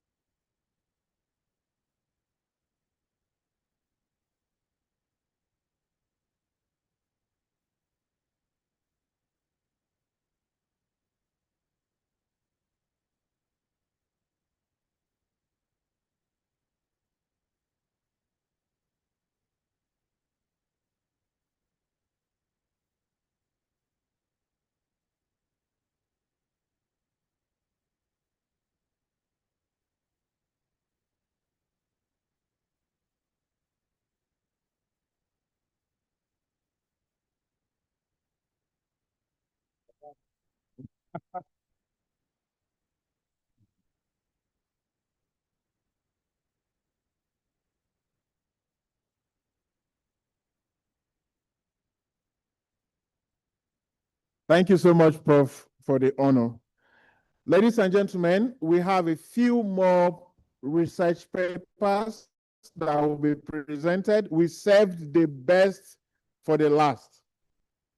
So just be patient, and we'll give you the opportunity to make some inputs. I'll first start by calling on Mariam Mohammed. Mariam Mohammed, see here? Or did I miss it? Mariam Yugu Yadudu. All right, Mariam Yadudu, thank you. Why do we have so many people from BUK Kano? So many researchers from BUK Kano. University of Abuja, that is a host. I never see any professor. Now dance, they can't dance yesterday.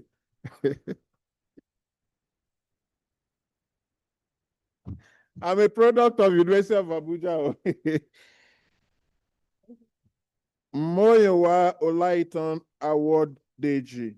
Are you here? Moyowa Award Deji. Yes. Emmanuel Usangi. What happened? Or did I get the Emanuela? Sorry, Emanuela. I'm sorry.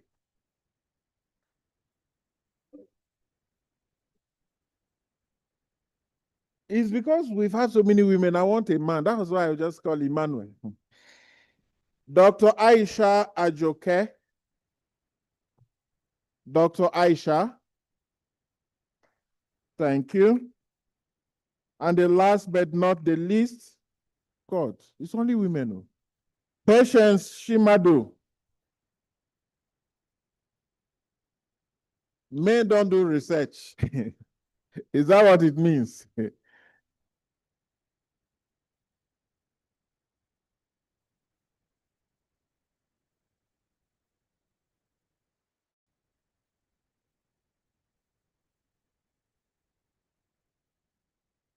Okay.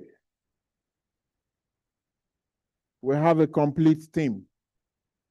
Yes, blessed among women. All right. So you have 5 minutes. 5 minutes is 5 minutes. You go after 5 minutes and you forfeit your lunch.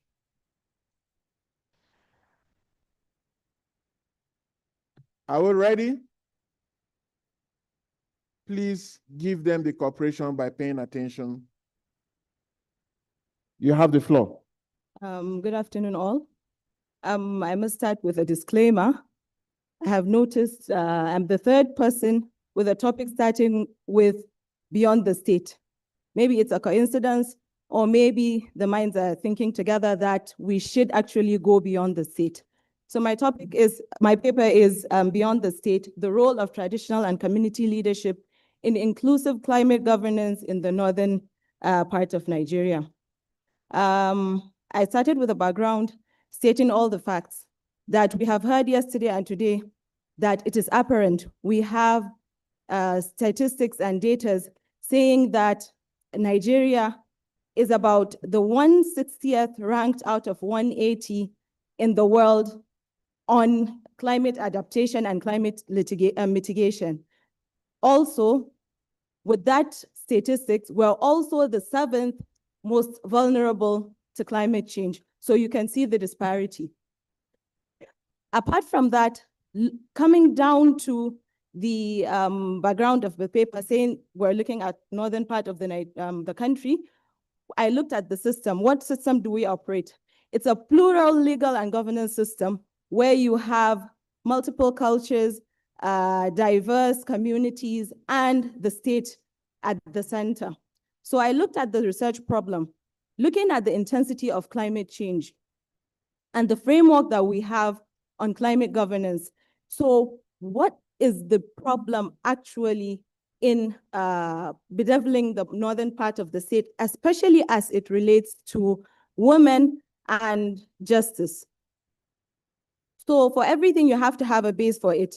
For the theoretical framework, I based it on particularly Einstein-Fung on citizens' participation, saying that regardless of your gender, you should be able to participate in equity or equitably between both genders. So looking at this, and also Agarwal's feminist environmental governance, saying that regardless of whether you have a woman on the table here, is she participating in the community or not? So based on this, this is the background of the paper. We know that we operate a legal pluralistic system, saying that we have multiple systems, especially in the North, where traditional leaders are or hold a position that is of influence in communities. So if the traditional leaders are of influence, are there women as community leaders? So that is another question. We have talked about, so many speakers have talked about how there is gendered approach to international frameworks and national frameworks on justice. it exists. There are plans, there are policies, there are frameworks, there are laws, they exist. But is it applicable? Do they really translate to the grassroots?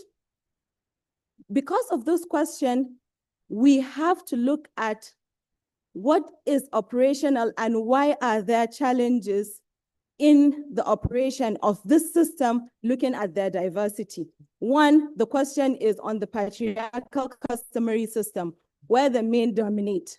That is the system that has been in operation even before all of us here were born. So it is still in operation. Now there's another thing on gender stereotype.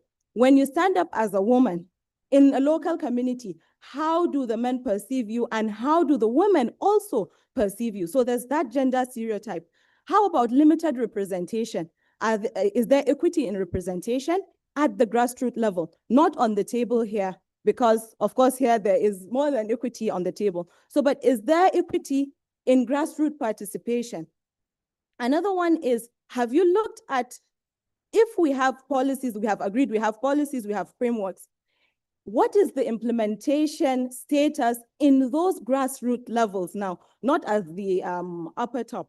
So the key findings of this research is that, yes, we have policies in place. We have frameworks, we have laws that are quite palatable if you look at them on the table. But on the other side, there is a strong traditional institutional system that we still operate as a pluralistic system that we do. So if that's the case, why do women's voices remain insufficiently represented? So with this, I'm not going to end with a conclusion. I'm going to end with a conversation starter or a teaser instead of concluding. If we agree that, if you agree with me that traditional rulers hold influence, maybe not greater influence than the government, then how do you bring the women on the table of traditional patriarchal systems of governance in the northern Nigeria? Thank you. Thank you very much.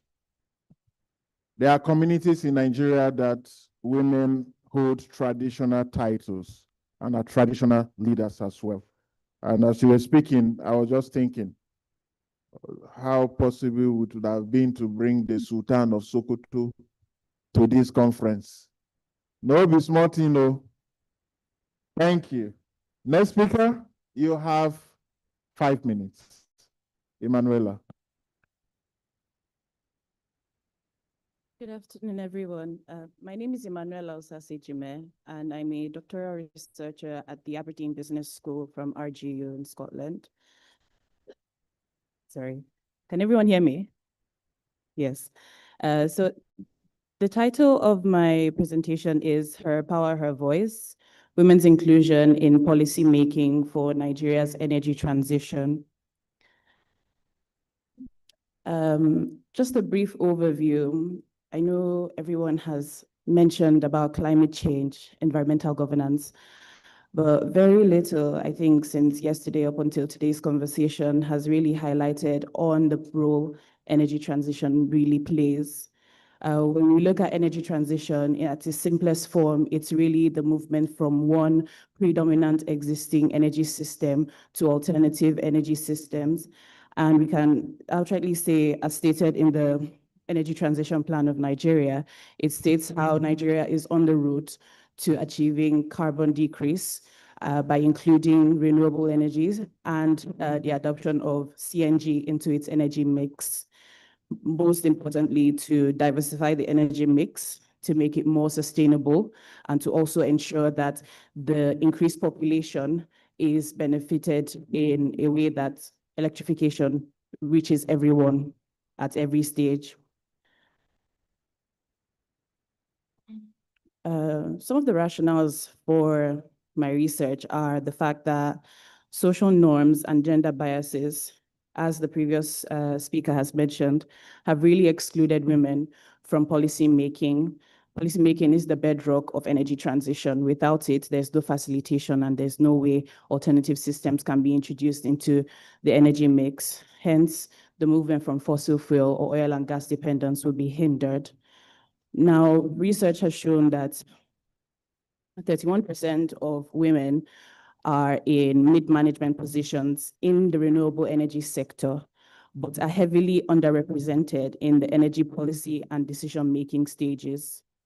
In literature, we find that gender energy nexus exposes that rural women are heavy energy users, but it doesn't contribute to the fact that they can also be projected as energy producers or how they can be empowered to be energy producers.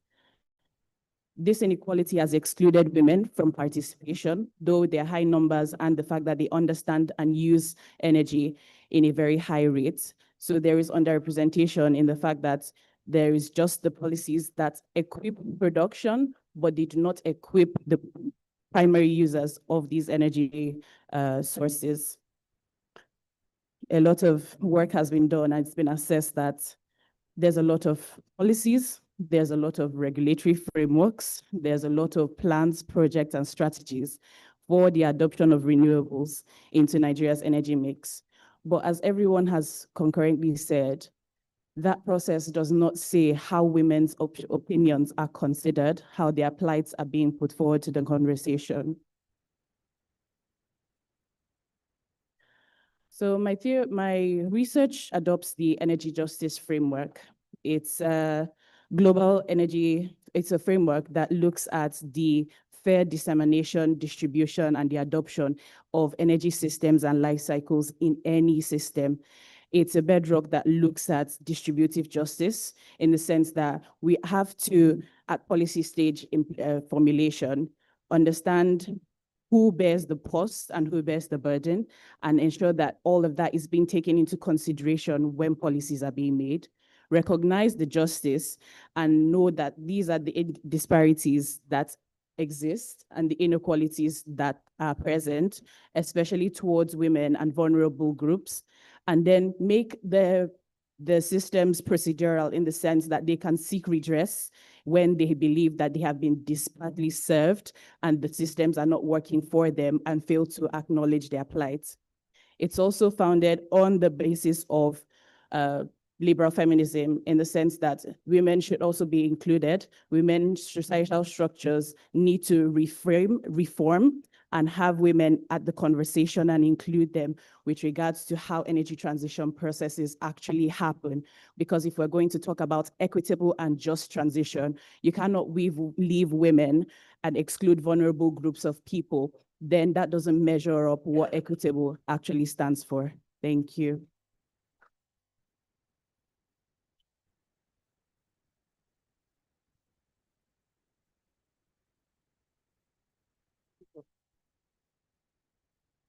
Thank you, Emanuela.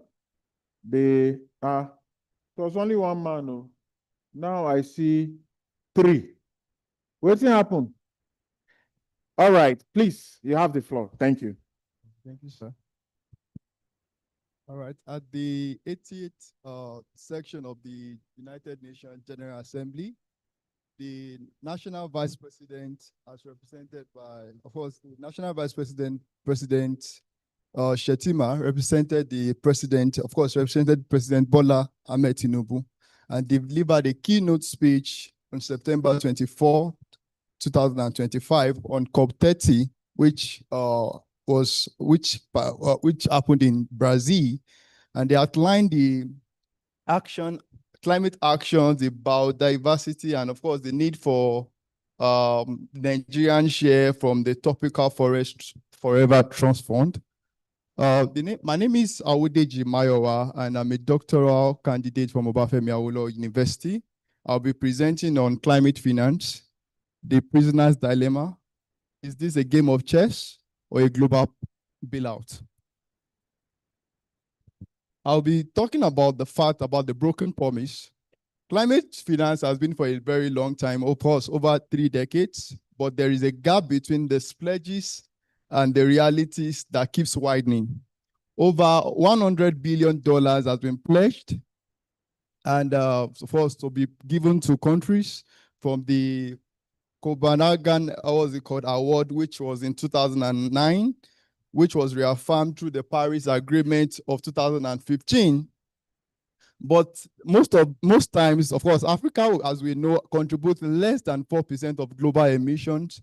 Yet, in 2024, climate disasters shows that a lot of more than 700 Africans has been displaced. Globally, globally $138 was delivered in 2024, and yet only 7% of this funding reached the low-income nations. Adaptation finance needs, of course, by 2035 more than 12%, more than 12 times of what is being currently given. There is the normal 310 actual adaptation fund, which the Nigerians, of course, which Africans are actually agitating for. And out of this funding, let's just say one out of 5 of it is actually being needed to actually finance this fund. As we know, China contributes close to like 25 to 30% of these global emissions. United States, 14%, India, 7%, and of course, this number keeps on changing. I'm presenting on climate finance, and of course, this climate finance, then what is the practice of it? Not having a neutral flow of solidarity, this is a negotiated architectural structure for power and of interest. Coming from the international relation background, let's look at this thoroughly. These donors actually go towards their self-interest in driving allocations. Funding flows towards projects through industrial, trade, and geopolitical paybacks for donors, not just to reflect the recipient's needs. Grants are given as a way of loans. There's a rising share of what's finance, of course, when you talk about loans, building new debt for the new state, which are even less responsible for this crisis. Are we still talking about climate finance? Mitigation favors over adaptation. Mitigation projects in investment are friendly to emerging countries and attract far more capital than the adaptation. The institutional fragmentation excludes the recipients. Decision-making is concentrated among the developed nations. It's my interest to know that African issues contribute more than 50% of what the agenda of the Security Council of the United Nations, and of course 70% of its resolution. Yet Africa lacks a permanent voice in the United Nations Security Council. Africa holds no, permanent seat in the United Nations Security Council, and of course 3% of rotating seats in the non-permanent, seat, which is called the A3. Africa remains marginalized even when we are talking about Africa in the in the global politics. Why this prisoner's dilemma? This is rational self-interest. Of course, when we talk about this funding, of course, the question is this conversation, is this really funding? Is this really mutual beneficiary cooperation between these agencies or between the global north and the global south? It's something to think about. No enforcement or cooperation. Repeated dilemma corporations happens over these places, voluntary pledges, no penalty for mechanisms, and of course, no disciplinary forces, defecations as dominant strategies. Let me go forward to just the recommendations.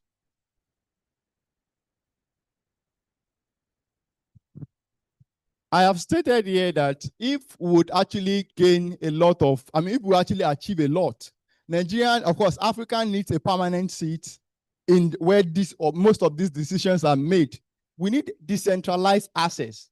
Let recipients, government, or the subnational actors apply directly for finance, shortening the bureaucracy distance that enables defecations through delays.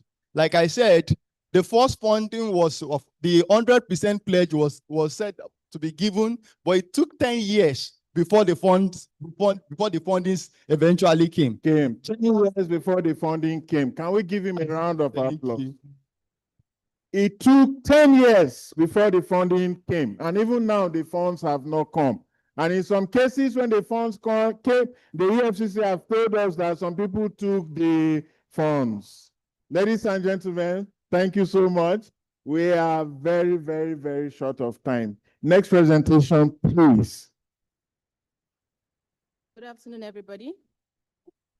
My name is Dr. Aisha Abdusalam, lecturer with the Department of Political Science, Nigerian Defense Academy. The title of my paper today is Rethinking Climate Knowledge, Gendered Early Warning and Regenerative Approaches to Climate Governance in Northwest Nigeria. Now, the paper is actually sectioned into 5. The first part talks about the climate security nexus in the Northwest Nigeria. The second part looks at the conceptual framework, looking at climate governance, gendered early warning system, and regenerative approaches. While the third part looks at the theoretical framework upon which the study was hinged, which is the political economy theory and the methodology. It was purely a qualitative research, and data was analyzed using content analysis. The fourth section is on the analysis and discussion, while the fifth one was the conclusion as well as the recommendation, trying to establish a nexus between climate and security in Northwest Nigeria. Understanding the fact that when you look at climate has, in Northwest Nigeria, climate stress, or let me just read the abstract so that, given the want of time, climate governance in fragile context continues to rely on research systems that are often technocratic, extractive, and poorly aligned with lived realities. It is on the basis of that this paper seeks to actually establish how prevailing approaches to climate knowledge production are insufficient, understanding the fact that we look at the meteorological way of understanding why there are climate changes, while leaving behind the lived experiences of the people in the local communities. So the paper examined how gendered lived experiences function as early warning signals to climate stress. Oftentimes, women are actually the ones that will feel when the rivers are not flowing well, it's the women that will feel it. When the crops are not yielding as they should, it's the women that will feel it. So their first experience can actually precede the formal technocratic way of understanding that, hey, there's a problem with the climate. So the study actually drawed on qualitative data, which was drawn across climate-affected and conflict-prone communities. And the paper adopts a transdisciplinary design that integrates local knowledge, policy analysis, and practitioner engagement to bridge the gap between evidence and implementation. What did the findings reveal? The findings actually reveal that there is a significant gap between evidence and implementation. The findings also revealed that the effectiveness of policy response to high-risk settings is quite low. The paper now argues for the need for ethically grounded approaches that prioritize co-production and inclusivity. It recommends the development of local state climate policy interface, that can actually meet quarterly to do what? To strengthen linkages between local knowledge and formal policy processes, and also institutionalize co-produced governance frameworks. Co-produced, because oftentimes there's this gap between substantive and procedural. Women are there, they listen, but when it comes to the identification of the problem, they are there. But when it comes to the agenda setting and the policy formulation, they are always just like, okay, let us just have them there as procedure, not substantive. So what do? There is need for co-produced governance frameworks that integrates indigenous as well as scientific knowledge systems. We are not saying the technocratic, the extractive is not good. It is good, the formal setting, but there is need to integrate it with the local indigenous knowledge at the rural levels so that you can actually have evidences, or you can get the knowledge of what is going on at the local level, now integrate and institutionalize it into the formal structure. It is on the basis of that the study is actually concluding that to ensure a rethink in the climate knowledge, there is need to integrate local and indigenous knowledge and also formalize it and ensure that whatever is done at the local level is translated into actual policy implementations. Thank you very much.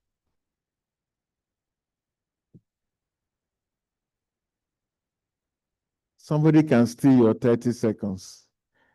Thank you for being on time. Next speaker, please. Thank you. Good afternoon, everyone. My name is Patience Shimado Ukange, and I am delighted to be presenting my paper to you today, titled Community-Driven Climate Governance and Climate-Smart Agriculture, Policy Pathways for Climate Adaptation in Benue State, Nigeria. This research is strong on the need for community governance and climate-smart agriculture. Now, Benue State haven't been recognized, I would say, in the past, although that's what we still call it, but in the past, it was recognized as the food basket of the nation, largely because it was the producer of food, a large volume of food here in Nigeria. It's currently experiencing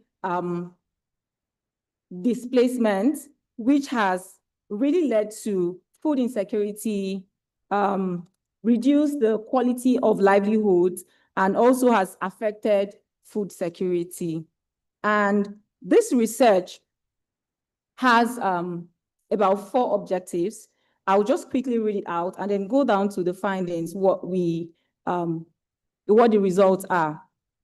First, our first objective is to investigate the impact of climate and environmental challenges on vulnerable communities in Benue State. Second, to evaluate community willingness to engage in climate adaptation initiatives.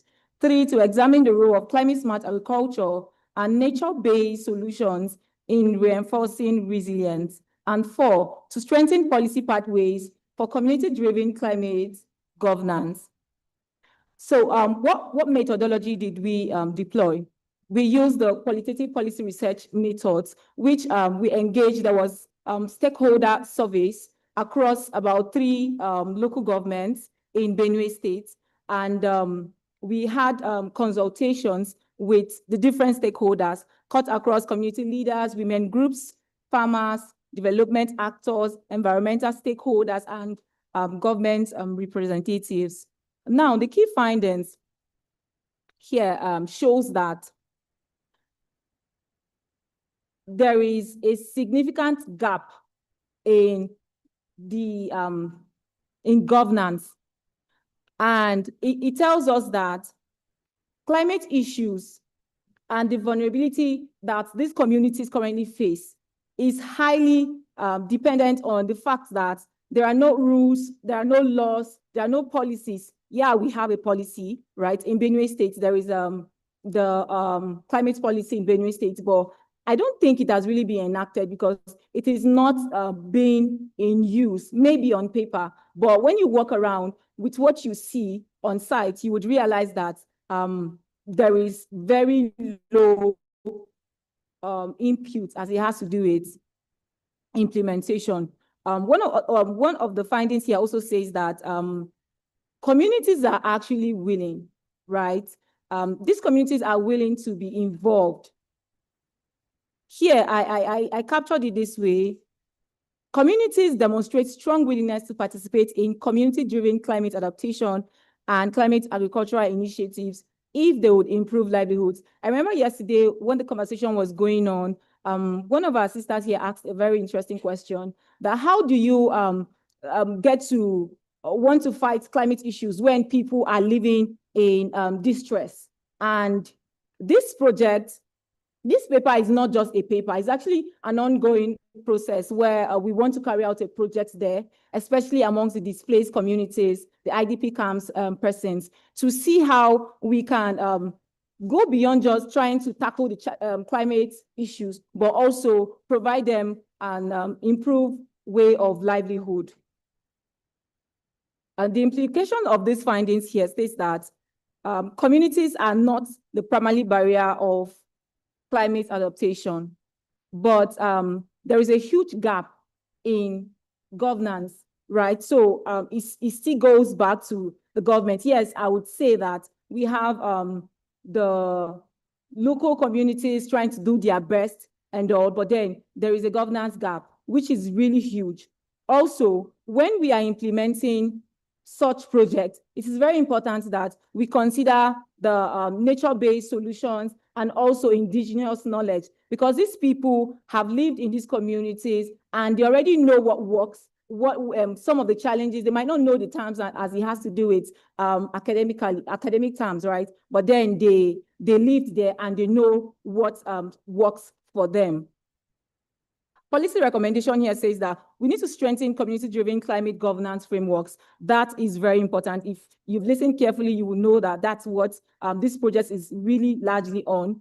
And then there is need to encourage indigenous. Thank you very much. You still 30 seconds from the speaker, so you're on time. Okay, now we have the next speaker. Thank you. Good day. My name is Oladile Horoti. I'm a meal and wash expert. I've worked with some works that links with World Bank, African Development Bank, and AFD. So I'm using this opportunity to thank the organizer of this program for giving us opportunity to speak as monitoring, evaluation, accountability, and learning expert. So my topic for this conversation is climate resilience, urban water governance in Nigeria. Insight from utility benchmark and inclusive wash planning. So we look at the area of problem, that means climate stress on urban water system. We talk about Nigeria urban water utility face some convergence challenges. Sometimes you discover that infrastructure are diverse from unable to function based on flood in some season and drought at some other point of the period. So these are one of the reasons: aging infrastructure, rapid urbanization, outpacing network. So this is another thing that we observed. Institutional capacity constraint and governance data gap. Other one is vulnerable communities, especially women, professionally affected. Central argument of this our topic is climate resilience cannot be achieved through infrastructure alone. It needs some other factors like governance, reliable data system, and social inclusive planning. These are areas that we have to put more emphasis on. It's not only the pipe and the design that always sustain infrastructure continuity, but governance, accountability is one of those challenges that need to be put in place. Other things that the study is able to point out is the approach to this study is based on evidence on practice. This one is not based on methodology or it's practice-based, because I'm a practitioner in that wash.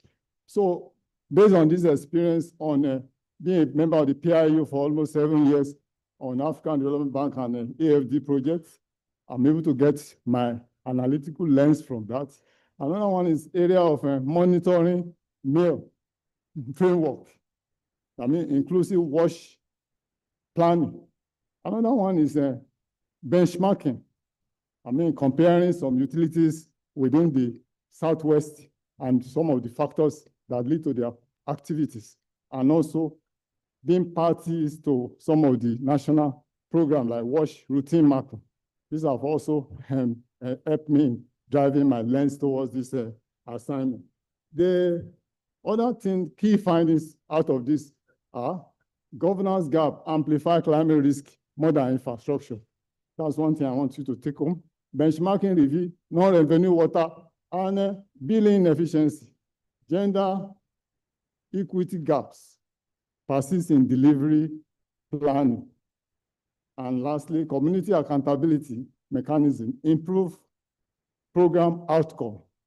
If the community are involved and they take this thing as their own, it will really help in making accountability function, because they will know that this project is their own. But when you do a project, some community even knows the reality of project before you complete it. They will be telling you that this project will fail. but because you didn't carry them along. And our findings, lastly, our recommendation, so that because of time, I'm able to reduce the slides. So to governance, invest in real-time utility monitoring and benchmarking. Make sure you invest in it. That's one of the principles of being a mean practitioner. I mean, theory of change, things that we need to change in the way we do things. So also, development partner require gender responsive, inclusive planning in all WASH projects. You must put all these things into it. When you are, it shouldn't be at the margin. It should be inclusive in the design, like other things that you are requiring, like subsidiary loan agreement, the loan agreement to the state. All these things must be included before they even sign it. I want to rest my case. Thank you. Thank you so much. Can we give another applause? All right.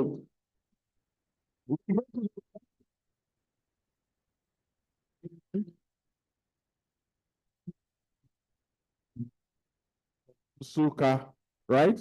Yes. Mr. Dr. Benjamin. Okay. Your time starts now. Good afternoon, everyone. My name is Benjamin Anabaronye. I am affiliated with University of Nigeria and Nsukka. I also have my organization, the Project Green Initiative. We do a lot of projects on climate change. We also have climate change poems, just like the one I read earlier in the morning. And I'm so happy to be here. I want to thank the organizers of this program for putting up such a wonderful program. And I can say I've gained a lot of value from the presenters, the panelists, and it's been awesome. So I have a presentation here. It should have taken me 1 hour to present, but I'll summarize it in 5 minutes. So I look forward to another opportunity to get to share in full everything I have here. The title of this presentation is a research work, but it's very, very relevant to us in this time. Legal perspectives on the impact of artificial intelligence on green entrepreneurship in Nigeria. Okay, as you will know, as we all know, artificial intelligence at this time is trending, not just in the climate change sector, in the public health sector, agriculture, education. So in the light of this program, I also know that women have a great role to play in advancing artificial intelligence and also maximizing the opportunities in artificial intelligence. So I began to study on this issue, this concept of artificial intelligence and how it can be used to enhance green entrepreneurship in Nigeria. So green entrepreneurship is that entrepreneurship that is solving environmental problems and also generating a good source of income. So women can play a great role in green entrepreneurship. So Nigeria faces the dual challenge of environmental sustainability and economic development. But with the concept of artificial intelligence, we can actually artificial intelligence is reshaping business globally, and Nigeria should not be left out in that. So Nigerian startups are increasingly beginning to realize the opportunities in artificial intelligence. And we believe there are some women that can actually maximize those opportunities in artificial intelligence. AI can help green enterprises to reduce waste, improve energy efficiency, forecast demand, and actually scale their businesses faster. However, there are also some legal challenges that are related to this issue of AI, and is another topic for another day. 5 minutes will not be enough to do justice to this, but I'm going to just run through now my policy recommendations, and I'm going to the legal perspectives and the guardrails regarding this issue of artificial intelligence and green entrepreneurship. and possibly how women can play a great role, how gender perspective can come in. We know that law is a viable tool for drawing a healthy balance in mitigating the disadvantages associated with deploying AI and also protecting the environment. Although artificial intelligence offers solutions to climate change, the issues of climate change, its applications also necessitates regulatory oversight because as it comes to AI, there are issues of biases, hallucinations, and other issues that come up when we use artificial intelligence. I believe, is there anybody here that doesn't know anything about artificial intelligence? Okay, so, but as you are trying to imbibe the concept of artificial intelligence, there are biases, there are hallucinations and other issues, ethical issues that must come into play. And that is where the legal perspectives can play a great role. Okay, so other policy recommendations. Nigeria should adopt a clear framework addressing accountability, fairness, safety, and innovation incentives. There are more innovations that can be done in this field of AI, and women can play their role. They can even take the center stage. Okay, then the government should also encourage investment in sustainability-focused innovations, especially as it relates to AI. Thank you, sir. Okay, in conclusion, artificial intelligence is reshaping the future of green entrepreneurship in Nigeria. Yes. Offers powerful tools for renewable energy application, sustainable agriculture, waste management, logistics efficiency, exactly, environmental monitoring, and eco art. Yes, sir. Okay, so thank you. Ladies and gentlemen, can we put our hands together for the wonderful presentations? Thank you. Distinguished ladies and gentlemen, can you check your time? What is the time? I think my wristwatch is not working anymore. What is the time? I can assure you that we're going to spend less than 1 hour here and we'll be out. Can you clap for me? Please clap for them as they get standing, and thank you, thank you. Sorry, I know your presentations were for 1 hour, but we have to compress everything to 5 minutes.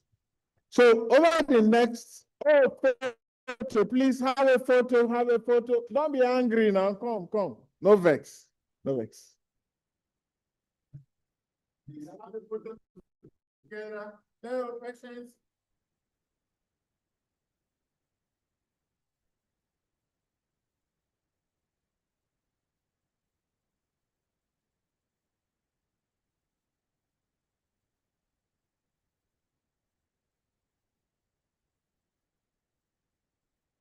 Thank you very much.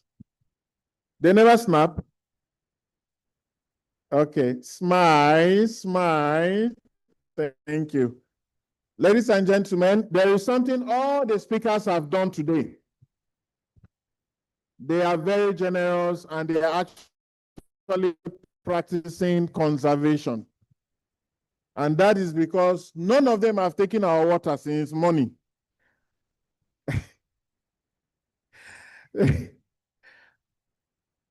All right, ladies and gentlemen, I told you we're leaving here in just about an hour. And what we have even done, for those of you who have the program, we've compressed the program some into 2 so that we can allow you to go. But just before we transition, can I ask everyone to stand? Yes. You have been sitting all morning. Please stand.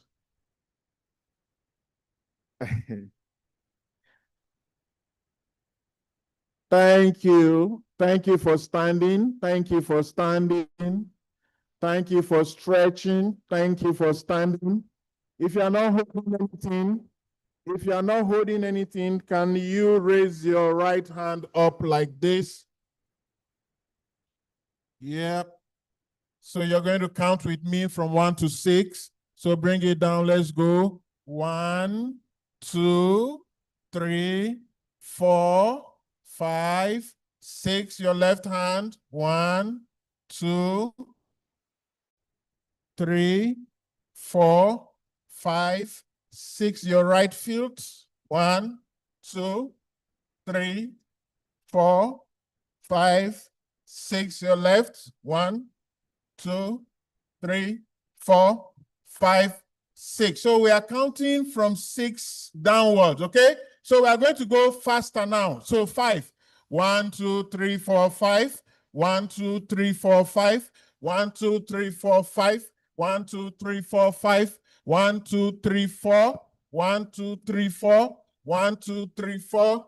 1, 2, 3, 4. 1, 2, 3. 1, 2, 3. 1, 2, 3. 1, 2, 3. 1, 2. 1, 2.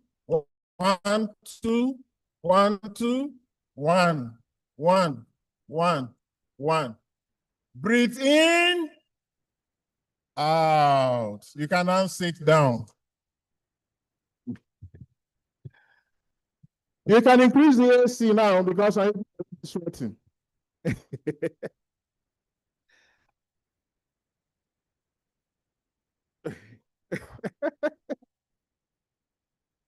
Thank you so much, sir. So we move to the next session that we are combining, ladies and gentlemen. There's a surprise for you later on.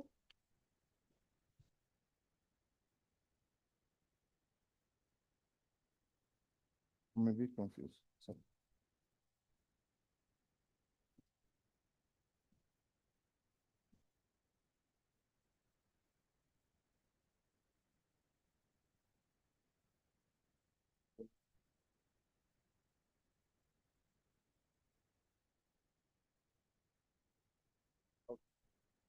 Thank you.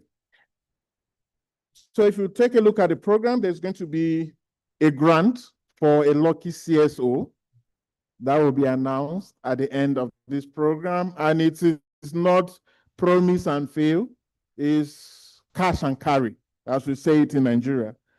And a school, one of the schools that I saw some students yesterday, Bayes University, Nile University, and University of Abuja, some will get a fellowship grant as well.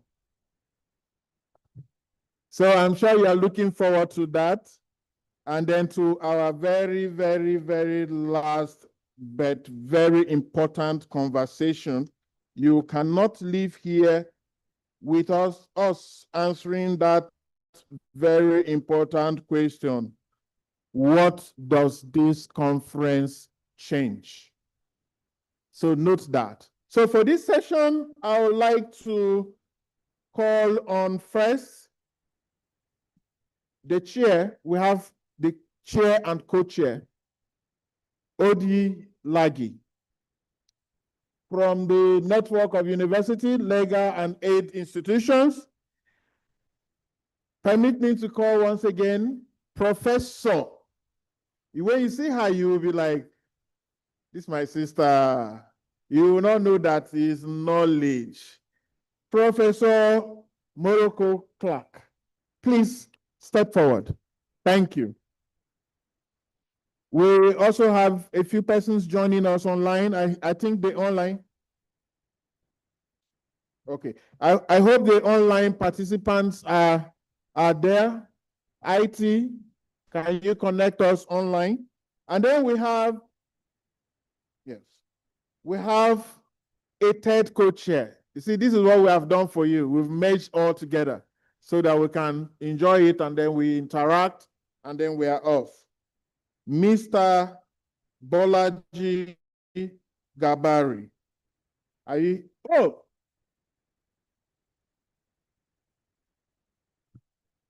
A she for he. A she. Mrs. Bolaji Gabari. But please tell me, if you hear this name, won't you think it's he? Welcome. To join them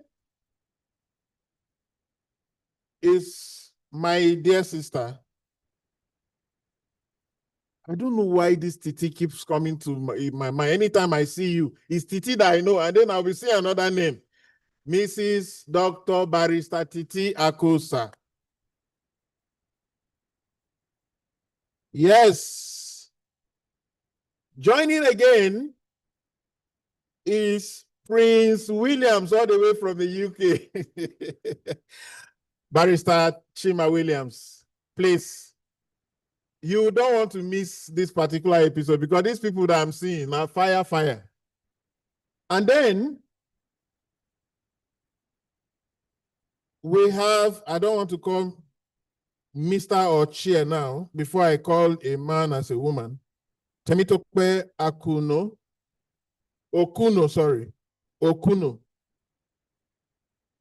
Ah, Madam, are you?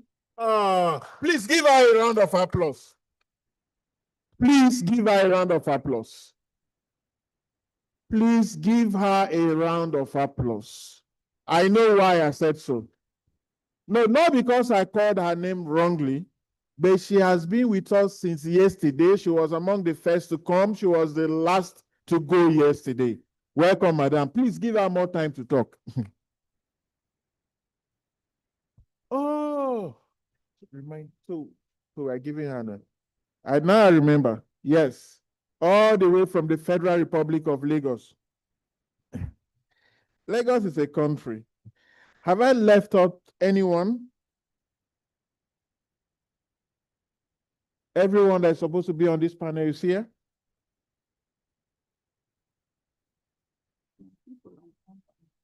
They're online? That's what I'm checking. That's what we're checking. This is online. Okay, this person is not around. Yes. Please, all of them are online. Yes. So our online participants there, please. IT, they are there. They can talk as well, and they can hear us. We can hear you. Okay. Can you hear me?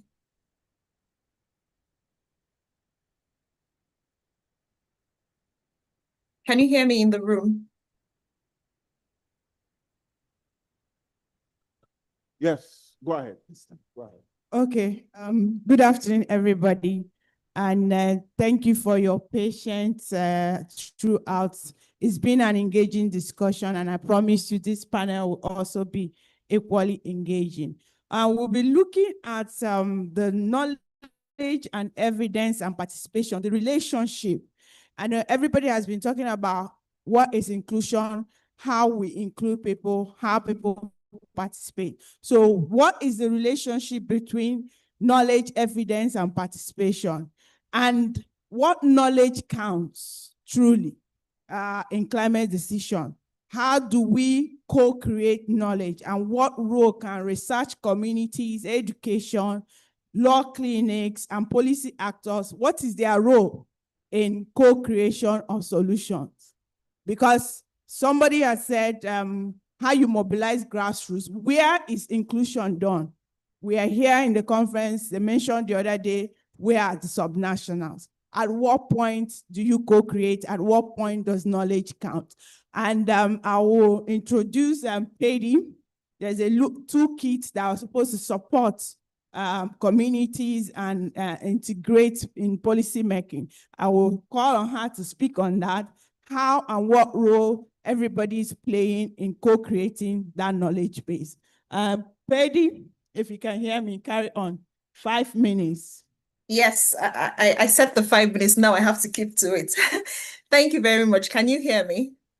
Why is the ball reacting for me? 5 minutes so far. Sorry. Go ahead. Please, can you confirm that you can hear? Go ahead, Dr. Pedro. Okay, excellent. Thank you very much for listening, and I've got a few slides to share as well. So over the next few minutes, I'll be sharing with you our experience with developing a toolkit that is meant to advance climate justice as well. And I'm going to situate this within the broader context of this panel's conversation, which is co-creating climate knowledge for a world on fire. And this team really invites us to question whose knowledge counts in climate decision making, which is something that has been recurring in the conversation since yesterday.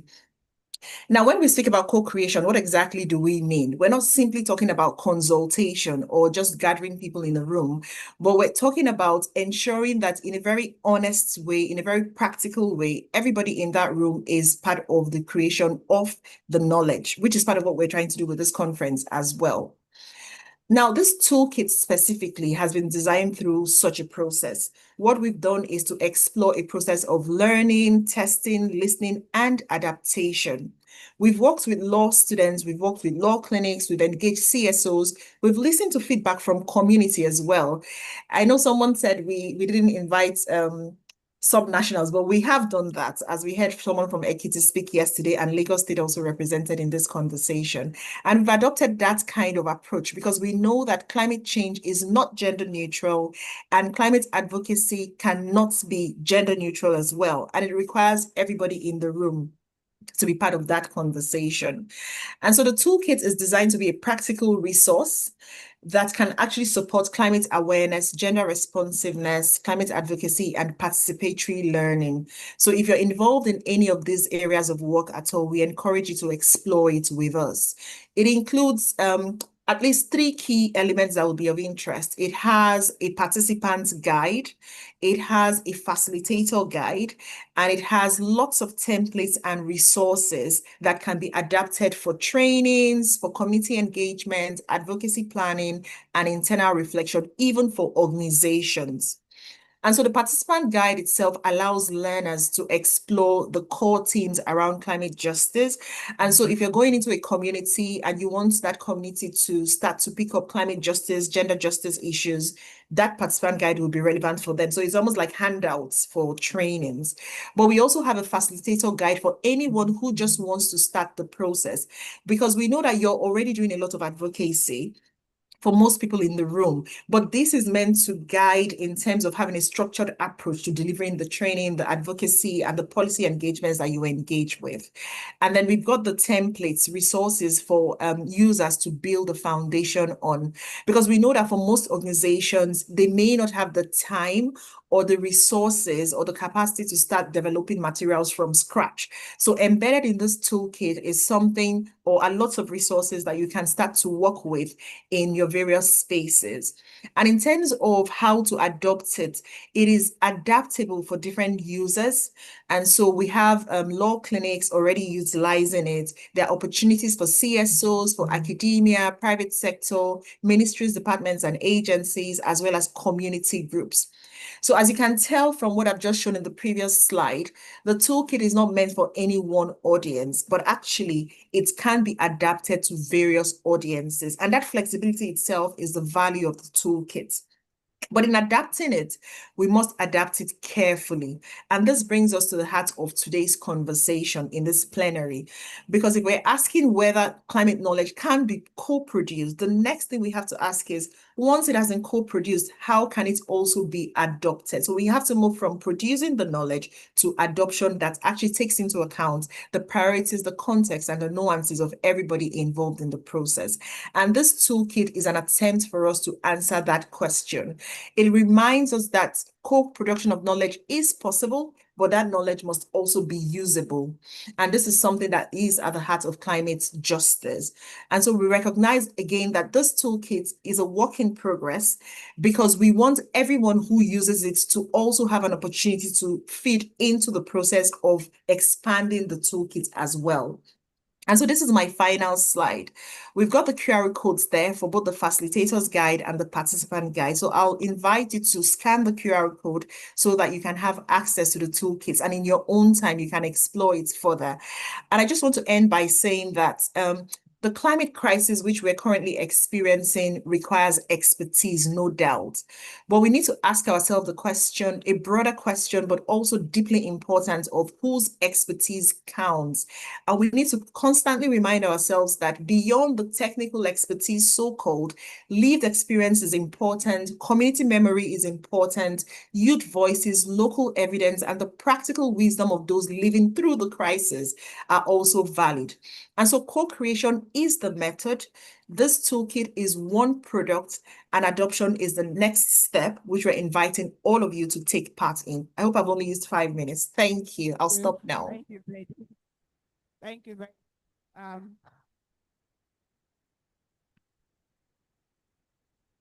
Thank you. There's always a place for expertise, but in the climate arena, there is a pit hole of embedded power structures. And we need to untangle that. And especially when we talk about co-creation, we've seen experiences of localization and co-creation. What does that mean? When you import the knowledge and come and ask us to adopt it, is that co-created? So I will turn to the next panelist, I think online as well. Elizabeth, confirm if you are available to talk. Okay, thank you. So like in 5 minutes, I want us to also share your own perspective on if climate knowledge can actually be co-produced, and what is the role of technical evidence versus local evidence at play, and also the role of expertise. What do we even call expertise to start with in terms of climate knowledge? I can't hear you very well. Please, good afternoon, everybody. Presenter, can you please repeat the question? I can't hear you very well. Can you hear me?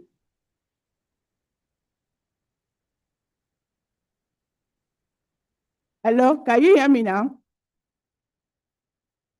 Can you hear? We can hear you. Maybe it's a problem maybe with it's our the internet. connection. Yeah. Yeah, I think it's our internet. I'll hand over to Professor Clark to continue. Then when she comes back, we can take from her. Yeah, okay. Good afternoon. My name is Professor Dele Morocco Clark. I'm a professor of energy, climate, and environmental law at the Nile University of Nigeria. And the people I'm going to be interviewing will talk about, of course, the issue of women. We're here, it's the gender conference. We're trying to ensure that we mainstream women into climate action and all. So we're going to talk about women and the role of women, accountability, things like the subnational governments, which is not just state governments. I heard Peddy talking about having Lagos State here, having Ekiti State here, but we need to go even lower. We need to carry local governments along, because that's what grassroots is about. And that's the core of where all these actions, the impacts are being felt. So not just even the local government, but also go along the lines of like traditional roots, so traditional leaders that have the ears of their people, that are close to the people. So we are going to discuss that, and hopefully you'll enjoy it. My first question is to Barrister Chima, to my left here. I will allow everybody to introduce themselves, and I'll give everybody like 2.5 minutes to talk so that we can do justice and go through everybody here. My first question is to him, and it's about, what do you think about, why do you think it's necessary that we have women in leadership positions, especially with regards to climate action? And do you have any examples you can give of women doing stuff, commendable stuff, taking action that people can emulate, and situations where maybe some women have been blocked or prevented from going ahead to do what they can to mainstream climate action? Is that working? Yes. So if whoever is doing the timer, can you just 2.5 minutes, please? All right. Thank you very much, Prof. Good afternoon, colleagues, comrades, friends, in-laws, and outlaws. I am very privileged, and honored to be sandwiched by such beautiful array of ladies, and professors at that. So don't mind me. I'm not a teacher. I'm not a professor. I'm just Chima. Maybe the best way to describe it is Chima the troublemaker. So thank you very much. So, and talking about women participation in climate-related issues, the necessity of that, you know, it's not far-fetched because all the discussions that we've had in this hall from yesterday examines those lack of inclusion. Even though I am not a feminist, so when I want to talk about, I will be talking from the gender lens, you know, and gender participatory mechanism of inclusivity, including everybody, not just the women, because there are some sectors where the men are the less advantaged, you know, group. The children, the vulnerable, the youth, the young people. So how do we carry everybody along? If you do not carry everybody along, the impact of climate is, you know, is seen and it affects everybody. So there is no gender segregation in terms of boy, girl, man, woman, when it comes to climate impact. We've seen in some of our campaigns in some communities when the floods happen, for instance, you know, it washes off everything. Both the man and the woman that stands on its way, erosion issues have been reported to have killed people, killed men and women. So I will add up to say that, yes, there are a lot of women that are doing great works in terms of climate issues. And among those women are those that are seated here on this table with me. Okay? And all of you, the beautiful ladies that are in this hall. And of course, we mention community women activists, people like, you know, our mama yesterday, Dr. Priscilla Achakpa, somebody like Jeremiah Okun, and so many, Gloria Okun in Katsina, and, you know, the rest of us that are doing good works. So, I have to stop you now. Okay, thank you. Thank you. Now, the thing is, yes, I can see that our prince has decided to go the almost gender neutral track, saying, of course, climate change affects both genders. The issue at hand now is, of course, it affects both, but we are here today because there's a recognition of the fact that the impact on women is much greater than men. However, policies and actions are not geared towards women. And for example, yesterday when we during this conference here, you had one of the speakers talk about 70% of the small informal farmers are women. When all these climate problems come to bear, women are disproportionately affected. And when it comes to things like financing, of course, you have situations where the loans are, the conditions to be met are those that normally are men-centric, because you require sometimes land for collateral, which many cultures don't allow women to hold land. And even the way they allow them to hold land, there are places that women cannot afford to own land. So you find out that they are being left behind. And that's why it's not like we're trying to discriminate or anything like that. We are looking at where there's an imbalance and inequality and trying to address it so that we can close the gap and make sure nobody is left behind. Now, my question to Mrs. Akosa. Okay, sorry. We're talking about the subnational accountability. Because when we're talking of climate change, we're talking, of course, that most of the things we are dealing with it from the international level. You're talking of the United Nations Framework Convention on Climate Change, UNFCCC, and the Paris Agreement. Kyoto has come and gone. But now we're dealing with the Paris Agreement. And so we're saying these NDCs that Nigeria has produced, it's NDC 3.0 last year, produced towards its commitment under the Paris Agreement. So that obligation should be met on the international arena. What role do the subnational states, government, local government, and even just communities have in ensuring that our targets are met and climate actions and policies are carried out? So 2.5 minutes, please. Thank you so much. Thank you very much. So just as you have said, we already have our NDC 3.0. We all came together as a country to put together that 3.0. And you believe it or not, local government, states, and those at the national level, we are part of the consultations that led to the 3.0. But yet we have this framework and guideline in the NDC. It must translate to action on the ground.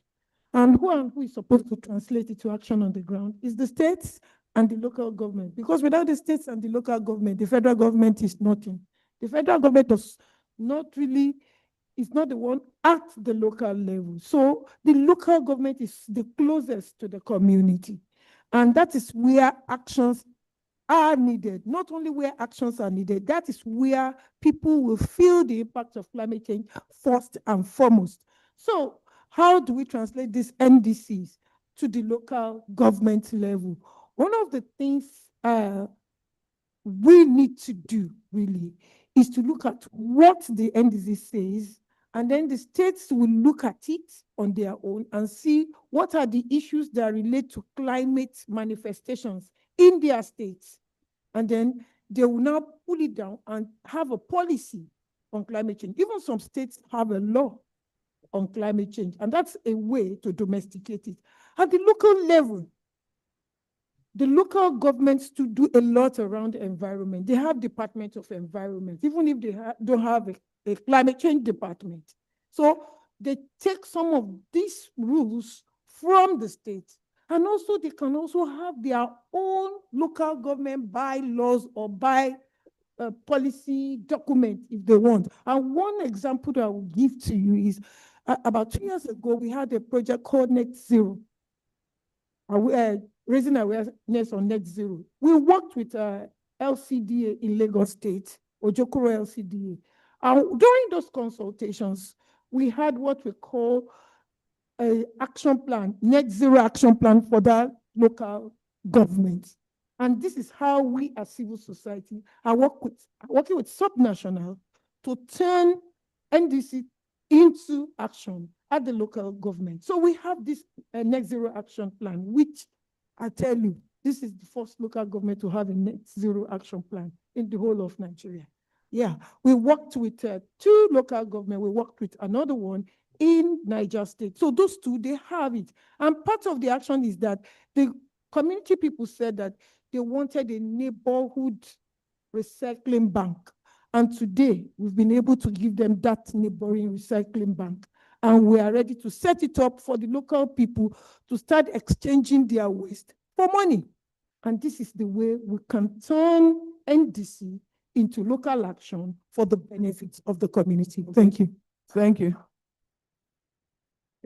Timekeeper. You failed me on that one. Okay. Back to Prince, as I'll call you.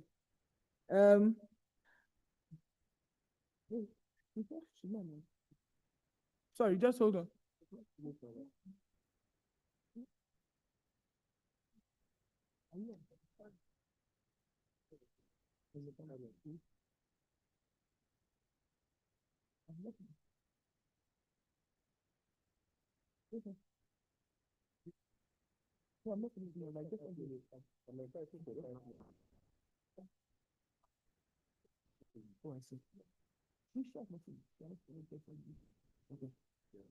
Okay. Yeah. All right. So I'm back. Well, I'm sorry I have to, well, I'll ask you follow-up from that one. I don't want to go to a different question. On this issue when we're talking of the local participation, subnational participation. Now we've heard, of course, there are local government doing tremendous things, but the question is, how do we key and align the various pockets of, let's call it, action to what our obligations are under the NDC 3.0? How do we make sure, how do we track, how do we make sure that all these things that are supposed to be done are done, and that there is accountability and funds are also accounted for? Because the skepticism that a lot of people have and face is that they feel that we have all these funds, like as has been said, we have climate funds, we are talking about resilience, we're talking about adaptation, mitigation, money's coming in, but we are moving very slowly. Nobody can really see a lot of progress when we are talking about our adaptation and mitigation efforts. How can we ensure that there is accountability, one, and that progress of actions that are taken, obligations that need to be met, are made at the subnational level, not just at the national level? How can it be tracked amongst all things? Thank you. You've got 2.5 minutes. I'll be timing in myself, don't worry. All right, thank you very much. One is, we've identified you cannot track what is not in existence, and you cannot track what you don't know. Okay? So, number one is, how do we make data available to the subnational, entities, so that apart from just understanding your responsibilities, you also understand the responsibilities of the other parties towards you, okay? Because as we say it, your right ends where mine begins. Okay, so if we make data available to the subnational entities, it will be easy for them to know exactly what first is in existence. Now, if you know what is in existence, enlightenment,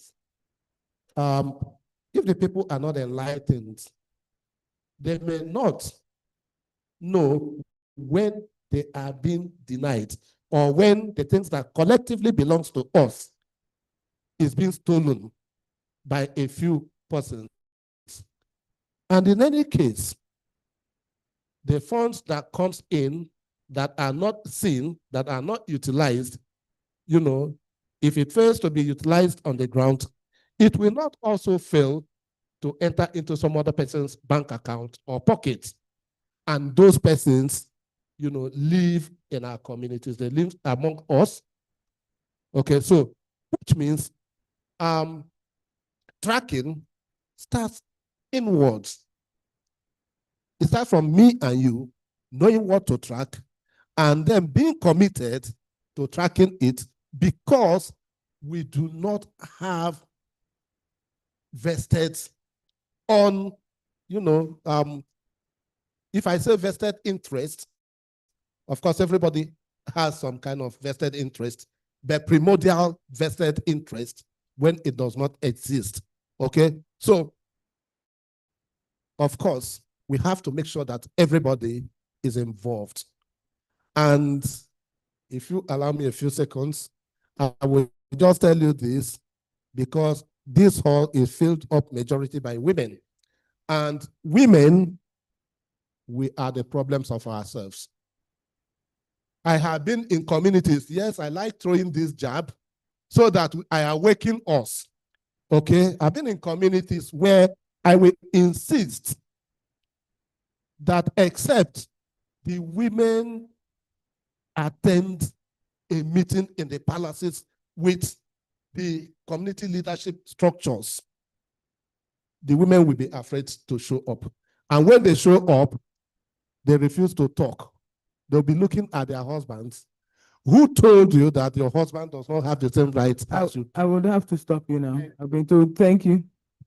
If you want to listen to more from Prince, maybe you meet him when we get down. Thank you.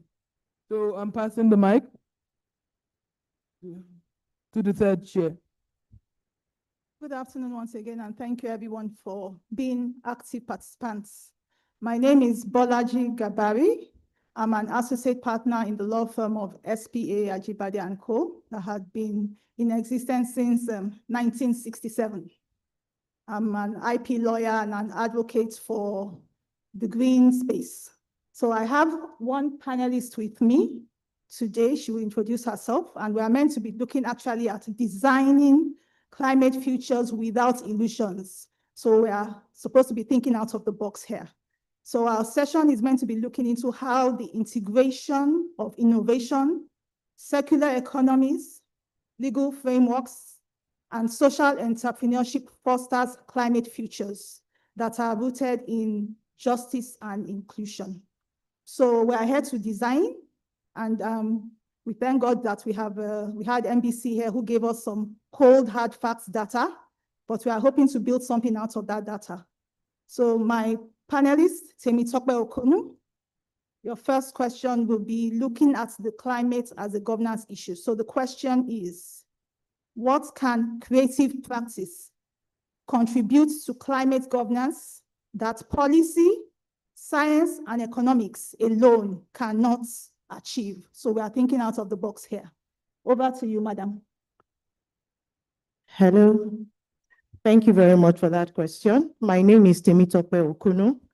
I am the founder of FABE International Foundation, a non-for-profit in Lagos, Nigeria, at the intersection of climate action, circular economy, and sustainability, using experiential advocacy and empowerment to for people of Nigeria.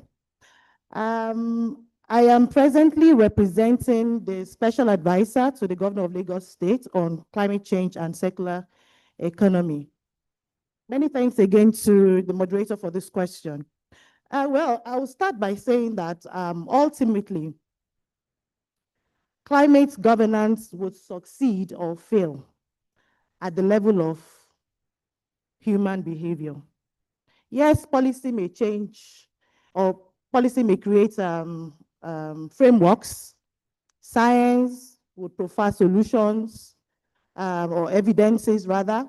And of course, economics will also create incentive, but creative practice will help people see themselves in the solution.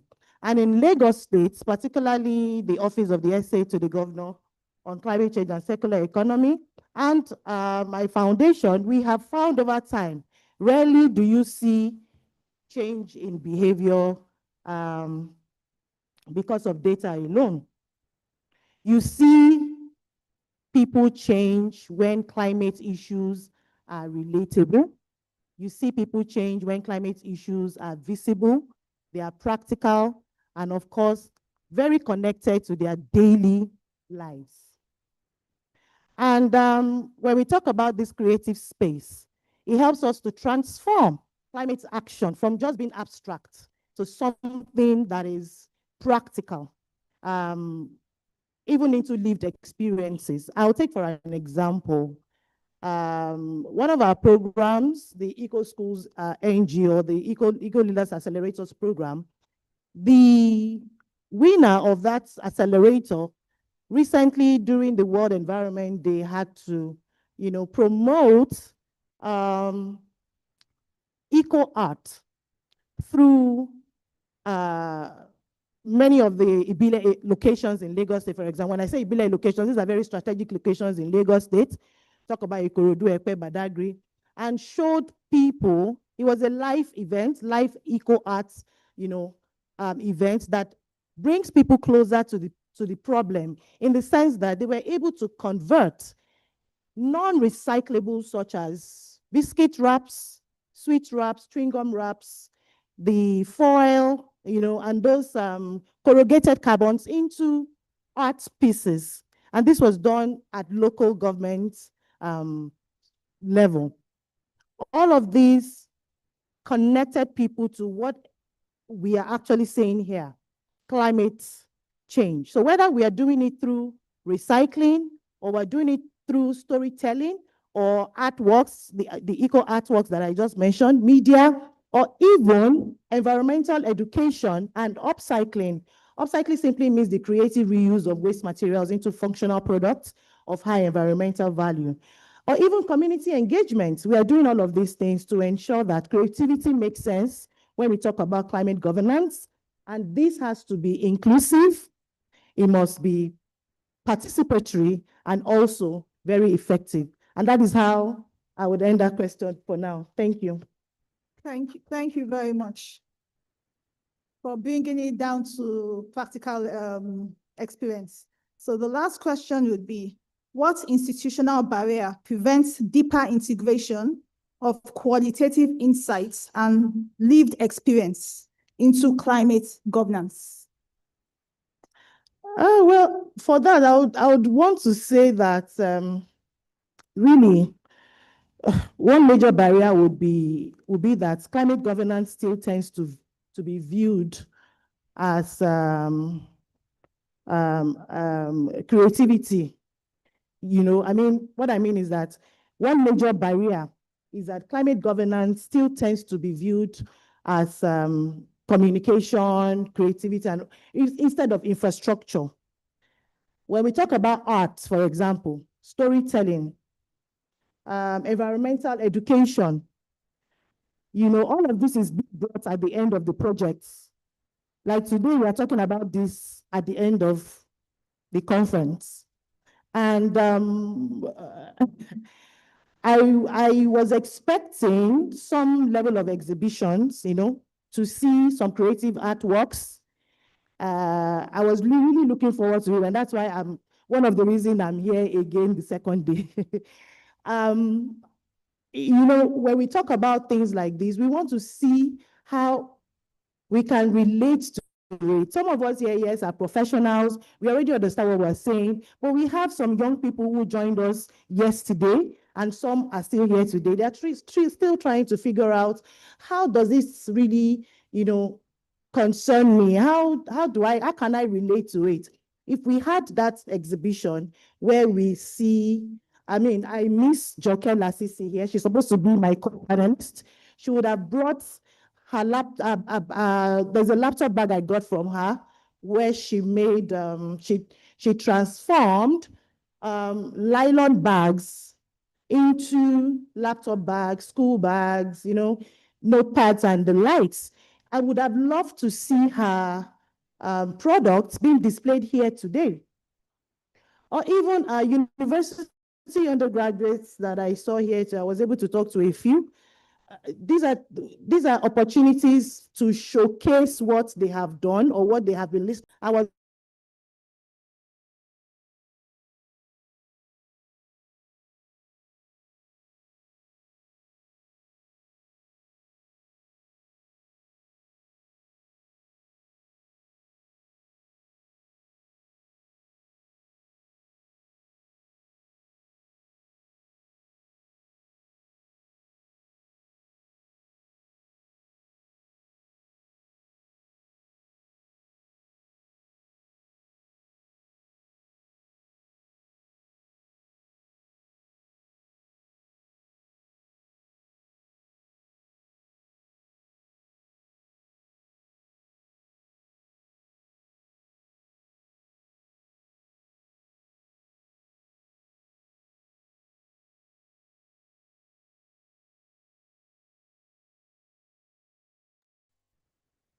Hello, can you hear me for those of us online? Yes, Dr. Petty. Thank you very much. I'd like to invite one of our presenters who's been waiting patiently, Mariam Babaji. Is Mariam Babaji still here?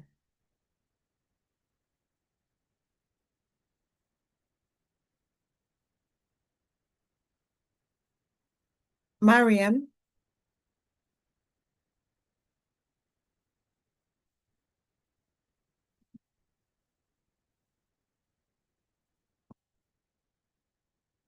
Is Mariam still online?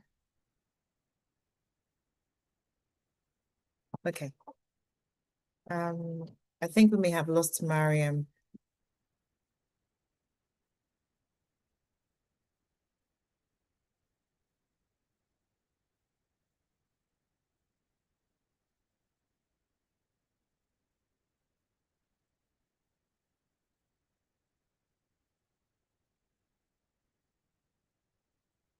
Is Mariam still here?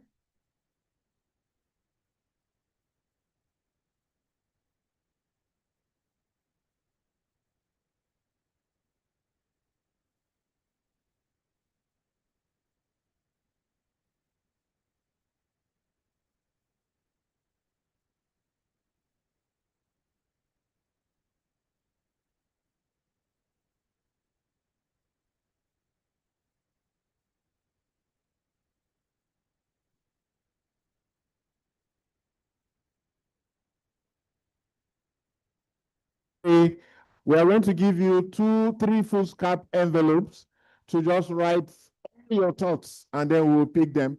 Step down for a group photo. Yes, the moment we've been waiting for. 2 CSOs will win a cash prize here today. Madam, no, let me explode my people.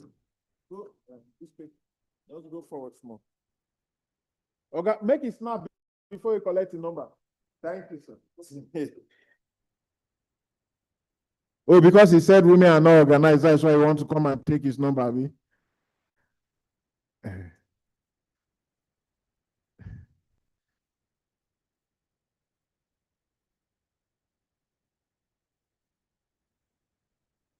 MBS, I'm still waiting for the contact details on how we can be part of that $625,000.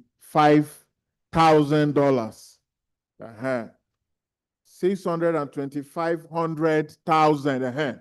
Yes, nearly $1 million for research. All right, ladies and gentlemen, madam. Okay, I'll call you. Thank you, Prof.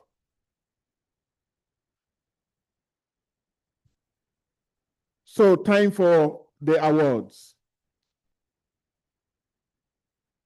Do we have Town Crier Initiative in our midst?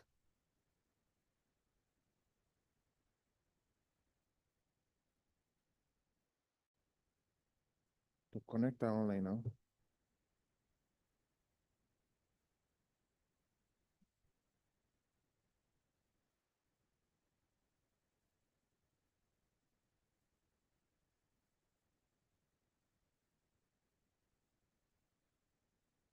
Yeah. Online, is she there to do the award? Doctor, can you hear us? Yes, I can. Can you hear me? All right. So please go ahead. You have 2 minutes. I need just 30 seconds. I just want to say a big thank you. Oh, beautiful. Thank you. Yeah, I want to say a big thank you to the CSOs as well as the students, Bayes University. And just to give a bit of context, to say that these grants are being awarded, they're linked to the toolkits, which we've talked about in this session. And I'm putting it out here that the awardees will be carrying out projects that link to implementing the toolkit. So every one of us in this room will be looking out for what they do with it. And I want to say thank you to them, especially the CSOs, for really putting together their presentations in very short time after they going through the trainings. I think it was 2 weeks ago or so. So thank you.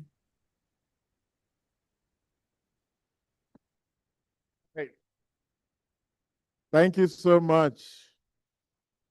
So, where is Town Crier Initiative? Are they here? Okay, you wake up like real Town Crier. You are Ogene Ebodo. Yes, please stand over there.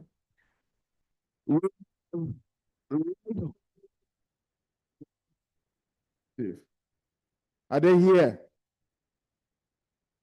Yeah, it's Prof.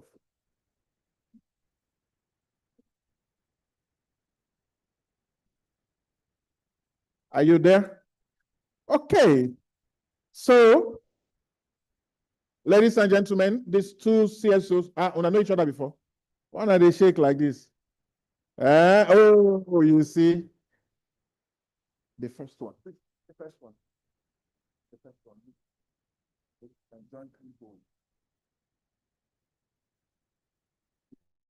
Yes.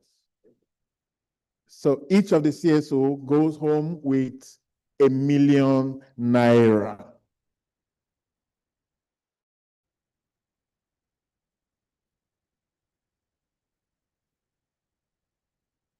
To do the presentation is no other than Comrade Yusuf, essay to the President on climate change matters.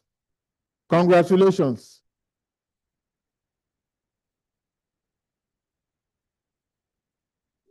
I like this town crier. He just dressed like a real town crier with his cap. Congratulations. The next is the Fellowship Award.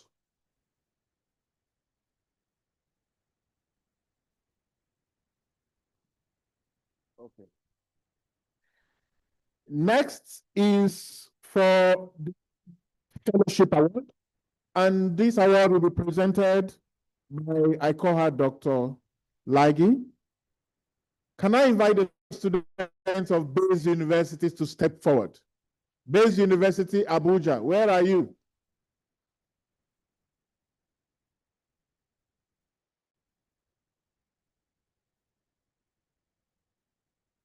Why are people looking so serious like this?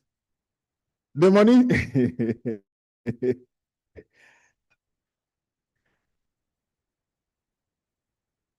So the students of Bayes University go home with the sum of 750,000 naira.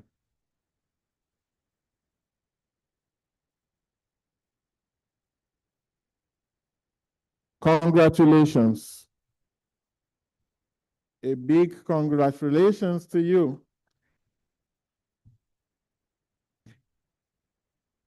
Madam Temitope Okunu, do I get it right now? Okunu, can you step forward now? You are receiving this on behalf of the essay to the Lagos State Governor on climate change and circular economy. Prof, please do the honor of having this presentation.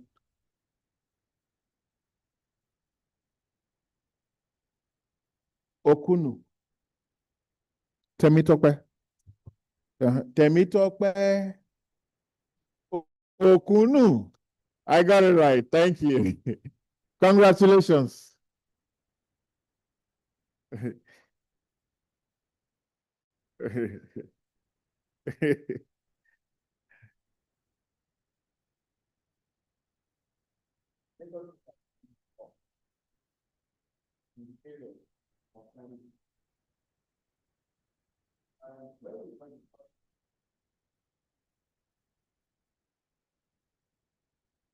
Lagos State is one of the few states that have been doing so much in the area of climate change.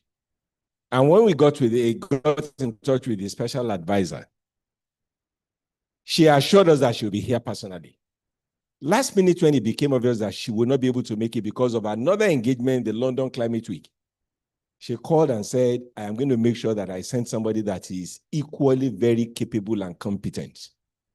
And that is why we have here with us today, Mrs. Okunu, not Okunu. Okunu.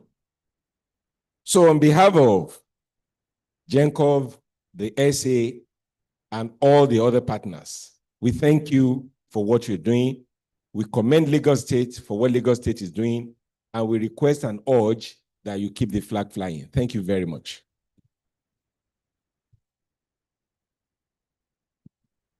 Ladies and gentlemen, we are 10 minutes to go, and we cannot leave this place without answering this question. Very important. What does this conference change? And all of us are going to answer that question. And I ask the IT people, please put on the screen the QR code for the evaluation so that this can be going on concurrently. And to lead us into this very last important exercise is no other than the Executive Secretary of HEDA, our Oga, my elder brother, the only man who says there's no village in Lagos, Mr. Suleiman, why not? Ekpe village there. Mr. Suleiman. Joining Mr. Suleiman is Mr. Gabriel. Not sure I got this name, but they punish me today like this. Thank you. From National Universities Commission. And then we have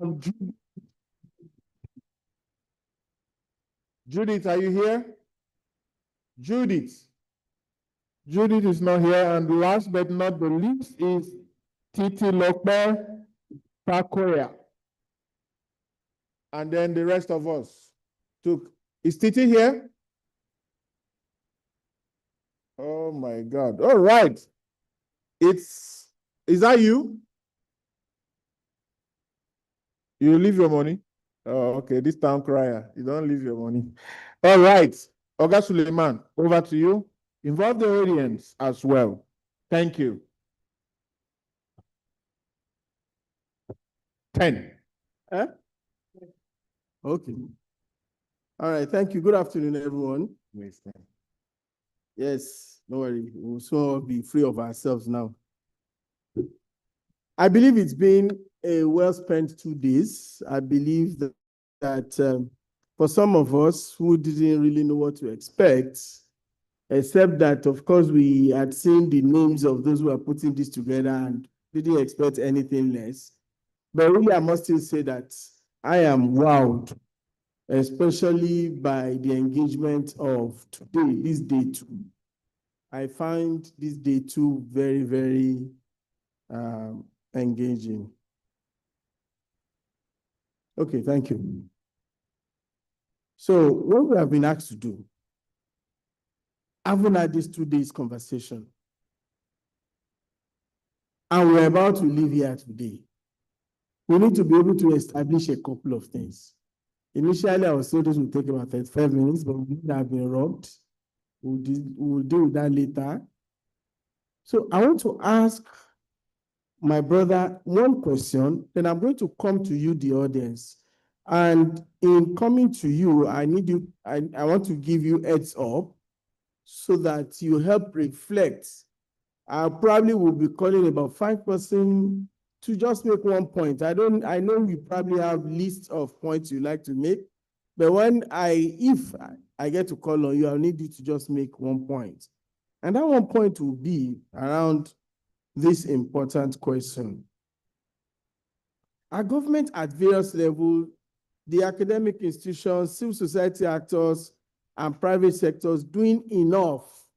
I know there will be a default answer, no. So if you think the answer is no, I'll need you to just identify one important thing. One important thing. Now, I'm proud. I hope that will earn me some extra 5 minutes. So just help identify one important thing that you think should be a recommendation from this important 2 days conference. That's one. And then I'm going to ask you secondly, as Gencgov has brought all of us here, what next steps do you think we should be taking to actualize some of the very brilliant presentations and recommendations that we have had here? But before I do that, let me reach my side of the hall by respectfully pleading with 2 persons to join me here. I know that this is a coup. You are not previously informed, but now you are informed and you cannot run away from it. Mrs. Titi Lokwe Okono, please come and join us here. Yes, please. Okono, the carry last. You are from the Federal Republic of Lagos. A round of applause from Mrs. Temitope Okono. And then I'm going to ask my brother, Dr. Akinyemi Akinyua from Ekiti State, to also please join us here.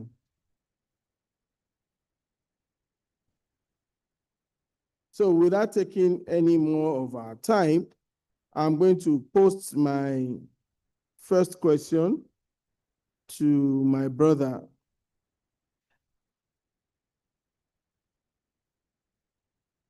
So we've had 2 days of beautiful conversations. Now, in your view, and we've realized that a lot of assumptions have been made around climate change, especially around what constitutes gender issues around climate change, what constitutes inclusion. Are we having co-decision creation? What kind of engagements are we having? So in your opinion, what are some of the distortions that you think that this conference has been able to address or that have not been able to address? Whichever one you would like to take. Okay. Thank you very much for that beautiful question. My name is Gabriel Aborele. I'm a staff of the National Universities Commission. And I'm particularly very happy that an engagement like this, NUC, that is the National Universities Commission, is invited to be part of this all-important engagement. And that's because of the very vital role NUC can really play, especially when it comes to climate and gender issues as it relates to climate change.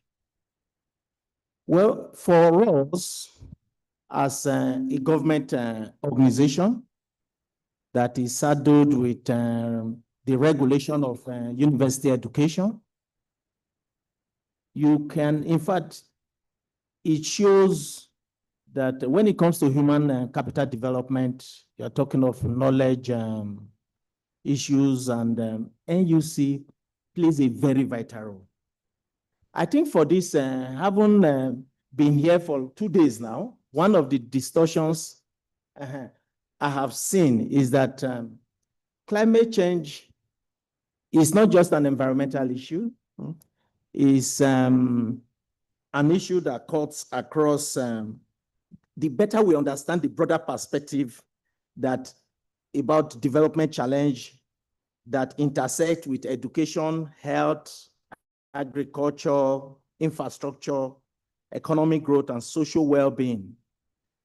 I think for me, the understanding that it's not just an environmental issue, but it's a cross-cutting issue. Yeah. And for us to solve this problem, we have to understand this perspective.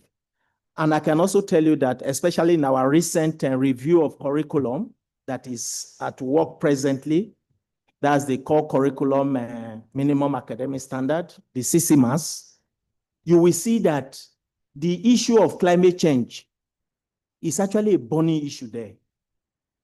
And it cuts across the different disciplines. When I say disciplines, we have almost 17 disciplines within the Nigerian university system, whether it's admin, whether it's law, whether it's medicine, indeed, and so on. Indeed, it's quite cross-cutting. Yeah, so right now, especially with the students, with the kind of students that are being trained in Nigeria now, I can assure you that the curriculum will be enriched.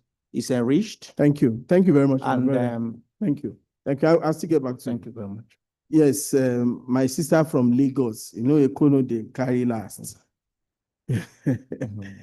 So like I just asked the gentleman, indeed, there have been a number of revelations from various researches that we've listened to, their overview, and from some of the contribution from participants. From your observation, would you say there are some uncomfortable truths about climate change that we are not yet dealing with on the societal level, either around climate governance or around climate gender issues? Is there something that you think is burning that needs to be on the plate of our discourse?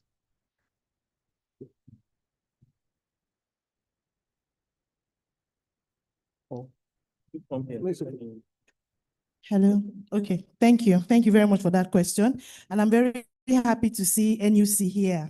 Thank you. And I am your number one fan to expect the expectation that it will be added to the curriculum.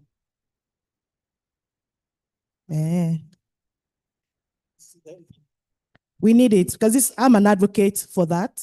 And that is why we teach environmental education vocationally in schools. All right, to your question. So yes, I would take from what but I remember my sister calling him Prince when he said women we are the one doing ourselves, something. But really, we need to look inward when we talk about climate change or climate action. We cannot do anything without behavioral change. And that starts with each and every one of us in this room. So no matter how many conferences we attend, no matter what the research says or the findings are, no matter how long or how far we come, if we do not begin to look inward, nothing is going to be solved. And that is why in Lagos State, it is very important, particularly driven through the Office of the Essay to the Governor on Climate Change and Circular Economy, the projects are taken to the grassroots, where ordinary people can understand that if I simply drop my PET bottles into the drainage or on the floor or wherever, it is coming back to me. That if I allow my plastic bottle end up in the ocean, you know, Lagos State is surrounded by water, it means that in the next couple of years, I might be eating plastic fish. You need to be able to, get them to understand that if they do not participate in the solution, then we are in trouble. And that is how relatable the Office of the Special Advisor to the Governor has been able to impact, particularly the grassroots. So we do what we call waste valorization, for example. We know every Nigerian, what do we understand? Number one is what? Money. Thank you very much. So when I know that I can give you 10 bottles or 20 bottles and I can get 100 naira, the next thing you will see a Nigerian woman or young person do is to convert her backyard into a collection center. And then at the end of the day, she earns about 30 to 50,000 naira every month. Calculate that times 12. That is enough empowerment. Another thing, there was a question, there was a debate I met when I came in this morning when somebody was saying, oh, how we know that they collect PET bottles, but what do we do with the organic waste? Did you know that Lagos State has converted a fruit market waste into electricity? I thought we deserve a round of applause. We've been able to convert that into gas for women to cook. And marketers can now see clearly at night, so bloggers don't have to, destroy their foods or carry their food away. I need to mention this. Just 30 seconds. We are talking about gender. The office was also able to ensure that girls in the correctional center participate in circular economy in the sense that they do what we call recycling, convert their food waste, all the inmates' food waste into gas that is being used for them to cook their food, and use the digestate to grow food naturally without pesticides in that place. Thank you. I know they carry last. Dr. Akinwa. Thank you. Fortunately, you are somebody who has the experience of both in and out of government. Currently, you are working with government, and I think that this is critical. We will know that governments can never do enough. And that is why we have non-state actors. That's why we have the academia, we have institutions like Gencgov. But still, there's a gap between what ought to be done in terms of everybody's responsibility and what we are having. And part of why we have this gap is the perception, between government and non-state actors. So in your mind, what two important hurdles do we need to cross to be able to build proper synergy so that we can harness the benefit of collective actions around climate, especially from the perspective of gender inclusion as well. Thank you very much. First and foremost, speaking on action and responsibilities, we know by the nature of our governance systems and by the nature of our politics, there is a trust deficit between government and the citizens. The question is, how do we bridge that deficit? And then how do we galvanize collective action that, onboards all citizens to drive towards a particular goal?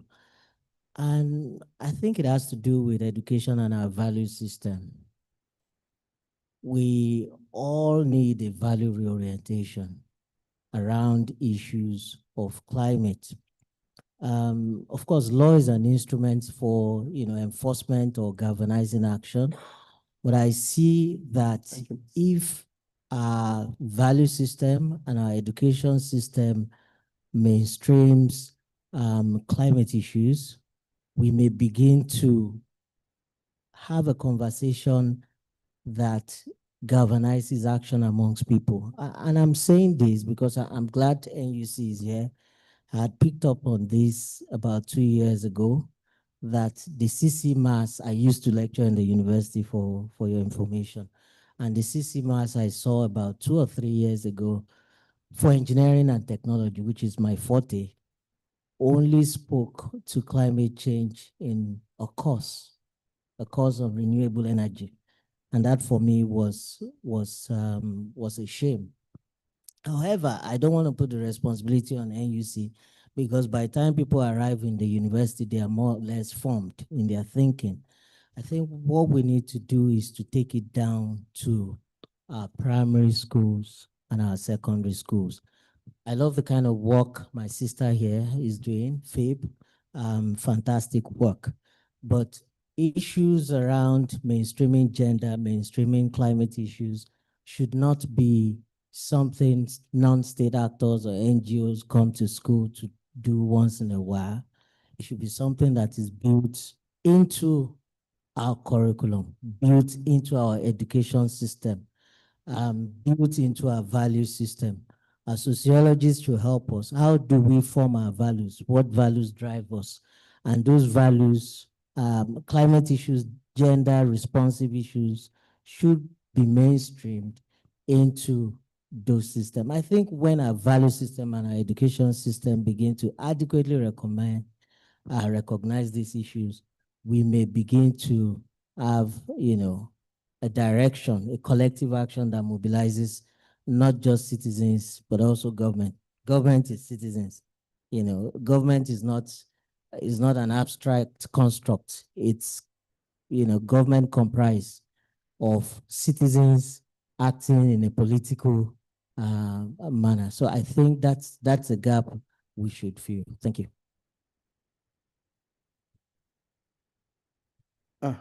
Yes, no response from you. We are going to have 1 more minute to close out, because what we are doing this session for is to help our rapporteurs to bring out as many points as could be added to what we have already discussed.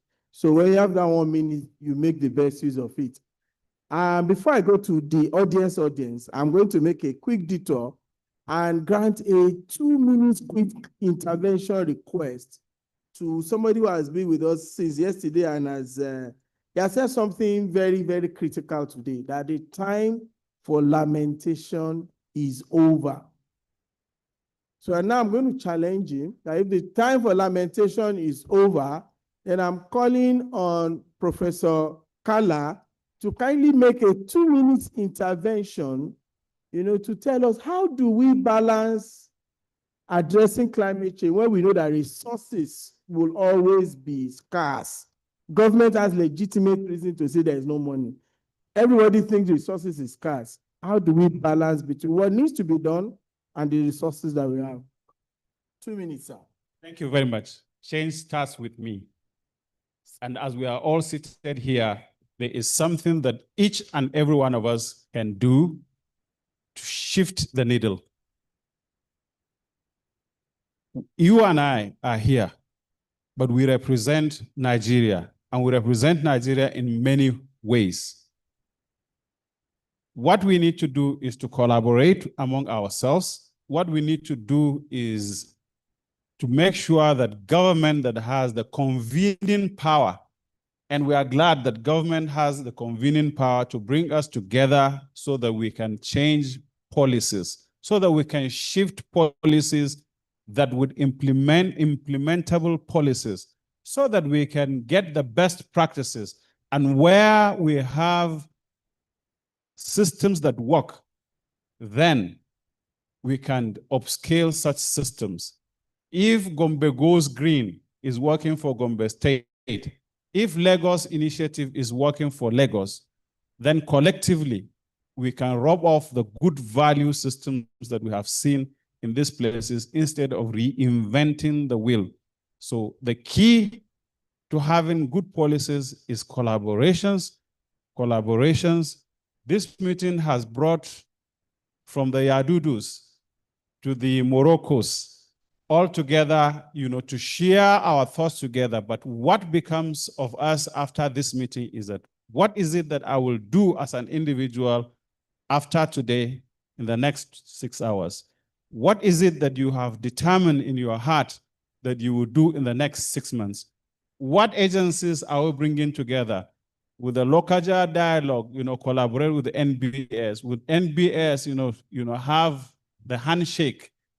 With NUC, have the handshake with the civil societies. Will the office, the highest office of the land, which has honored this country so far, and I think we must give kudos to the President and Commander-in-Chief, who has not only paid lip service to climate change issues, but has given us a voice that we can reach out to. Comrade, I'm sure that represents our interests. So all together, what is it that we can do, joining our hands to shift the needle? And I think, our task would be done if each and every one of us, says that together, the time of lamentation is over. It is time for us to turn our lemons into lemonades. Thank you very much. Thank you very much, Prof. So I'm coming to the audience for the next 2.5 minutes. You have 15 seconds to make your intervention. Please do not ask any question of my panelists. We are all trying to figure out what next steps should be done. So when you have your intervention, two questions. Can take either. Just make a point. What do you think we can do more? Civil society, government, academia. One pressing thing you think have not been mentioned that we can do, or what should Gencgov take as the next step? Your 15 seconds starts now. Good day, ladies and gentlemen. My name is Mustafa Oyeleke from the Faculty of Law, University of Abuja. 5 seconds.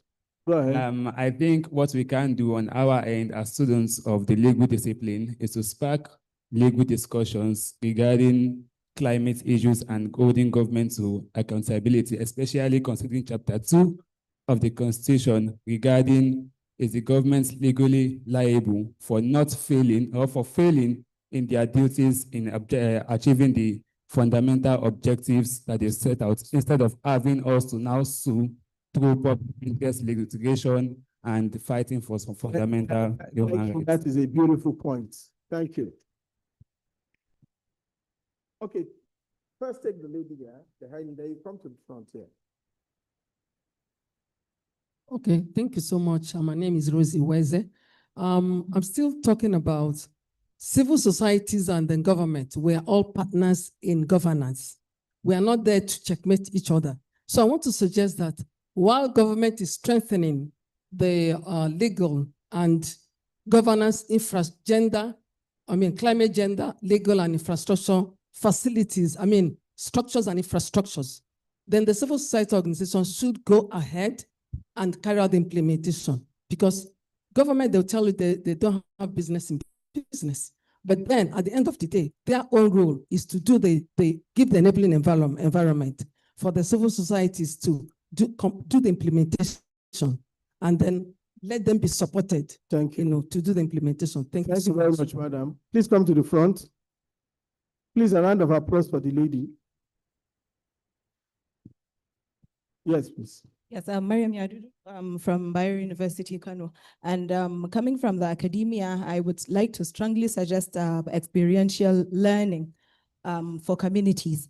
Now, when we look at mitigation and adaptation strategies and practices that we want to teach to the community, the best way to teach them is through experience. Let them experience it themselves, tree planting, cleanup exercises in the community, and all other community exercises that will help to mitigate and adapt, make us adapt to climate change and climate action. Thank you. Thank you very much. Round of applause for her. Yes, my sister, Professor Morocco, I'm going to restrict with your time because you are a teacher. You can go and use more time. Oh, yeah. Yeah. The thing is, we all talk about gender inclusive climate change governance, gender inclusion at various levels. And I think it's about time we start to move, even from research point of view, past the inclusion, because inclusion has been used in an insidious way to deceive a lot of people that women have been brought in on the agenda when they're not. We have to start fighting for not just inclusion, but action. And looking at even following the pillars of like the Aarhus Convention, which is not applicable here, the right to information, but the right to public participation in the decision-making processes, and should include women who participate and be there when the decisions are being made on things that will, of course, concern them, because women make up almost 50% of this country. Professor Morocco. So, thank you. Well, I had more to say, but let's leave it at that. Substantive inclusion, not procedural. Women should be involved in decision-making and also implementation. Beautiful point. Thank you very much. My brother, I'm sorry I was pressed for time. Good evening. I'm Benjamin Philemon, ESG expert. I want to speak on climate financing. And then I think it's very important to see the issue of funding, because one issue particularly I'm looking at is the carbon credit and IREC, that's International Renewable Energy Certificate. A lot of projects have been executed from state. You see solar light, mini grid projects. Those projects can be monetized, and Nigeria can earn currencies from them. And also we are planting trees in communities and all of that. And we are capturing this carbon from the atmosphere, and this can be converted to source of income for states and even for NGOs to be able to continue to run their program and then foster this climate drive. Very interesting points. Those can be debated, but it's a very interesting. A round of applause for him, please. I will always debate you on that. The gentleman in, I was going to go there, but you are no longer raising your hand, so I'll go to the man in the. All right, thank you very much. And I've been allowed just two, so please. Yes, my name is Bolaji Olaiwaju from National Bureau of Statistics. I'll quote Dr. Peddy. She said yesterday that what you don't measure, you cannot improve or you cannot optimize. And as a matter of fact, after my presentation yesterday on our research, the results, we had a lot of people referring to some of these our numbers. And what I'm trying to say here is that we need to start investing in data. People say data is the new oil. We know why they say that. And someone mentioned earlier that they need to have information at the granular level. That's local government. Some of the data we are talking about at state level, climatic zone. And you're talking about getting one or two things from local government level. These things are not cheap.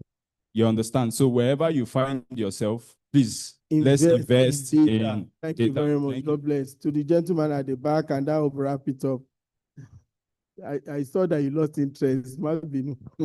Okay. Thank you so much. My name is Ogene. Owodo from Tankra Initiative. And I'm so much concerned about everything we talk, yes, but little was made mention relating to water, sanitation.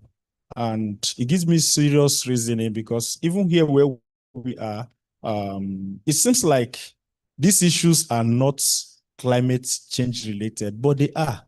And majority of us, when we talk about climate, we look at environment only, but we fail to look at the aspect about water, sanitation, and how it affects hygiene, especially when we talk about schools in the rural community and urban slums. Yes. Thank you. Definitely water is about climate change. Water is life. So the gentleman in blue, and that's the last.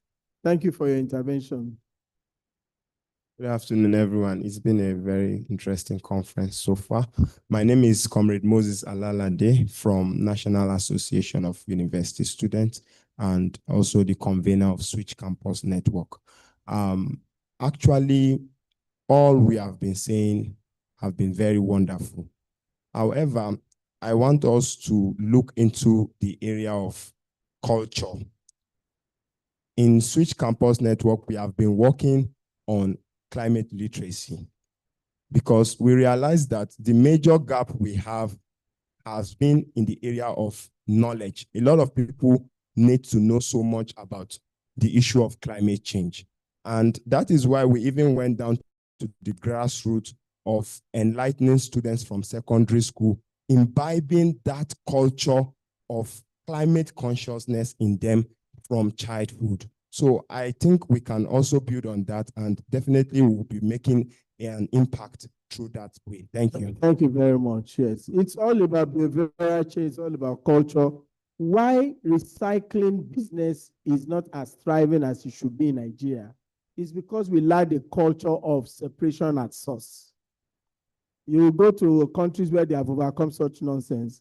You can't put an organic waste in a bag that should have a plastic waste, for instance. So this is important. It's not everything about government. That's why it's important that people have been mentioning schools, education. We need to imbibe the right kind of culture from childhood. So I'm coming back to my panelists for the last 1 minute. Okay, 30 seconds. Okay, 35 because I control the mic. 35 seconds. Please go ahead first. What should Gencgov do as a next step, or what do we need to do as a nation that is pressing? Well, I think what the organizer of this event should do is to continue engagement of this nature. We need to keep holding conversations like this that is all encompassing. When I mean all encompassing, with different stakeholders represented. And in this also, I also want us to beam a searchlight, especially into the Nigerian university system, for instance. For instance, we have over 300 universities in Nigeria. It's so large. And by the time we begin to escalate some of this or build collaboration with universities, I am sure we will get a lot of these solutions. Yeah. Come out. So the position NUC occupy, for instance, when it comes to coordinating the university education, it is very, very key. We're so happy to have NUC on board, and I'm sure we can count on you going forward. Yes, sir. And very much. And lastly, sir, concerning perception we have been talking about, the NUC minimum, the NUC CC mass, for instance, we are talking about, is not just a product of the national university. It is, in fact, co-created. You can bear me witness, and okay. Look, we're all in this together. Yeah, NUC is not doing enough. We as the people are not doing enough. You are not on the hot seat. My sister. Thank you very much. Well, to wrap this up, I would go with what I initially mentioned. Behavioral change is very important, and that starts at the grassroots. Climate literacy should continue in schools. You should check our page out, the Eco Schools NG, and see what we're doing with the schools in Lagos State, in Ogun and Oyo State. And to Gencgov, I must appreciate you very much. This is a wonderful program. Thank you so much, Dr. Peddy. Going forward, for climate action to be truly, truly worth the while, we need to move from policy documents to people actually taking daily decisions. Thank you very much.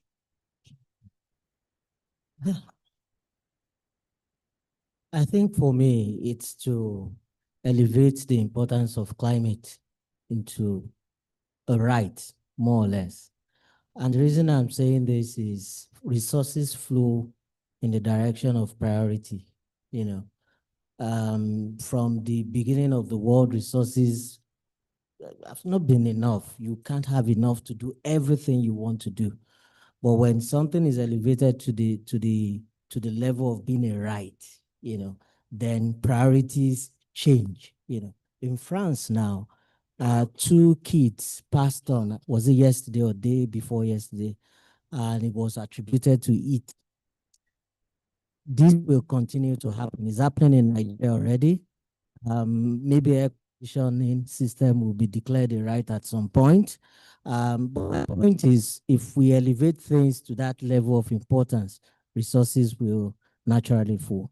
Secondly, values and education. Why is it that we eat or we drink from a plastic bottle and we throw it on the floor? Is it sociological? Is it the way we evolved, eating bananas and throwing it on the floor, and it naturally would decay? You know, those are conversations we should have. Those are research we should carry out. Why? I was in an event last week. This place was neat. Nothing was there. And they handed over a bottle to someone and she drank it and she threw it on the floor. This was nothing, not a single sheet of paper was there. My question, and that's something I've been thinking, why did she throw that thing on the floor? If you can answer simple questions like that, we can do a root cause analysis and develop policies that can really produce effective action. Thank you very much, Dr. Akinwa. In rounding up, I'd like to make this, please a round of applause, please. I'd like to make statements. They're not always like this. There was a time before plastic. Plastic came to do something to us. Now we need a counter-revolution. I know the topic here is not just plastic, but it's a major culprit. We need a counter-revolution. We need people who respected others, who respected communal use of things. In a family, you have a cup that everybody used to take water. When you use plate, you wash and return. But we have come to that disposable culture. You use plastic, you eat with it, you don't care what happens to it. That's a problem. Second, the work of civil society, the work of the academia, the work of development partners is not to replace government. No amount of interventions we can make can replace the work of government. So we need to call more on our government. All we want to do is to say, have you looked at this place? Have you looked at this alternative? And this is workable. That's our role, and we need to do more of that. And government needs to step up to its responsibility. Finally, I'm happy that all sectors are represented here. We need a lot of innovativeness, whether it is in finance, whether it is in the law, whether it is in the engineering. You see, for Nigeria, part of the reason we are not attracting international funds as we should, compared to countries like Senegal, like Kenya, what have you, is that even there are so many other issues, but one of it is that the capacity to develop bankable proposals is not really existing. And we need to do a lot about building capacity. So thank you. Thank you. Thank you for this session. Thank you. Finally, we have come to a close. Madam, never stand, never stand. Wait. I just want to mention that there was a presentation on water, law, policy, and gender equality online. Where's our friend? He has taken his award and run away. All right, ladies and gentlemen, finally, in closing, to close us out, I invite Professor Fagbe Un. I've been taught how to call this name. Fagbe Un. Prof, thank you. But just before you do that, we would like to recognize Mr. Gabriel from the National Universities Commission. Can you step forward, please, and take this back? We are giving you this intentionally so that when we come to NUC, you will not tell them at the gates, don't allow those Gen Z people enter. Thank you very much.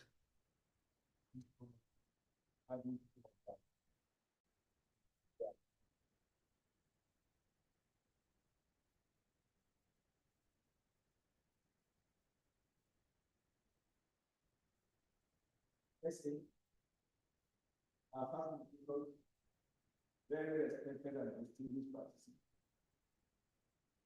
How do I sum up what we have done in the last 2 days?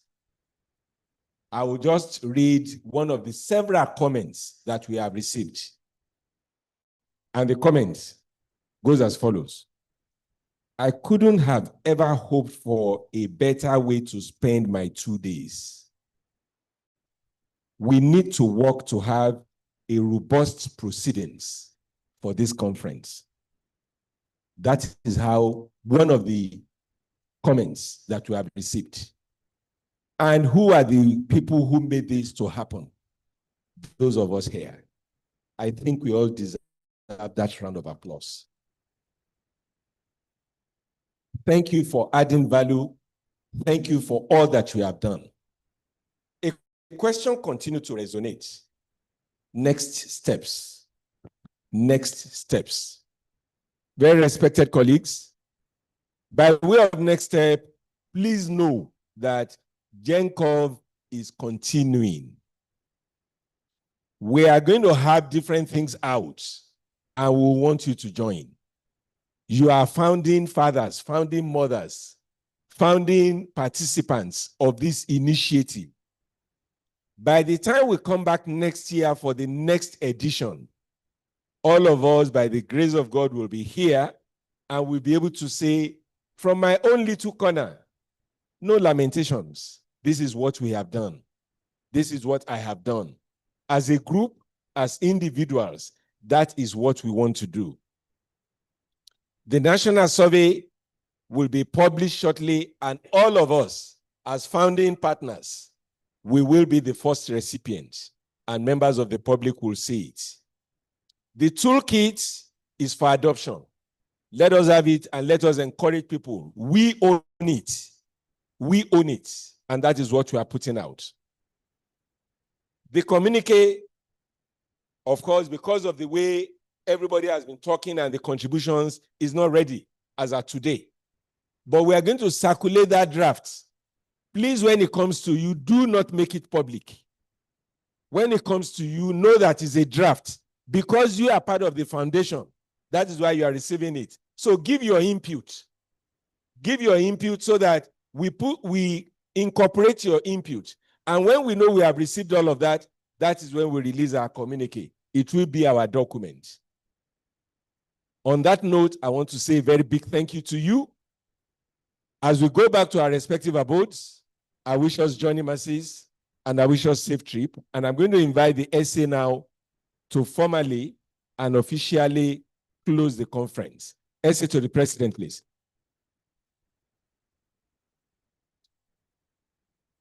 SA, before you close, let me close so that once you close, I go. Ladies and gentlemen, thank you. It's been very interesting. I've made new friends. But one very important thing I would like to close us with is the fact that we need to continue to dialogue. When nations stop talking, they start fighting. And that is what has been happening. When you destroy the environment will destroy you. And the environment never forgets. My favorite quote remains that the environment is the 11th commandment. thou shalt not pollute the earth. My name is Dr. Michael Teungwa David. I'm the Executive Director of the Global Initiative for Food Security and Ecosystem Preservation. I am not an MC as you see me. I am also not a native doctor. Thank you so much.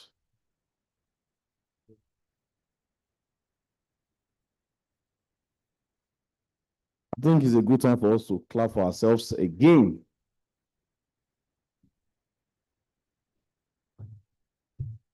I, on behalf of the government, welcomed everyone to this event yesterday, and we started well. And I can say that I'm so happy, full of joy, because the population we had when we commenced yesterday, there's just little difference to the population we are having at this time. It's a good time to clap for ourselves again. I want to thank Professor Fagbon for the role he played in this whole exercise, and all other partners, especially Professor Petty, who is directing the activities of the Gencgov. And what Gencgov is doing is part of our action in trying to domesticate what great Nigerians are doing wherever they are in the world. Professor Petty is doing very well in the University of Bradford.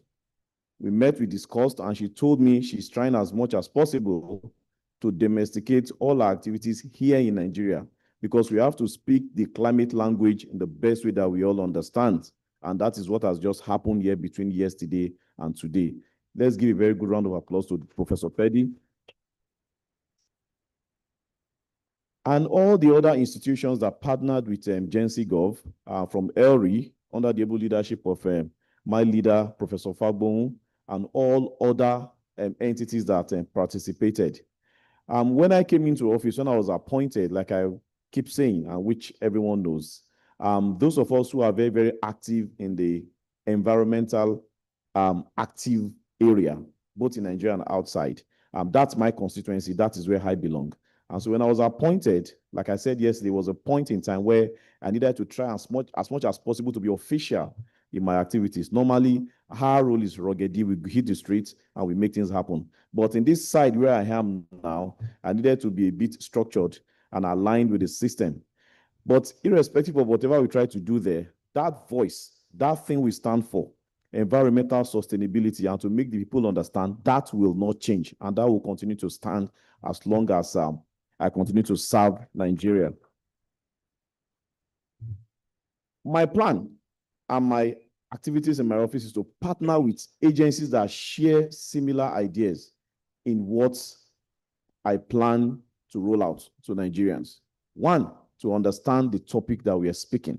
We've been speaking a lot of grammar over the years, but it's high time we speak in such a way that everybody will understand. And that is the reason why I accepted to partner with Gencgov and all other partners that are involved to deliver on what happened between yesterday and today. And I can assure you, all of your suggestions on the way forward, the quick fix and things that must happen, my office already adopted everything and will continue to work to deliver on what is expected of our office. As we speak here today, because anywhere I speak now, I speak on behalf of the President of the Federal Republic of Nigeria and Commander-in-Chief of the Armed Forces. He's not here, but I can tell you that all that happened here today will be documented. The report of this sitting will be passed on to his office, and I know he will get a full brief of what has happened here. And that is what we have been doing, because Mr. President is concerned that Nigerians must understand all the grammar we have been speaking in the area of climate change. And for all of his engagement, even there are some that he will shift, but those involving climate change, Mr. President ensures that he attends these conferences himself, because he's so much interested in this particular issue as it's affecting the globe as it is. And Mr. President is taking the lead to speak for African countries in the area of support that we require from the global north. And he's doing that well. And he is full of praise and thanks to all the CSOs who have been doing this over the years. Even when we accuse government of not paying lip service to what is expected of us to do, the CSOs in Nigeria, they kept on advocating, they kept on discussing. They trained me. And Mr. President appreciates this a lot. And whatever we say, he listens and is ready to carry out any action that will promote what we are doing. So all of the quick fix, to-do list, way forward, everything is noted, and these reports will be put into action.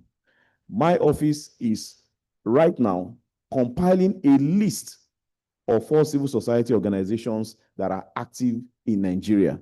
A brochure which I intend to launch before the end of the year, where we have all the CSOs that are working in Nigeria and supporting in the area of environmental sustainability in all fronts, be it from agriculture, capacity building in different forms, and all of that.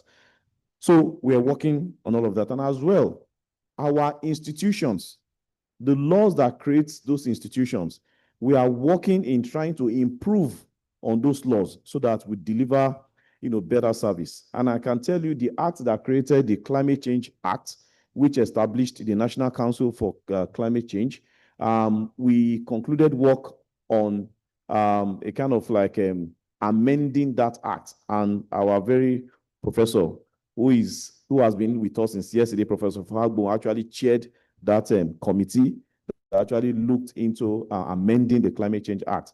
But the aspect that is expected of us, we are taking it up again to ensure that it is fully actioned, and then we have what is expected of us. Please, one thing I need from each and every one of us here seated is that let us don't sit and look. Let us talk. Let us complain. We will not complain that you're complaining. We want to hear from you. Write to us. Even in your post, social media, and all forms of communication, please talk about the environment. Challenge the government. Whatever the government is not doing well in this area, please raise it and call our attention, and we will always look into it. This particular program is so dear to my heart, and I have to make sure I'm here. All other stakeholders that are involved in climate change activities in Nigeria, in the last 10 days, it's been a very busy week. Right from SB64 in Germany, in Bonn, we moved to the London Climate Week. The Honorable Minister is there, and some other persons from different stakeholders are also there.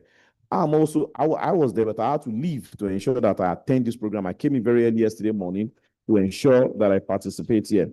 And I want to thank you once again for all of that. Please, we will need you because we submitted our NDC 3.0, and we are currently working in the area of the Nigeria Green Taxonomy, where we are looking at those areas where we still have challenges that are not properly or captured enough in our NDC 3.0 in the area of methane reduction, and also the role of agriculture, which was not properly captured. All of these things, the reports and inputs, are things we need to hear from you. And by the time we go into the field to carry out these activities, we are definitely going to work with you, and everybody will be participating in that. And right now, the message of climate change, which Dr. David rightly posted to us, we are taking it to the states. And from the states, we are taking it to the local governments. We have visited 3 states, and I can tell you what I witnessed in those states. It shows that there's a lot happening here that we do not know. Is it in the area of insecurity? Is it in the area of food security? Is it in the area of post-harvest losses? And all, in fact, of empowerment. And we need you to understand the green jobs that we are introducing to the community.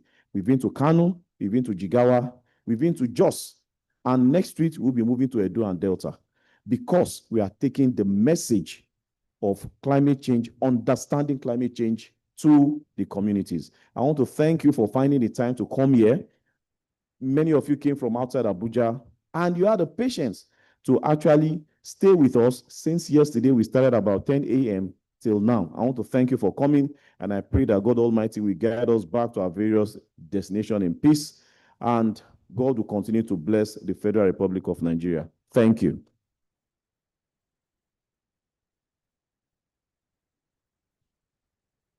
And on behalf of the organizers, I declare this conference closed.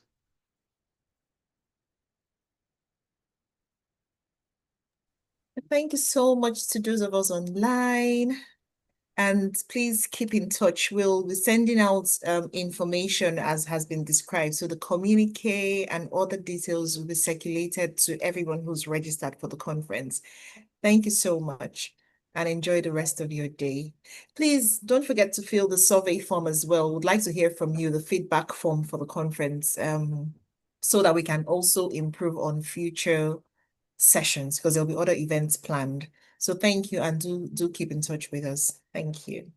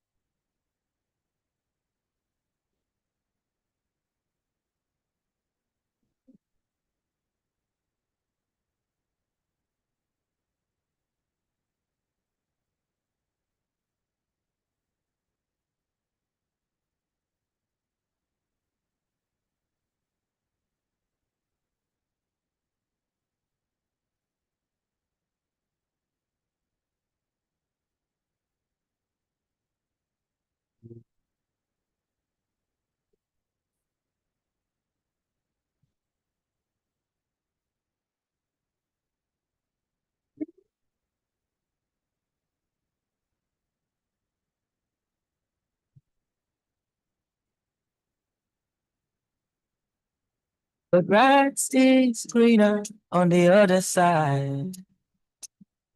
That's what I thought before I took the ride. I burned my bridges, so I never look back. But if I had known the life I was searching for, it's looking me right in the eye.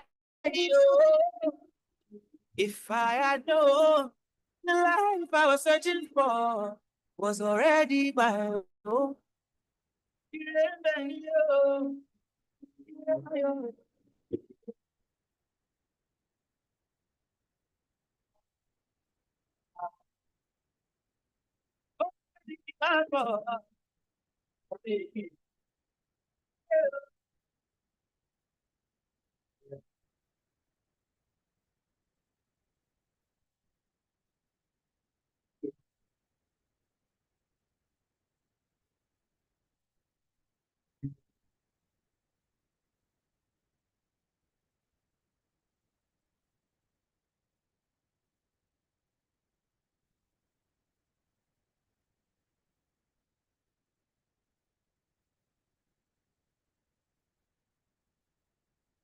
Show me up, show me to the world. I wanna live my life with you.